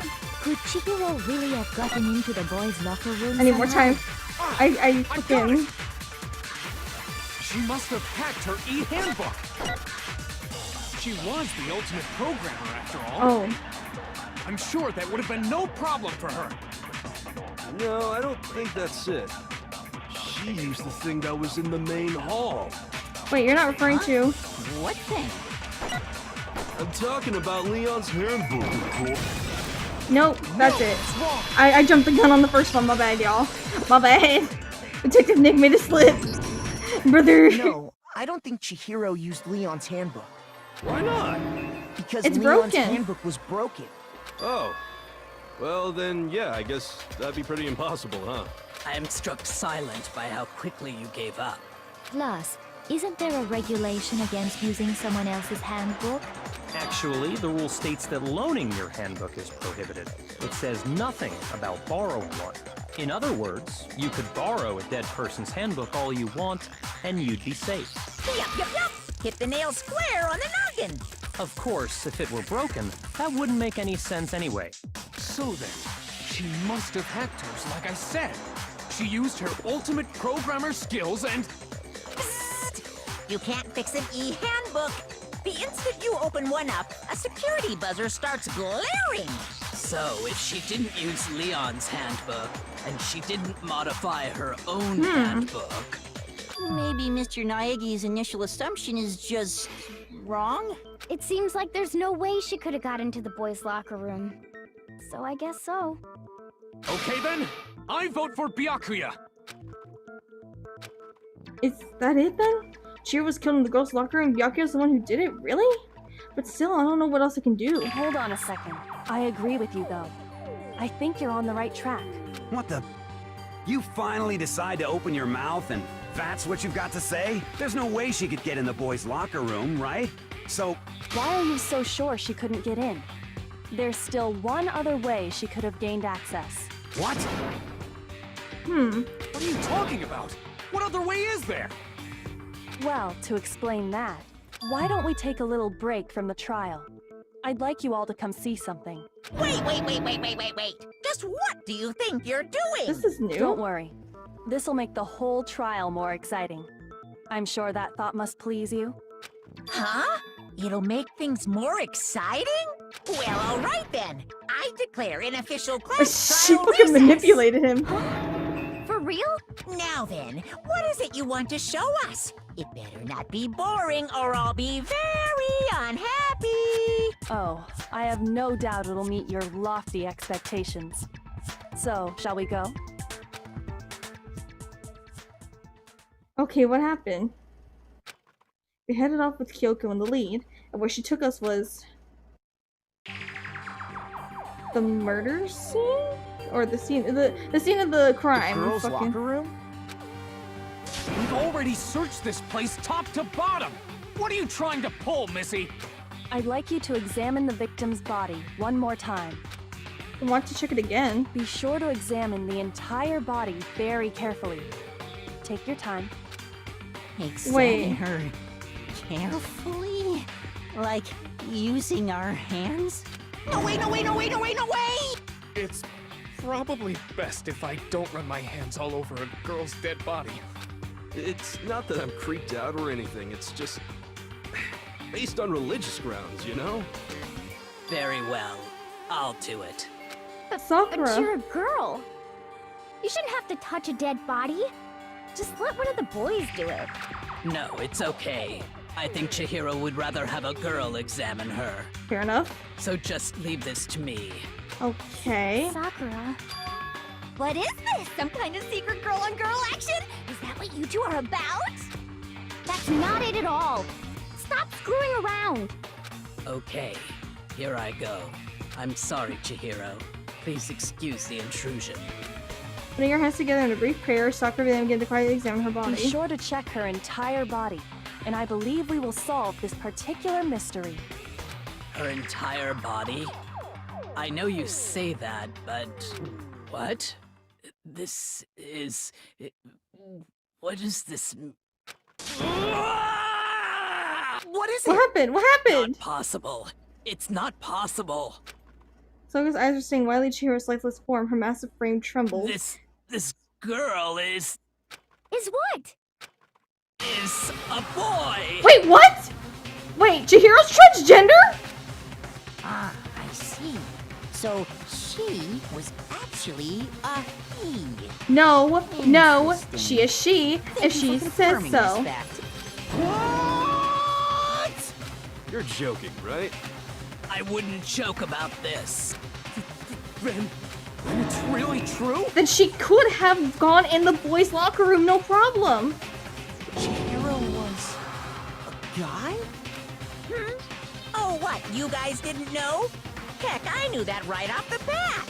Chihiro Fujisaki was totally a guy. Dude, if she identifies as a girl, just leave her alone, dude. He was a cross-dresser? Oh, I'm really on fire! I wish I had killed him! Oh, go fuck herself. So that's what Kyoko wanted to show everyone, huh? Interesting. My baby girl is still a baby girl, if that's how she wants to be. Yes, that certainly does make things much more exciting. Now let's ride this wave of excitement back to the courtroom and get back to Alright, Kat, you're gonna have to move. Oh, fuck's sake, Kat, you have to walk on my mouse and click. Bitch. I do apologize for keeping you waiting. Now then, let's resume the class trial. I'm still in shock. Chihiro was transgender? What? Dude. So, Chihiro was just transgender. Y'all need to respect real quick that Chihiro was, you know, she identified as female. And so trying to say she is he is super disrespectful to Chihiro as a person. I know it's all fictional, but this just goes on to like, yeah, it's slightly transphobic. Let me check the chat. Oh yeah, the slight transphobia here is pretty. As a transgender male, I'm just like slightly irritated that they're just like, oh, so she is he. No, motherfucker, she is she. Doesn't, you know. You know, all the pieces are starting to come together with that slight transphobia that, you know, transgender female wants to hang out with, you know, dudes. It's like, no. We've all just learned of the shocking revelation that Chihiro was actually a boy. Their Let's sex pick up from is there. male. Their gender is female. Calm your asses down. Yes, well, I don't know his reason for hiding it, but the fact No! is, Chihiro was not a girl, but a boy. Dude, did you ever ask Chihiro, you know, if Chihiro presented herself as female, clearly she wants to be identified as female. Can we at least respect that? Well, because it's how she wants to present, dude. And because the victim was male, he would have had no problem gaining access Yeah, I'm to starting the to see the boys' locker room. transphobia in here. Come on, man. Assuming his handbook did, in fact, list his gender as male, then yes, that would be true. Of course his handbook said he was a boy. He dressed like a girl, but he was a boy through and through. Monokuma, you and I are about to have a talk. So then, there should be no issue with Makoto's initial assertion. The victim was killed in the boys' locker room, and was then later moved to the girls' locker room. And the killer could have easily used Sayaka or Junko's handbook to get into the girls' locker room. So Chihiro really was killed in the boys' locker room? Brother. I still don't understand the motive for moving the body, but yes, that does seem plausible. Well, I must admit, I did find it rather odd. I knew he felt a little off. There was a certain incongruity to his female body. Dude, Chihiro was small. They were lolly. What do you expect? This is the most titillating situation! So now everything has been connected. All the mysteries have finally become clear. Okay, well, connected or clear or whatever. We still think you're the killer, remember?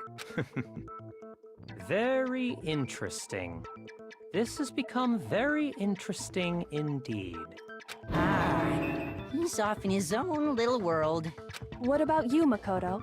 After everything we've learned, do you still think Byakuya's the killer? Well, without a doubt, Byakuya is the one that made Chihiro's death look like Genocide Jack did it. But I think he might not actually be the killer after all. Wait, what the fuck then? Who did it? What? But aren't you the one who accused him in the first place? He just seems to be too easygoing about all this. Like he's enjoying us solving the mystery. The way he's acting, it makes it seem like it doesn't have anything to do with him. And you think that might be because it doesn't have anything to do with him?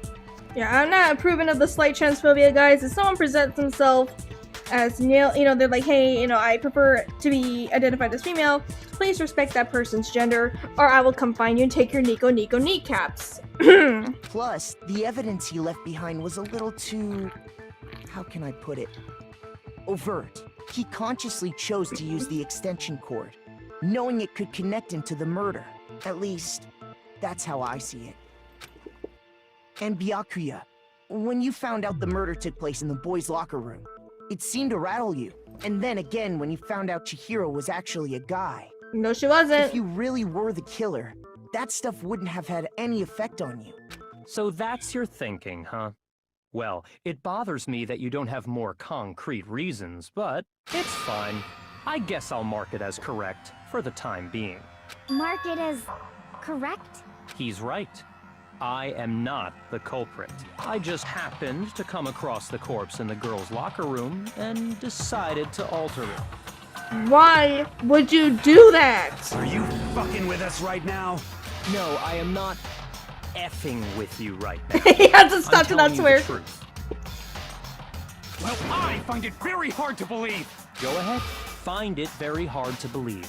You're free to be executed along with the rest of us. If you're really telling the truth, then why? Why do you do that to his body? Her body? My reasons hardly matter right now. Uncovering the culprit is much more important, wouldn't you say? Now then, if it wasn't me, who was it? Well, I don't think I can say for sure without talking about it a little more. We're seriously gonna keep going? We're all good, aren't we? I thought it was clear Byakuya did it. No, I'm with Makoto. If there's any doubt whatsoever, we need to explore every possibility. Because if we're wrong, we all die here. That's true. Very well then. I'm with you too. Damn straight. Count me in. Do you not have a mind of your own? Of course I do. What am I, an ant or something? Anyway, let's discuss this all as a group one more time. We still have time to make our decision. That's very true. Our lives are all on the line. Excellent. Then shall we resume our game of hide and seek? I hate you. Just know that. I hate you. But Byakuya didn't do it. Then who was the real killer who murdered Chihiro? It's one thing we be sure that we know about the killer. The killer was able to gain access is a guy. Yeah, I'm gonna have to get on that transphobia though. God damn it, cat, quit clawing my fucking bed. Since the crime scene was the boys' locker room, you would need a boys' handbook to get in. Since the guy's handbook, excuse me, is apparently broken, the killer would have had to use their own. In other words, it had to have been a guy, but that's still not enough. I need to find some more clues. Which of the guys here are strong enough to do that shit? It would have to be...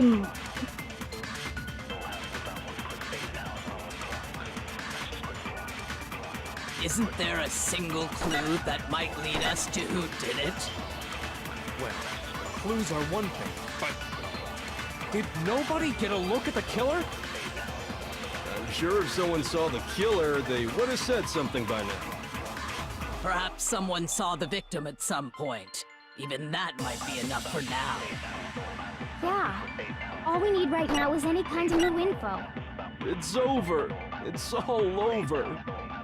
You want to know who saw the victim? The killer! And only the killer! Nope. No, Celeste saw Chihiro in the warehouse. I believe someone else did see the victim before he was murdered. What do you think, She. Celeste? Now that you mention it, yes. I did see him. Her, for fuck's sake, dudes! Huh? Really?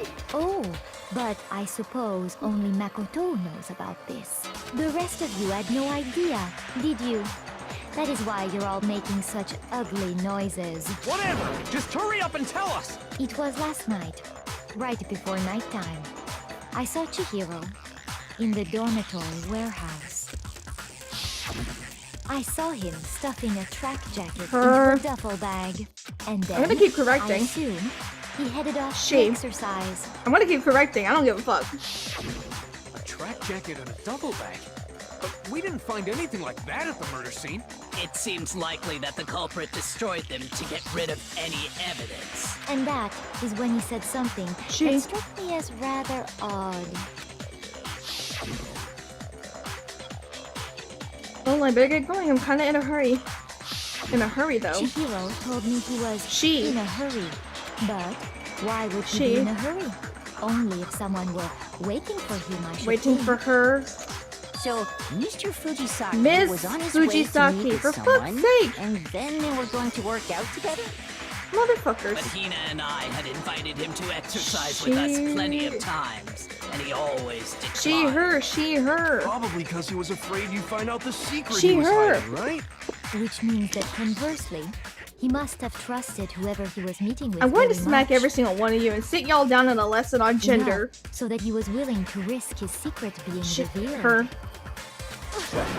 What a marvelous friendship! The point is, whoever he met up She. with is the culprit, right? So we just gotta figure out who it was. I'm gonna be an ass about it. Knowing what we know, I can't even guess. No. You already have what you need to make the connection. Huh? Wait a minute. You know who the killer is. Seriously? Wait a minute. Hold on. No way. Who is it? Who's the killer? You? Think back to the track jacket and duffel bag the killer disposed of. Focus on the details of these items, and it should become obvious who was waiting for him. For her. Brother. Are you sure about that? You really think we can figure out who did it based on 2 pieces of evidence that we don't have? What? You want to track down some fingerprints or something? Even if we had the equipment for that, we wouldn't know how to use it. As was noted, the evidence is already gone. There's nothing to get fingerprints from. Maybe, but we can make certain inferences if we just take the time to talk it out. Easy for you to say, but fine. Celeste, did you notice anything special about the bag or jacket? The bag was just a normal duffel bag from the warehouse. All the bags in there are the same, so I can't imagine what What about would the make that tracksuit? one What special. Well, if I remember right, there was a decent variety of tracksuits to choose from. Do you think there might be some connection between the culprit and Chihiro's jacket? Perhaps. Let's explore that and talk a bit more about the jacket he took. She took.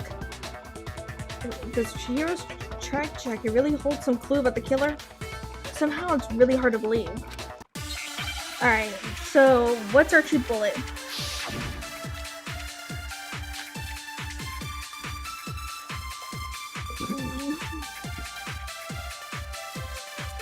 First of all, we know where Chihiro was headed. He was on his way to go exercise. So next we have to ask, why did he choose the specific tracksuit that he did?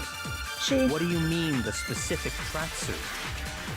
I got it! She. He picked that She, her. tracksuit because it matched the one the culprit was wearing.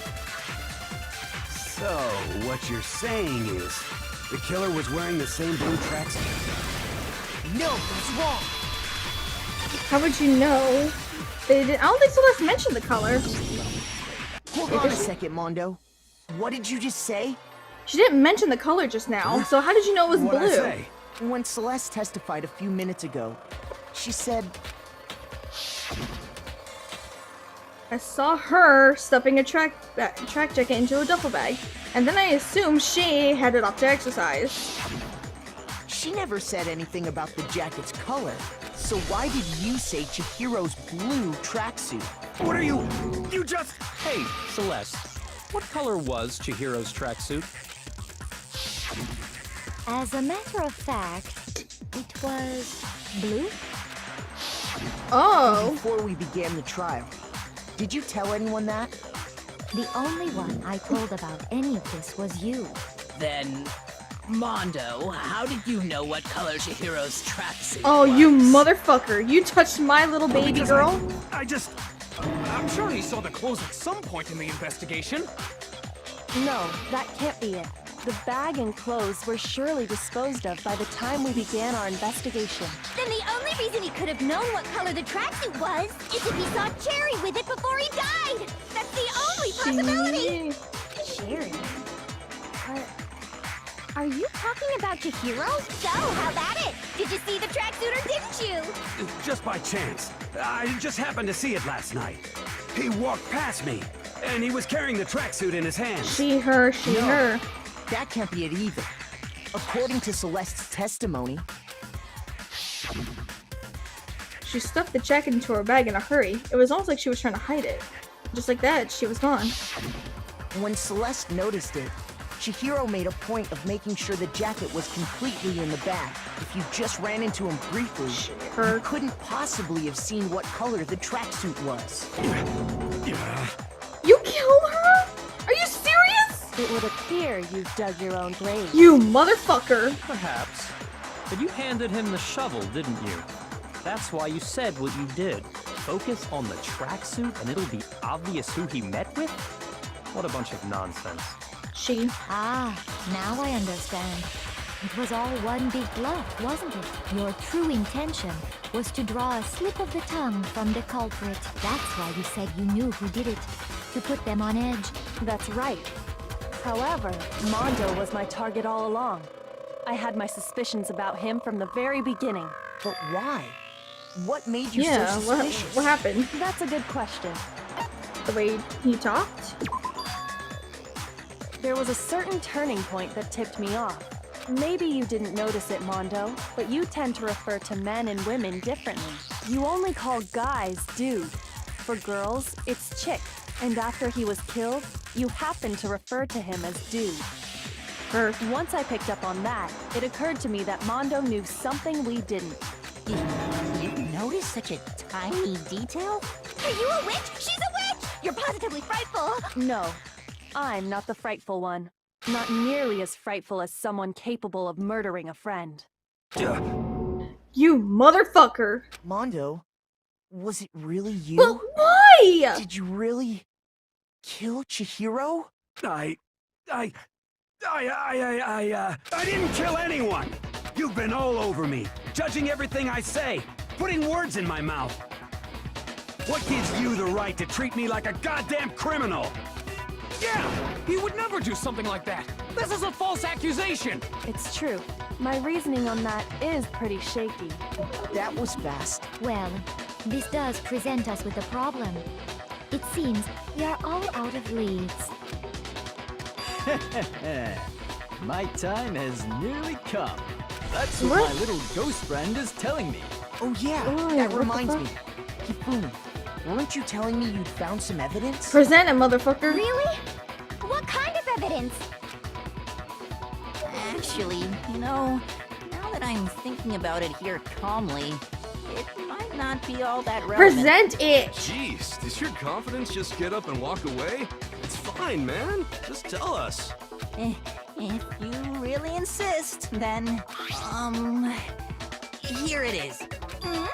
What do you have there? It happens to be an e-handbook. I found Wait, it laying on the whose is ground, that? so I scooped it up. Is that Chihiro's? It's gotta be Chihiro's. I got it! We know Chihiro's handbook was missing from the scene of the crime, right?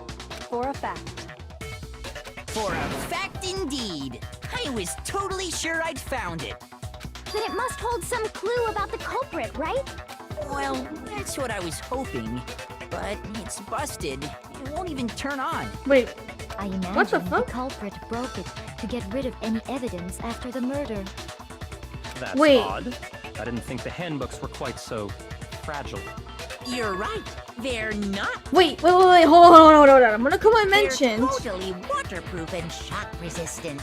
It would take an awful lot The weak spot. Yet, this one does appear to be broken, as is Leon's, sitting useless in the main hall. For all your confidence, that is a remarkably high failure rate.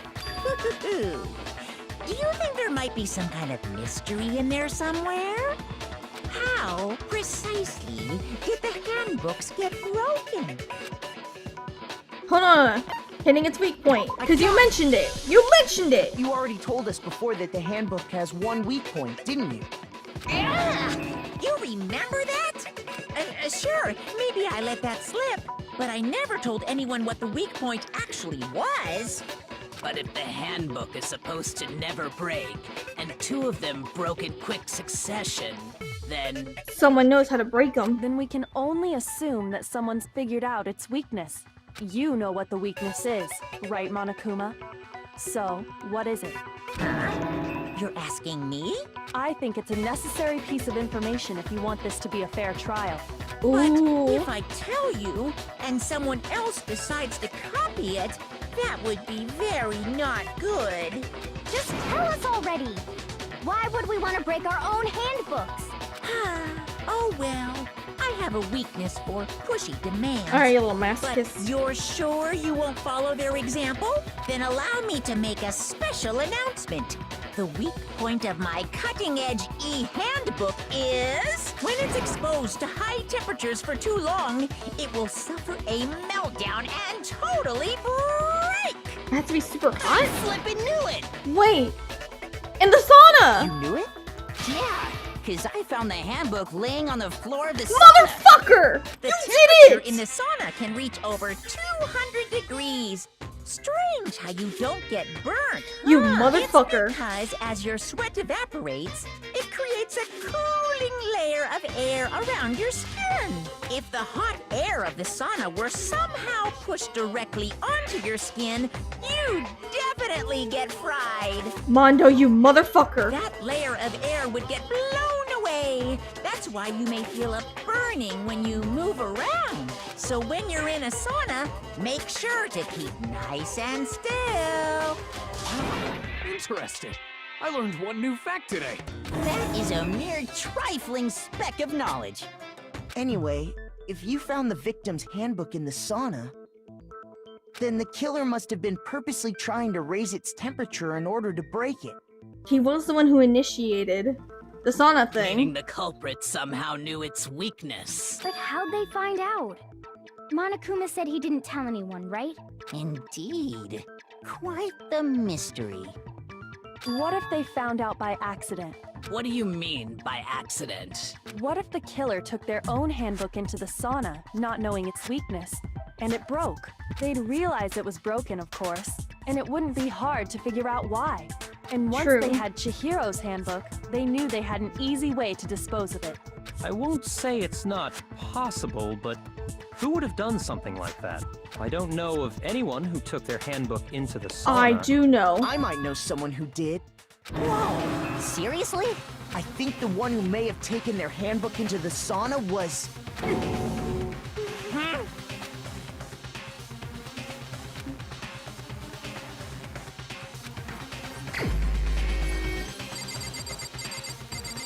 You motherfucker!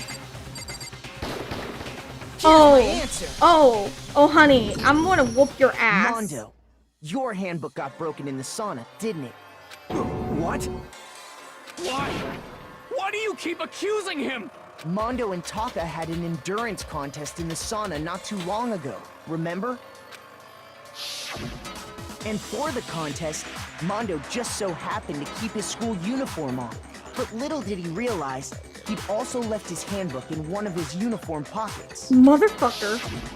And when You it killed was my all baby over, girl. Mondo discovered that taking your handbook into the sauna could easily destroy it. No, wait, hold on. You've got it all wrong. He would never kill. I don't accept this. Show me the proof. The actual solid proof. I mean, I don't want to believe it either, but if I found something that proves beyond a shadow of a doubt. Where's my bullet? Wait, hold on. Is it the broken ebook that you found?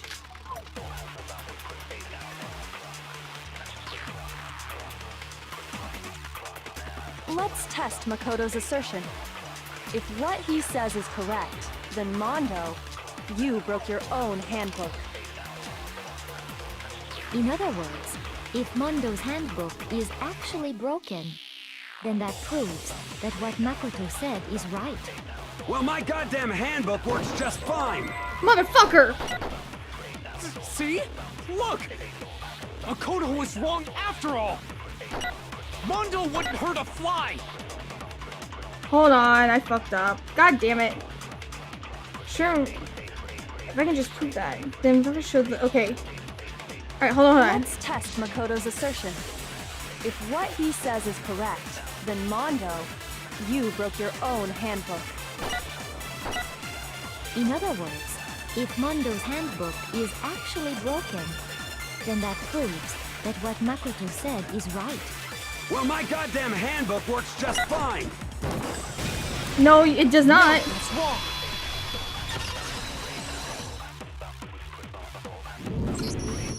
Mondo, the handbook you have right now, is it really yours? The fuck is that supposed to mean? The broken handbook Turn that it was on. in the main hall. Isn't that one actually yours? What the heck are you talking about? What I mean is, I think Mondo swapped his handbook out for one that actually works. Turn it on. I See the think name he that comes took on. Leon's handbook and replaced it with his own. After all, Monokuma said himself that Leon's handbook never should have broken. That's right! The punishment it suffered wasn't nearly enough to destroy it. So then, the broken handbook in the main hall is actually Mondo's, which would mean that the handbook Mondo has right now is actually Leon's, yes? You But motherfucker. doesn't that violate the school regulation that says loaning out your handbook is He prohibited? didn't loan it, he borrowed Well, it. here's how I look at it. There is a rule about loaning your handbook to another student, but if they're dead, they're not a student. It's kind of a gray area, I admit. But no worries. If anything, it just makes things more interesting. I'm gonna ruin. As such, This I motherfucker's decree that crew. exchanging handbooks with a corpse is not a violation of the rules. Well, Mondo, if I'm wrong about this, you're welcome to say so. I'm happy to admit I made a mistake, but... Son of a bitch! Why would you kill her? What's wrong, bro? Come on! Tell him he's wrong! You are wrong! You have to be wrong! Everything you just said is wrong! You made it all up! Okay, then why don't we look back on this case one more time, from the beginning? That way, everything will become clear, and we'll all see if I was right or wrong. Is it another comic book thing?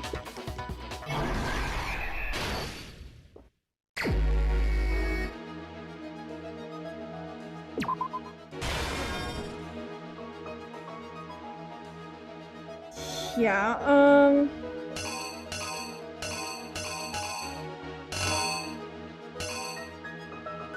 I have to go this way. Yeah, she saw Chihiro's blue track. Use the card reader.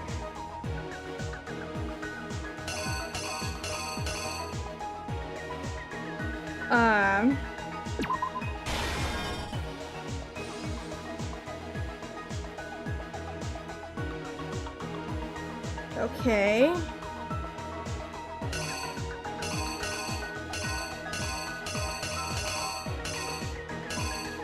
The killer working out with the dumbbells.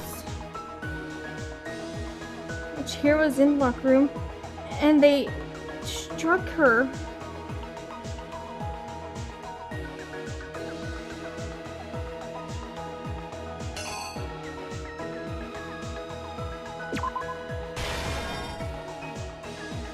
Why? Why her? And you rolled up her body in the fucking carpet? You? Oh no, no, they still like. Okay, so they took off the poster. Then he went to.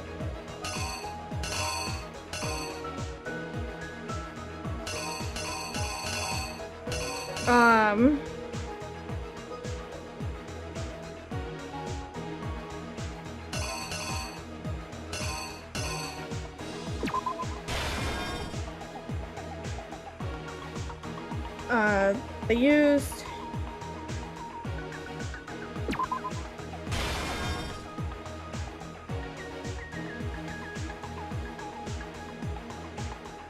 I hate you so fucking much.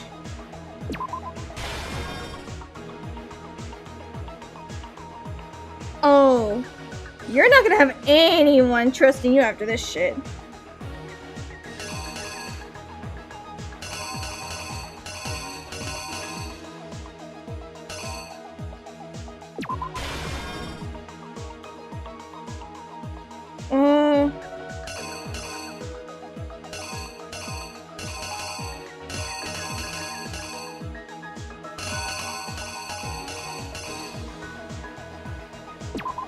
Steam room.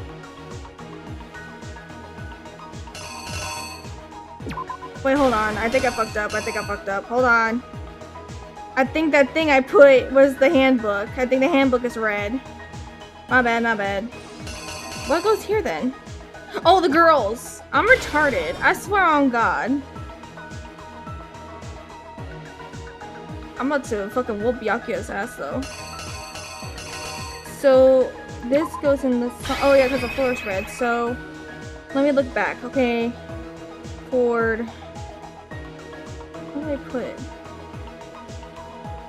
Okay. Wait, why'd I do that? That's the culprit's hand. Chihiro's the one that walked in.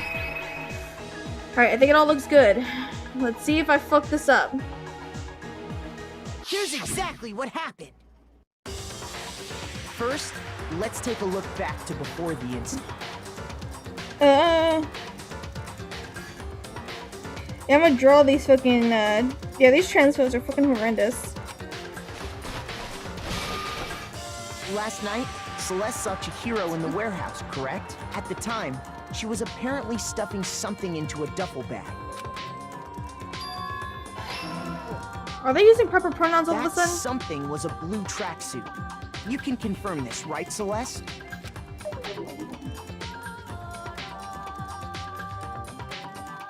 With bag in hand, Chihiro headed out, even though it was officially nighttime.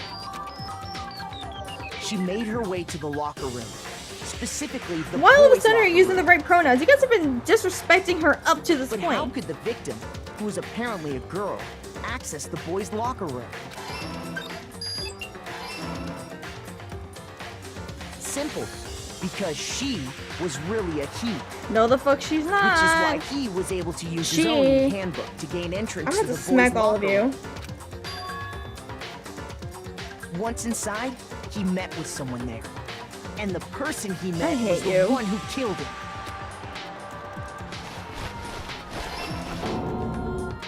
It seems likely that the killer grabbed the nearby dumbbell, approached the unsuspecting Chihiro, and attacked him. Her. And that's where the bloodstains on the poster and carpeting in the boys' locker room came from. But why would you kill her? Are you fucking It serious? was likely it was arranged, but the murder itself felt unplanned. But why? Why Chihiro? Which is why the killer hurried to try and hide the act. First, pulling up the bloodstained carpet. Then, Oh removing no, are the you bloody fucking poster, kidding me?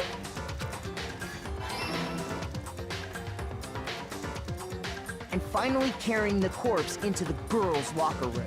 A girl's handbook was necessary to get into the locker room, of course, but this alone doesn't prove that the killer was necessarily a girl. After all, Sayaka and Junko's handbooks had been placed in the main hall. Using one of those, a boy could get into the girls' locker room without much problem. And that's exactly how the killer did it. With the carpet and the poster they brought with them, they got to work. They changed the layout of the boys' and girls' locker room. Oh fuck, sorry, that made a click. That could have been the end of things. But no. Byakuya discovered the body and decided to intervene in the situation, making things even more complicated. Yeah, I'm gonna keep a really close eye on you, because you're a fucking psycho. So, after stumbling on the crime scene, he went and grabbed the extension cord from the library, and then he got to work. He used the cord to string up Chihiro's lifeless body.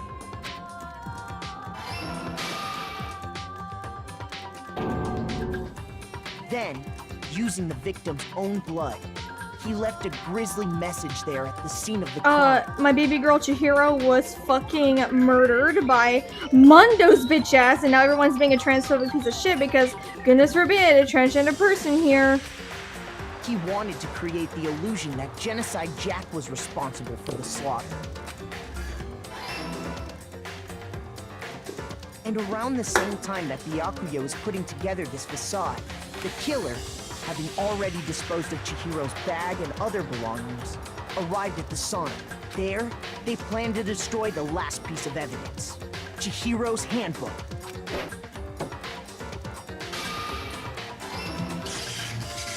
And just as the killer expected, the steamy sauna was enough to ruin the electronic gadget. Somehow, the killer knew that the handbook couldn't stand up to the heat of the sauna. And the reason they knew that is because the sauna had already wrecked their own handbook.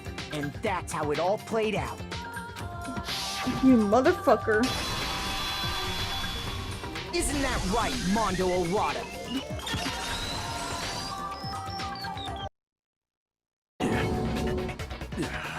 Wait! No! This can't be right! Where's your evidence? Yeah! Where's your evidence? Buddy. You need evidence! You need proof! Without any proof, you can't pin any of this on him! What if the Mondo was the killer that already revealed itself earlier in the trial? Hey, what do you mean? It's over. Do that. It's the broken ebook. What? What now? Let's talk a little about fever time and nega time. During a bullet time battle, if you press the space key, fever time will activate and the tempo will be forced to its max. At this point, even if you push the buttons at random, you won't miss. So you can push right mouse button, left mouse, however you want to destroy the opponent's. You want to destroy the opponent's verbal soul. But this will only last until your focus gauge runs out to make the best possible use of your time. Of course, it wouldn't be fair if only you got to access this. Oh, for fuck's sake. So your opponent can use. If the opponent activates second time during the bullet time battle, your tempo marker will disappear, making it quite a bit tougher to hit the buttons in rhythm.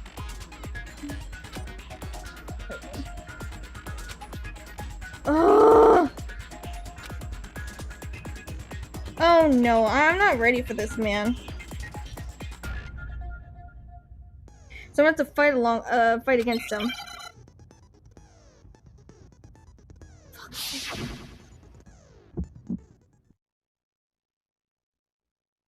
Show me some evidence. You're wrong. I won't listen. I refute you. False. Show me some evidence. I won't listen. False. I refuse to vote. Show me some evidence. You're wrong. I won't listen. I refute you! False! Show me some evidence. I won't listen! False! You're corrupt! I refuse to vote! I refute you! False! You're corrupt! Show me some evidence. I won't listen! Show me some evidence. This should prove it. Fuck's sake, I was so scared I was gonna fuck that up. Oh my god, my heart's racing. Oh, especially that negative bullshit. Thinking so far is right.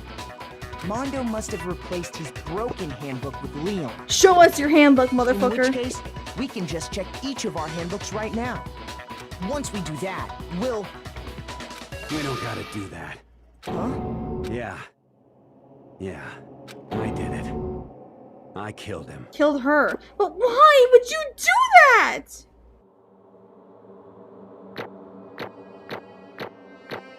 What the fuck did she do to you? I won't make you cry. Fucking bullshit. I promise as a man. Go fuck yourself. Bro, what are you saying? I got no choice, man. After hearing all that, I gotta just... give up. Go ahead, Monokuma. Get it over with. Ask for the goddamn verdict. Roger that. Wait! Hold on! No waiting, no holding on. Time for the moment we've all been waiting for. Grab your lever and give it a yank! Who will you elect as the Blackened this time around? Will you make the right choice? Or the dreadfully wrong one? What's it gonna be? What's it gonna be? I'm scared of how Mondo's gonna die though, because Leon was pretty fucking brutal. But Mondo...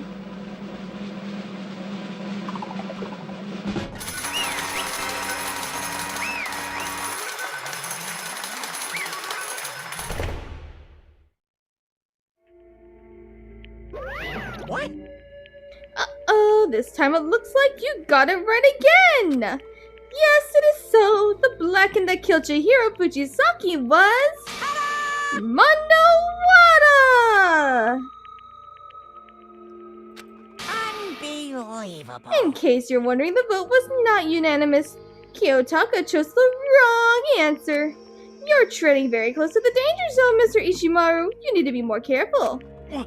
I refuse to believe it. There's no way he would kill someone. Sorry. What is this? Why are you apologizing? Why?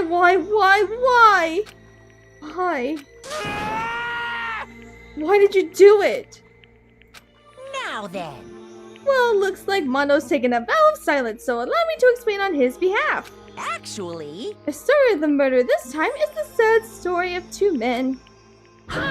Oh, but for anyone who doesn't really want to hear it, you can hit the shift key to fast forward the text. No, I want to know his fucking reasoning. Anyway, there was once a young boy, and his name No, her name was Chihiro Fujisaki. Don't fucking try to fucking trick me. She had an extreme inferiority complex regarding her own lack of strength. You're so weak even though you're a girl. Wait. Hold on. Couldn't overcome his weakness. On the contrary, he tried to hide and buried himself further and further into that weakness to take on the fragile form. Okay, hold on. So, they dressed themselves as a girl in order to hide their weakness? So they aren't really transgender, they just had an issue. Okay. Okay, I was like getting really pissy. Okay, Cam, I'm gonna have to let you know, this isn't transphobia, but more like, because this can happen, I'm not going to lie. People can actually, it's because of the whole bullshit social construct of gender, where they think men are supposed to be these big macho fucks, and if you are slightly effeminate in any way, shape, or form, they will knock you down for it. So I guess Chihiro figured that if they disguise themselves as a girl, then they wouldn't be able to hear any bullying. No matter how tightly he wrapped himself in that shell, the inferiority complex had already taken root deep inside of him and was not so easily weeded out. As it turned out, the shell was completely empty. The complex didn't disappear. Instead, it only grew stronger and stronger. I'm weak. Weak, weak, weak, weak, weak, weak, weak, weak. Oh man, that poor kid. Once the killing game has begun here at the school, he had no choice but to accept this fate. After all, the world is survival of the fittest. If you're not strong, you don't survive. Yeah, that's not transphobia. I am so sorry. I was trigger happy on that because, you know, I mean, I assume that if you present yourself as how you want to be presented, then I assume you're just doing what makes you happy. But in Chihiro's case, that doesn't seem to be so. So for Chihiro's case, it's because of the social construct of masculinity being forced upon him to the point where he felt like he had to be presented as a female in order to not be bullied. But that kind of bullying and mental abuse can really hurt someone and can really permanently damage them. So please keep that in mind when you're being a cunt to someone. And then the lovely and hateful Monokuma announced the revealing of the...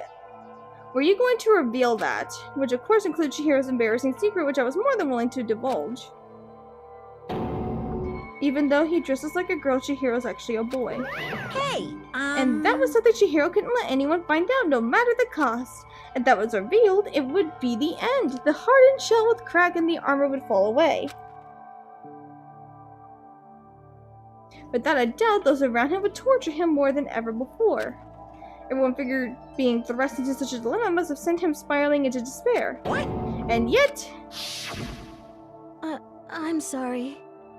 I don't really want to talk about it right now. But I also don't want to leave things the way they are, so maybe I could talk about it later? After I try my best to become strong, then I can tell everyone. Annoyingly, he used the threat of discovery to motivate himself to become stronger. That's right. Now's my chance. I want to change. I'm going to get stronger and accept who I am. Strong enough so that when someone says, even though you're a boy, I'll be okay, I'll get better. With that thought at the front of his mind, he resolved to take immediate action. And so... that day, he made the commitment to begin exercising. He was prepared to retrain his mind and body. But sadly, that would be the first and only chance he would get at it. Hey, When he decided to start exercising, he thought it would be good to ask for someone's help. He trusted you when you fucking killed him, Mondo! He wanted to tell that person his secret first and then ask them for help for him from there. And the person he went to... Yeah, that's right. It was me. Yep! It sure was! Mondo, you motherfucker! The biker gang fella had been painfully clear about how important his manly promises were. So Chihiro probably figured that even if he confided in Mondo, his honor would make him keep the secret. Plus, Mr. Macho Mondo was a very symbol of a strong man that Chihiro had always aspired to. Maybe talking to Mondo about it will help give me some courage. So he went and asked Mondo to help him become strong. I think the text was kind of broken there. That was his aspiration. And then he thought that only with Mondo's support would he ever be able to come close to that. Correct. So then that must be why Mondo did what he did, to keep the promise he made to Chihiro. Huh? Did what he did? You mean that's why Mondo carried Chihiro from the boys' locker room to the girls' locker room? Indeed. Yes, that's exactly what I mean. So in the end, he tried to protect Chihiro's identity. To keep that secret. But why did you have to go and kill him? Wasn't that to cover what he'd done? Certainly. That could have been part of it, but I don't think it was the main reason. The real purpose was to keep the promise between men he made for Chihiro. But how does moving the body keep his secret? Because if everyone knew he'd been killed in the boys' locker room, then everyone would have been arguing about how she got into the boys' locker room, right? Once that started up, at least a few of us would have immediately begun to suspect his identity, so he tried to protect Chihiro's secret by putting him in the girls' locker room and stealing his handbook, see? Then Mono did all that to keep the promise he made to Chihiro, who he'd also killed? But why kill him in the first place? The more I hear you talk, the more I don't understand. I mean, you guys trusted each other, right? So why? Why did you? Because no matter what I did, I didn't want anyone to know. I knew it. So that's what triggered it after all. The secrets? Are you fucking kidding me? The possibility of having your embarrassing memories and secrets exposed. What is this? That's impossible. Nothing could have been that bad. Something he didn't want anyone to know, even if it meant killing someone? You're wrong! It's impossible. Don't make me repeat How many myself. times must I repeat myself? To judge others by your own standards is the height of folly. Even if he can't comprehend it, he obviously can. That's all there is to it. Well, while we're on the subject, why don't I tell you? That embarrassing memory, that secret he didn't want anyone to know. Hey! You know what Mondo did? He killed his own brother. No way! He talked so highly of his brother when he killed him? Mondo, the ultimate biker gang leader, makes all the hoodlums and riffraff across the country tremble. But the only reason he had the chance to join a gang in the first place was because of a certain someone. Mondo's older brother's name was Daya Owada. Mondo had nothing but respect for him. It was because of Daya that Mondo even got on a motorcycle. Mondo's brother was his only family growing up. He was the only one Mondo could trust or respect. He wanted to measure up to his big brother, so he imitated him in everything he did. Mondo was the epitome of the starry-eyed kid brother. Meanwhile, the charismatic older brother had put together a local motorcycle gang, and before anyone knew it, it had grown into the biggest biker gang in the country. Daya, the oldest brother, number one of the gang, and his number two is younger brother Mondo. In the beginning, everything was peaches and gravy. But then Mondo started to think about how he would have to take over the gang from his brother someday. His brother's greatness, his reputation began to gnaw on Mondo's very soul. The kid's gonna take over for Daya, huh? Daya created this gang with his bare hands. Mondo's just along for the ride. Could someone like that really be our leader? All I'll do is make the gang look bad. Almost every day, Mondo heard the gossip and whispers of the other members in his gang. Which is why... I gotta get stronger. Stronger than Daya. Once. Just one time. No matter what, I gotta win. Don't fuck with me. I don't care what it takes. I gotta come out on top. And on the night of his amazing brother's retirement ceremony, Mondo challenged him to a street race. But during the race, tragedy struck. The kid brother pushed ahead with reckless abandon, eager for victory, and dashed into oncoming traffic. But suddenly... he didn't... Oh my god. It was an accident. Laying in his kid brother's arms, the older brother delivered his final words. But my bad, kid. I fucked up. Sorry. Of course you knew it was his brother's fault, but Daya never blamed him for what happened. Hey kid, the rest is up to you. No matter what, you gotta keep the gang together. Cause it's a team, you and me put together. It's a promise between men. Oh man. He decided to hide the truth of what happened from everyone else in the gang. In order to keep the gang together and keep the promise to his brother. He could never admit to anyone that it was his own weakness that had caused the accident. And as a result... the team was made even stronger under the banner of the kid who'd bested his big brother. Daya was gonna lose to his kid brother, so he got stupid and got himself killed. That became the explanation for what happened. Mondo's lie became the truth. Oh man. He wanted to lead the team so bad he was willing to tell all kinds of lies about his brother. I just... Strong. Strong. And yet... As soon as their killing game began, he realized no matter how tough he pretended to be, he was just another weakling that could die in an instant. And then the hateful Monokuma announced the revealing of the embarrassing secrets. At that point, it was clear I would have no problem shedding light on his secret. Mondo killed his own other brother. No matter what, I couldn't let the other gang members find out. If that happened, everything would have been ruined. Everything me and my brother had worked to create would have been destroyed. His death, all the guilt I've been carrying around, it all would have been for nothing. So that's why I... Mondo. After I saw what Monokuma had on me, my head filled up with a kind of fuzzy uneasiness and just started swirling around. I never felt anything like it before. I didn't know what to do about it. I wasn't sure what to think or say, but after a while that fuzzy uneasiness turned itself into a rock-hard lump of anxiety weighed down on my stomach. It was right around then that Chihiro asked me to start working out with him. And right there, he told me a secret. Seriously? Jesus. I'm sorry. Yeah, I'm sorry I lied to you. But why? Why now? Why are you telling me this all of a sudden? Huh? Because, I mean, you've kept that secret all this time, right? If anyone found out, you would... But... You're right, but... I want to change. I wrapped myself in lies. I'm weak. I want to destroy that version of me forever. His words were like a knife in my gut. I felt like he was exposing the lie I'd been living myself. I have to change. I don't want to be weak anymore. You're so strong. It can't hurt you, right? Whatever secret Monokuma might tell us? You piece of... So what? You're saying I should just say it? What? You're saying if I really am, I What? should just be able to tell everyone my secret? Huh? Huh? I was jealous. I was jealous of Chihiro's strength. He had the strength to face his own weakness, to try to overcome it. It was the kind of strength I've never had.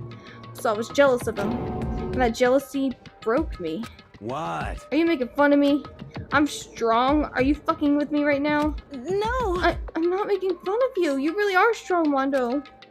I felt like I could hear something starting to creak. Something inside my head. What did he want me to do?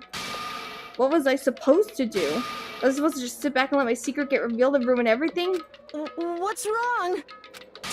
Why did you have to tell me all that? Are you trying to rub my failure in my face? I just wanted to... No, I just really admire you. I admire your strength. Yeah, that's right. That's right. I am strong. Strong. I'm strong. Strong. Stronger than you. You son of a And stronger bitch. than Daya. I don't remember anything after that. When I woke up again, he was laying at my feet, covered in blood. I had the dumbbell in my hand, and I was just staring at him down on the ground. Hey. I killed him. Oh my god. I killed Chihiro. Even after all this time, I'm still just as weak as I've always been. And thanks to that, I did something I can never take back. Mondo. He was normally so aggressive, so angry. He hid that weak side away from everyone. That was his secret. A weakness like that lived in a heart like his, and it turned him cold-blooded. God damn it. Go fuck yourself. Look at him. You see, you're all just like him. For a secret from the past, for a memory.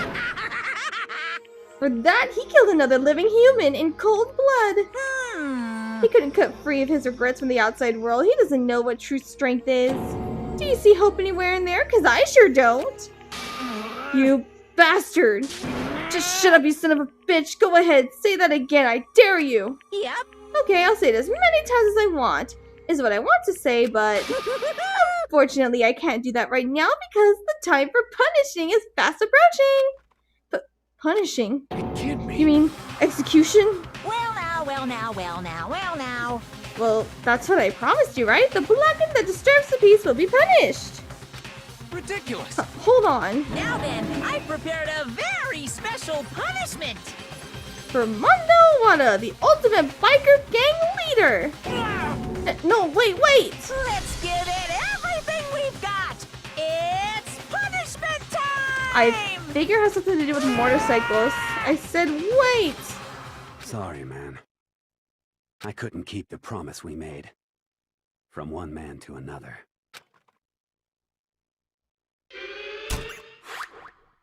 Because Leon was baseball, so I imagine that Mondo is the one who... I mean, he's a biker gang, so I imagine a motorcycle's involved. What the fuck is happening?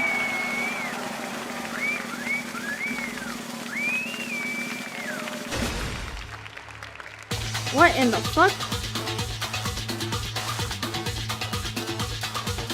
He's just accepting his fate.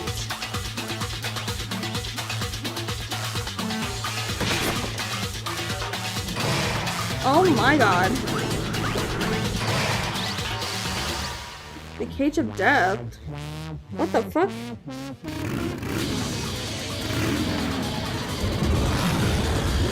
Bitch, how's your tiny body able to stand that motorcycle up? You can't even reach the ground. What the fuck? He just... Oh my god, he's gonna fall and die!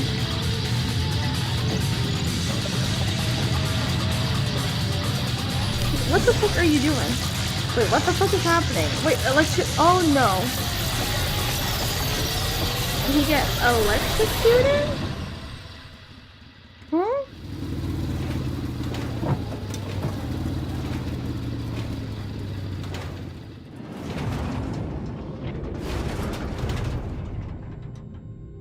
Wait, where's his body?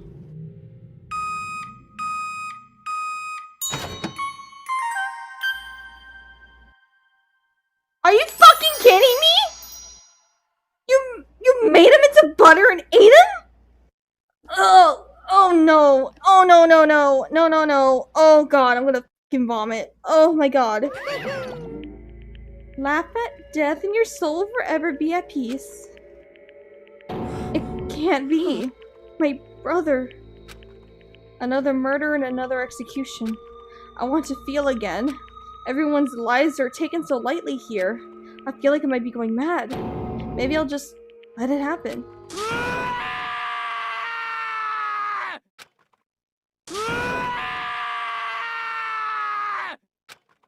As Taka said, screens invade our skulls. We were each forced to realize once again. But he... Of course he had to. What a disappointment. This is the end of the game. Byakuya. You're completely insane! You know that? A game? One of our friends is dead! Do you realize that? Naturally. Of course I do. Because this game is life or death. Hey. I don't have anything to say to you. I don't have a response except that... However... I just don't understand why. Why did you go out of your way to disguise Mondo's crime? What? Why? Isn't it obvious? Because it made things more interesting. You are a sociopath! His voice was calm, emotionless, like the voice of death. It chilled me to the bone. Last night when the murder took place, I was in the library as usual. Honestly. So you ignored the nighttime rule too. That rule never mattered to me. I don't recall agreeing to it. There is nothing to be done. Well, I don't particularly care. Please continue. The night grew late, and I decided to return to my room, which is when I stumbled upon him. I spotted Mondo coming out of the girls' locker room. After he'd gone, I looked inside and saw the corpse. What? You mean you actually witnessed the murder? He was such a fool. He didn't have the slightest idea that I'd seen him. Well... So, you're saying you knew who the culprit was from the very beginning? That's right. Indeed, but if that had been the end of it, how boring would that have been? I mean, what a waste of time to have the answer revealed right at the beginning. Which is why I decided to lend a little helping hand. I thought it would liven things up. Liven things up? Are you fucking kidding me? You did all that to liven things up? I see. So after hearing about Genocide Jack from Toko, you decided to use that to create a fake murder scene? But damn, man, if you hadn't figured out who'd really done it, you would have been dead too, right? Well, obviously, I would have revealed the truth before it reached that point. Of course. Byakuya turned and looked me in the eye. I could feel his sharp eyes piercing into me. Thanks to a certain remarkable someone, I never did, and I was able to perform an interesting experiment. Once I do decide to become black, and I know who I'll have to watch out for. Are you fucking kidding me? He's literally saying he's going to kill someone! Correct. So that was your reason. Are you satisfied? Indeed. Yes, we're done listening to your story. Moving on. Hey. There's something I'd like to ask Monokuma. What's this? Oh? I'm up next? You like to perform these elaborate executions each time, correct? My question is, why? Do you like them? But you know, this punishment, this despair, it's not just for you. All this punishment, all this despair is my gift to mankind itself. What? You're over-exaggerating. I am not over-exaggerating. These punishments are meant to transform all hope to despair. Damn. What do you mean? Huh? Mean? Mean? Mean? What the heck? Mean! Damn it! Good grief, I don't understand why you have to pick apart every little stupid thing! Whatever, it doesn't matter. In the end, I'm going to stand alone as the victor, and then everything will be revealed to me. Ooh, the noble son of a noble family. Truly you understand me. I think this is the start of a terrifying friendship. That's enough. Shut up, I would never stoop to the level of a childish criminal like you. Let me just say this. After I have achieved complete victory, you're up next. I'm going to find you and kill you, understand? In the name of my family. For which victory is a foregone conclusion. You're getting all riled up! Ooh, so cool! It's like you're the main character of a video game or something. No trash mouth for you! I swear whatever it takes, I will kill you. Temper! Sounds like someone needs a nap!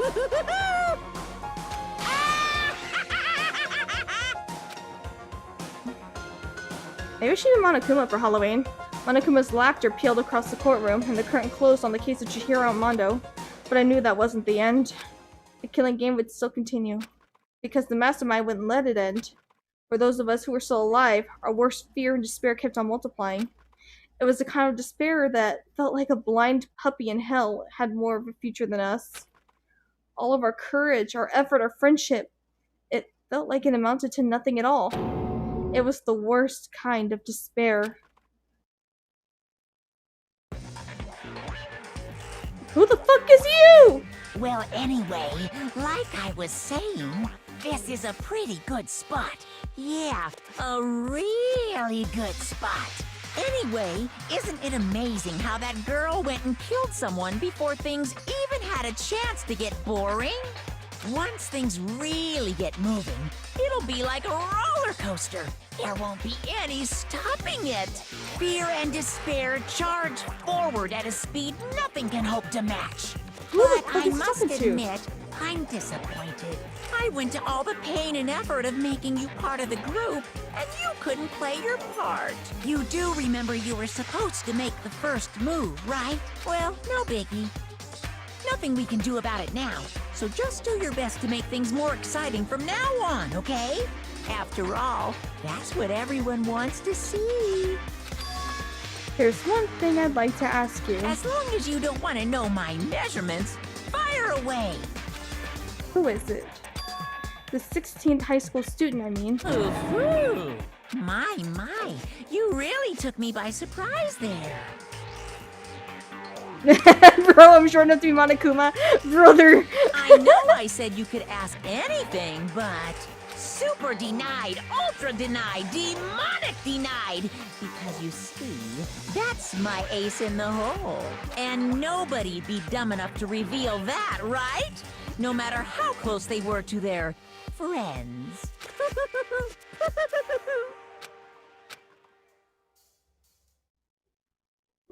So he planted someone among us. I guess someone who's already dead. And they were supposed to make the first move, but didn't get that chance.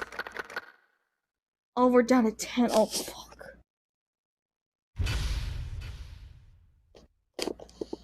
Oh my god, I'm scared.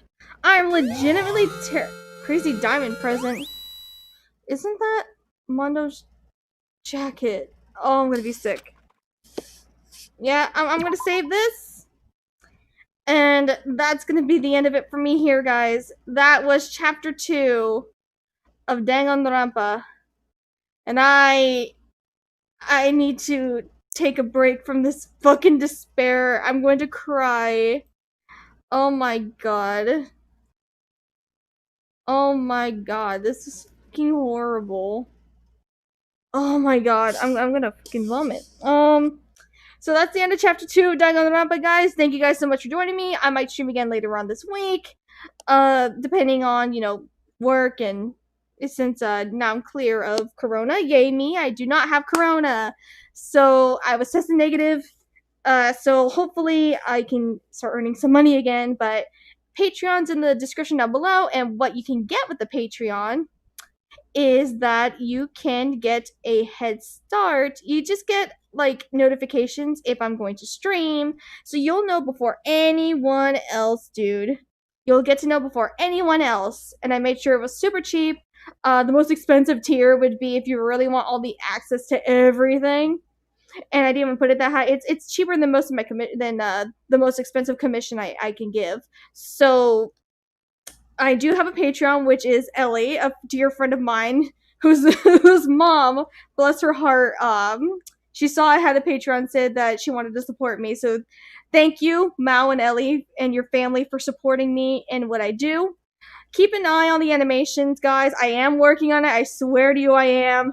But I don't want to like put too much out there because it's going to spoil it. I will take a break from Danganronpa and maybe go get some. Really, I need to go eat something if I can actually stomach it down after. I'm not gonna look at butter again after that. I'm not gonna look at butter.